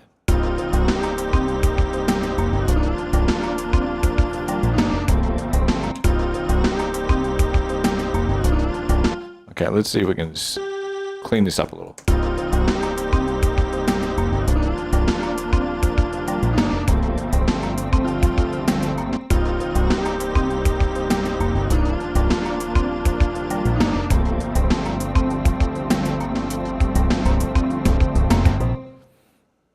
All right, I'm going to do a 50% quantize now. This is a bit tricky for that. If you ever need a new bit alert, please make one of bad Ken line reading. Ooh. Ooh. That's a cool one. I like that. Oh my god. I just don't get bits anymore. It's the thing. It's like the way my stream goes now, it's not really a bit friendly stream, I guess. But that is such a good idea. That is such a good idea, man. That is a killer idea. That's the kind of ideas that I want in this stream, man. Keep it up, Caitlin. These are the kind of ideas. I heavily encourage more mods to do this sort of thing. Anyone who has given up that hard on a character voice absolutely would not agree. Oh, you're probably right. You know, you're probably right. You know what? You have a good point. You have a good point, Jaded. That's probably why it's never going to happen. Because even if they wanted to like interview them or stuff like that, they'll be like, hell no. Hell no. I want my life back, man. I'm not Ken anymore. Your best is very good, Caitlin. Don't let them tell you anything different. Don't let them tell you.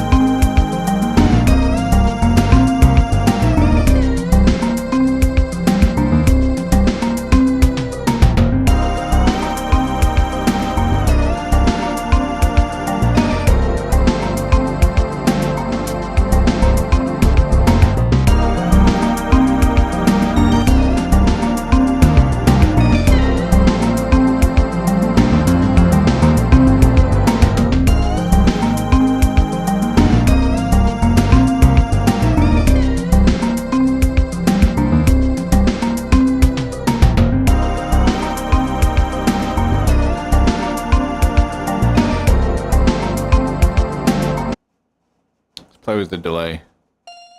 Let's do a panning of the delay on the right here.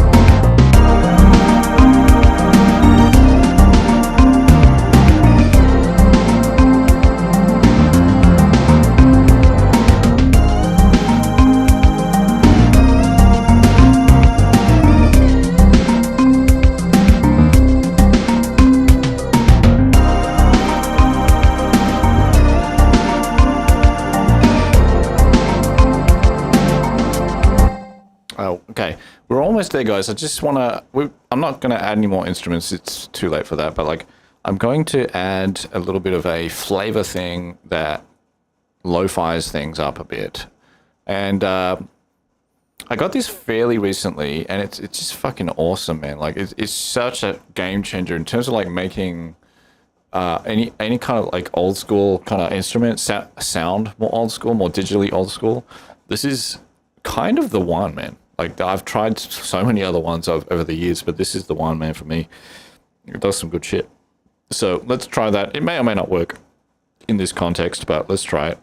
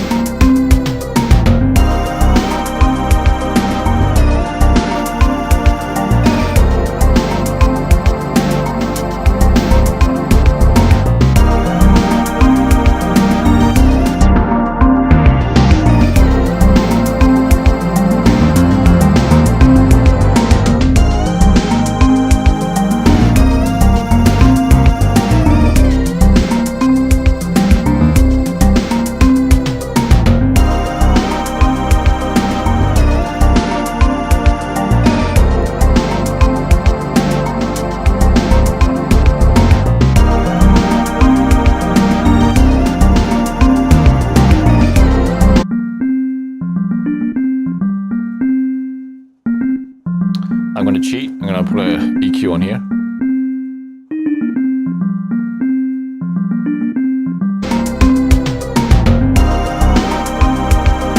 We're almost there, guys.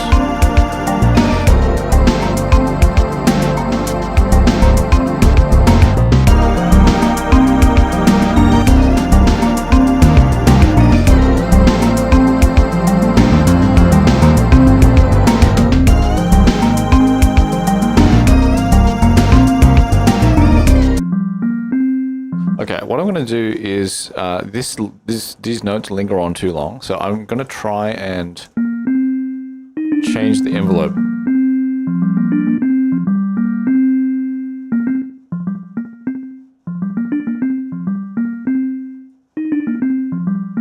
Just like that.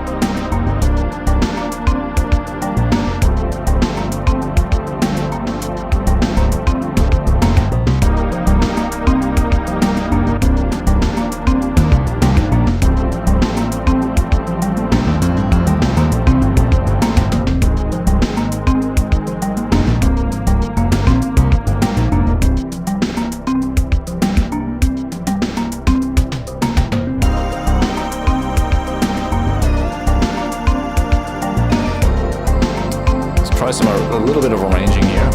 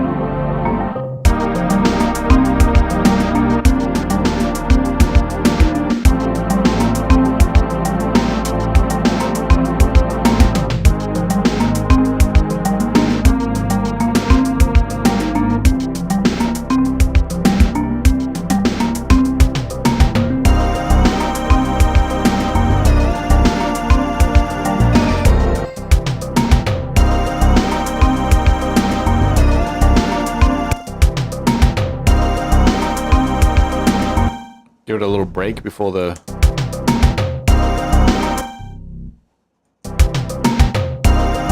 Yeah, a little bit of break before the changeover.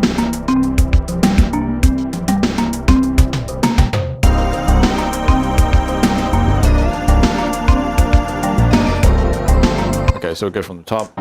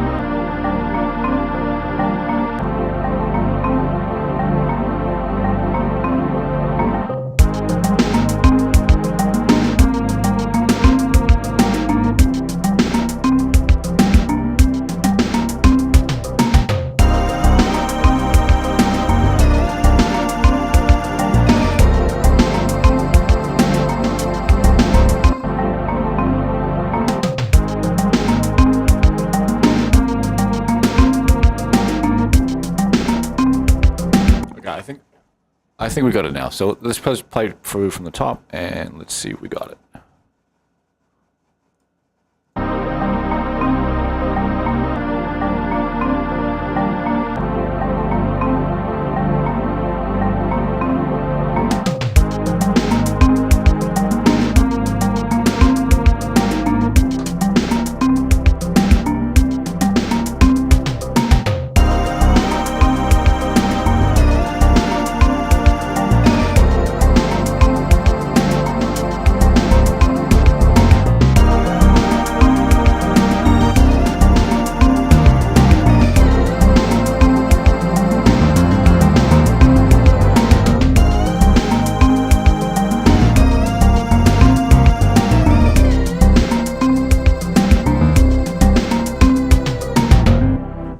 I'm happy with that, man.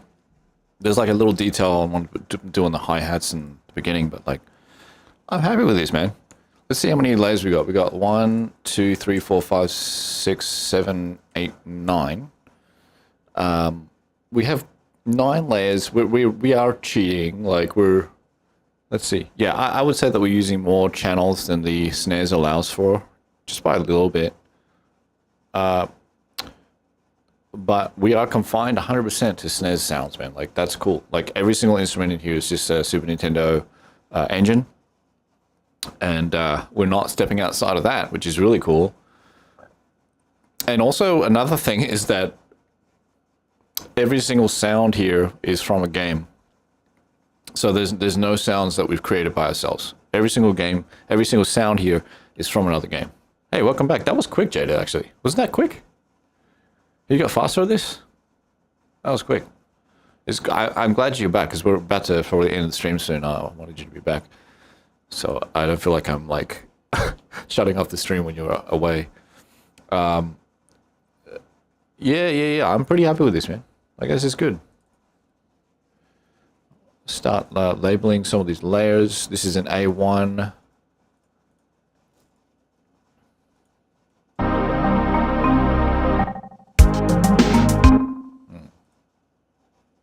I don't know what the shortcut key is. So I will call this A2, and then we'll call this B1, B2, and B3, okay? This is going to be very basic naming. But, you know, we have a name. That's cool. Well, actually, it should be intro 1 and 2, and then A1, 2, 3, actually. That's really what it is. I should change that. A1. The reason why I say that is because a B section should be different to the A section. In like the whole like creation, but really this is the same as the intro, right?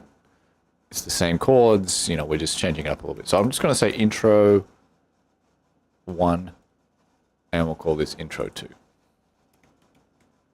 And that's basically it. So if we wanted to continue this and make a whole like video game song, we could basically just move on to a B section here, right? That's what we basically would do. Some sort of B section. And then just see where it takes us. So it's something that could be something in the future. This is pretty cool, man. Like I'm so happy that we have done this today because it's been a bit of a project of mine to like just explore these video game sounds. Like the other week we did this. I don't know if you remember this, but we did this, which is all Sega Genesis. That was a very different vibe, but this is all, again, just one console, right?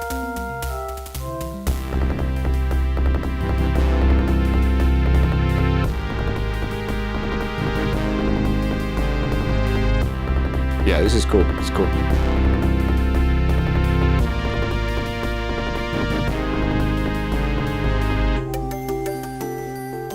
Yeah, so that's very interesting, very different, right? Like the Super Nintendo compared to the Genesis, like this is... It's a very different feel and sound.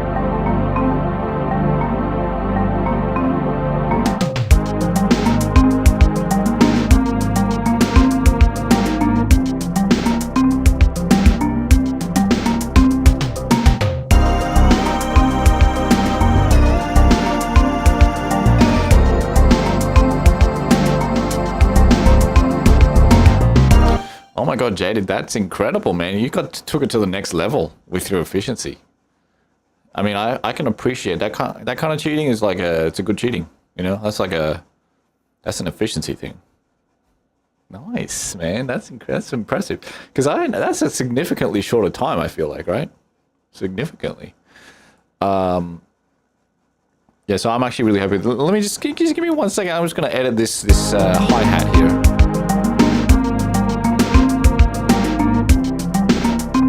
It should be around there.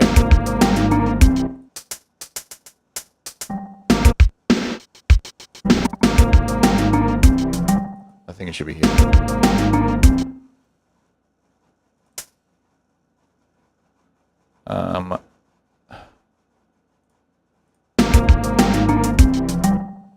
I think we want a 30-second note just for one time, right here.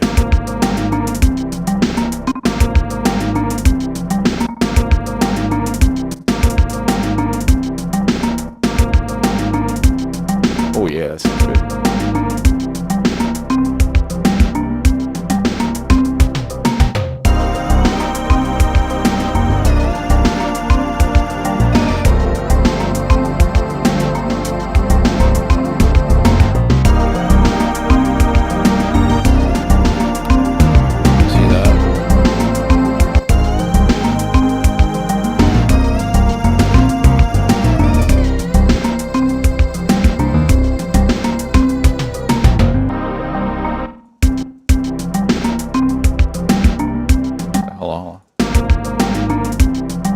Still needs to be turned down.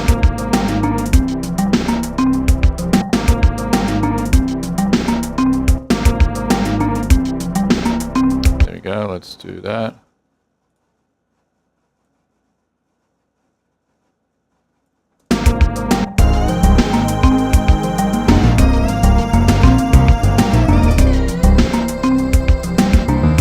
That works, that works.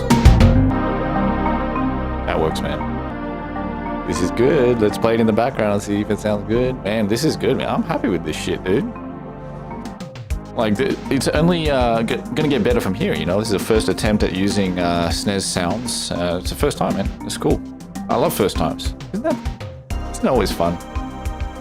Oh my god, it is Hibiki. Oh my god, it's Barry from our Discord, guys. Welcome to the stream. We are, hey, Barry, I don't know if you played much Super Nintendo. I don't know if like that's probably a little old console for you, but like all the sounds from this song is from a Super Nintendo game. Like Kirby, mainly 3 games: Killer Instinct, Kirby, and Kid Clown. So 3 games from the Super Nintendo, and that's it. Only sounds from that. So it's pretty fun, man. Pretty fun.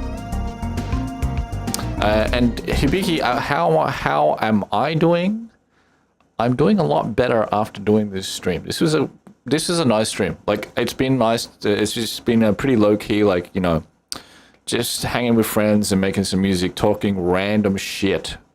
We talked about space. We talked about some cute Australian animals. We talked about Barbie games. I don't know if you've ever seen Barbie games before, but they're fucking funny as fuck. And then we also talked about, what was the other thing we talked about, guys? Space. And we talked about Antarctica as well, right? And penguins. Actually, we covered a lot of ground, man. To be honest, like, we covered a lot of ground. Yeah, it was pretty fun. I'm guessing you're chilling out now, Hibiki. I'm guessing you've come home to chill and relax after a long day at work. I hope you can get that chill energy. I'm happy with this, man. Space animals traveling. Yes, exactly. Yes, Jedi, you nailed it. Just got home from work. Nice. Hibiki, it's good to see you. It's always good to see you, Hibiki.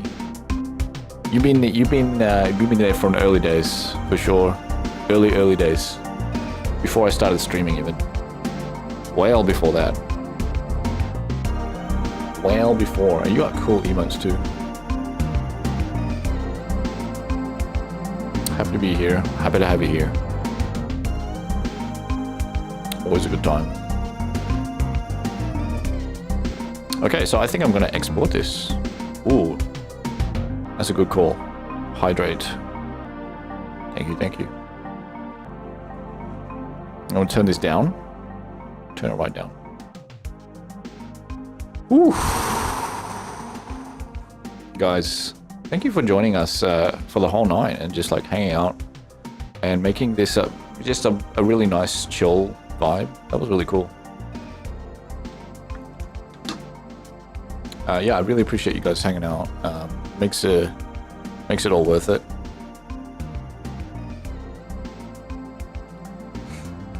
You know, what is this stream without you guys? More.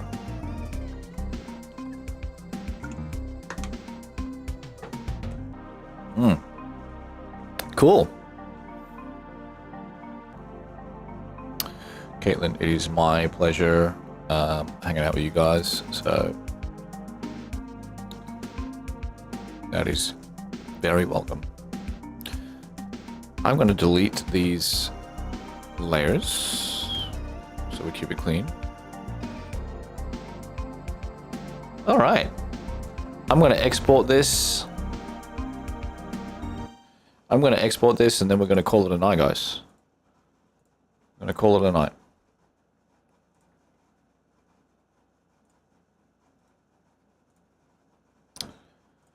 Put it in exports.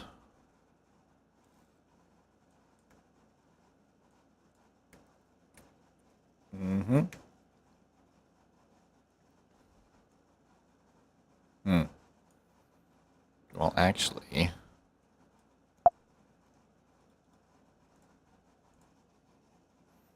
let's get the ending right.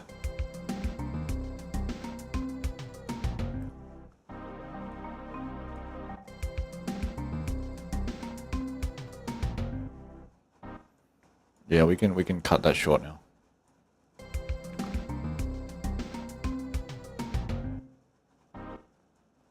Yeah, that's cool. That's cool.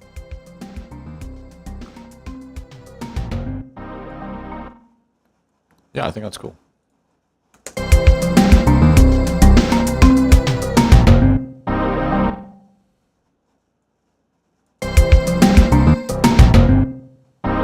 That's cool. So we'll start it. Start it right there. Cool. Let's do it. Let's do it.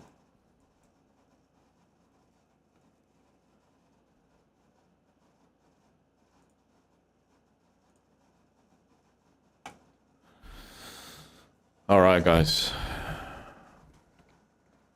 All right.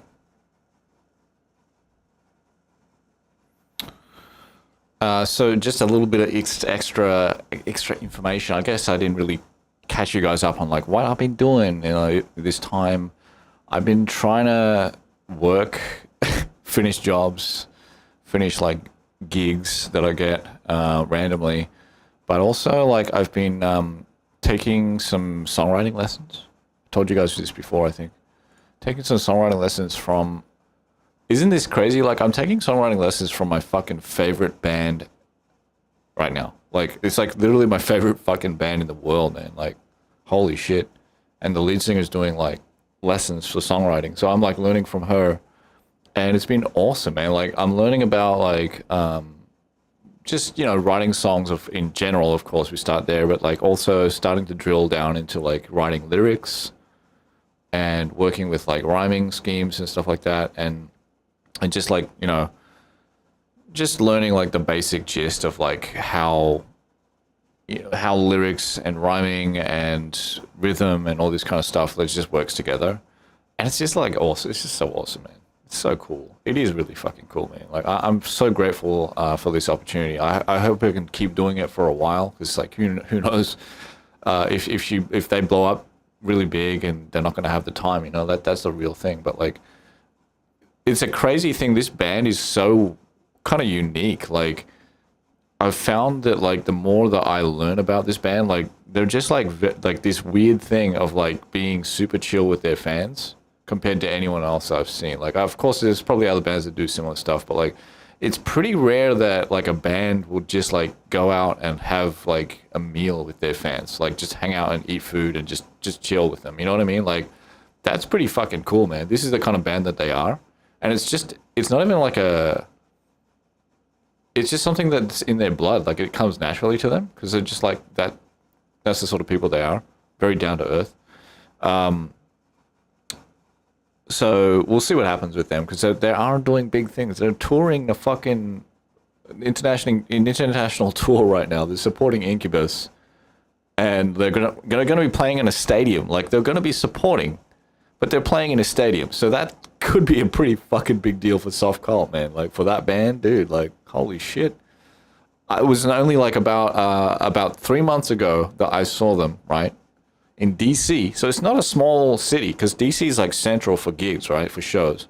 I saw them in DC, and they did that. Like when they were playing, there was about like I don't know, like 20 people watching, man. Like probably 20, maybe 30 people watching, right?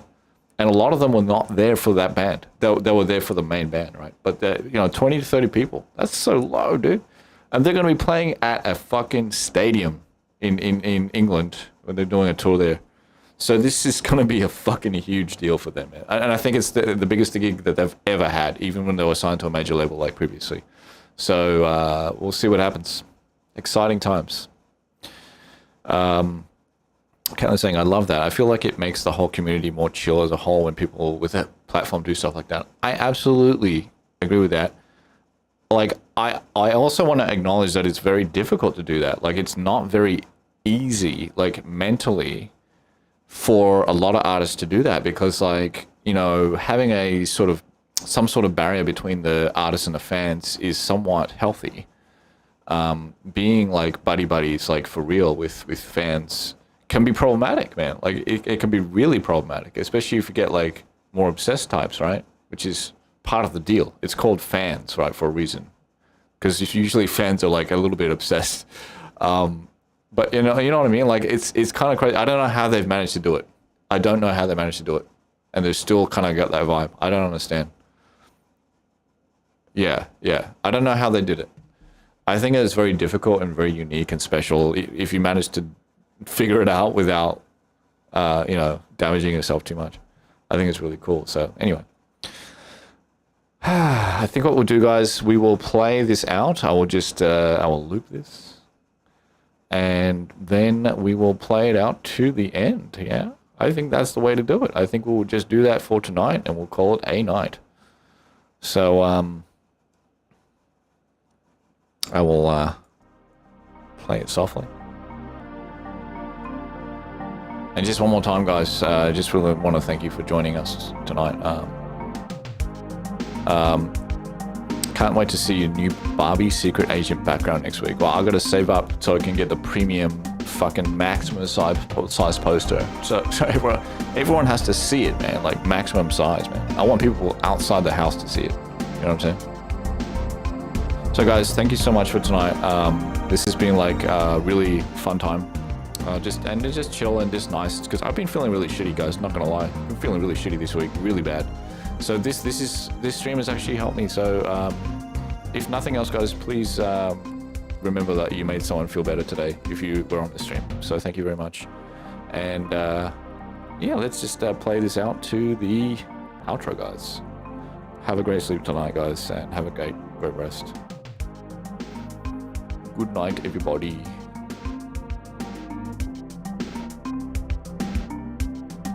Thanks, Caitlin. Appreciate it. Thank you, Jade.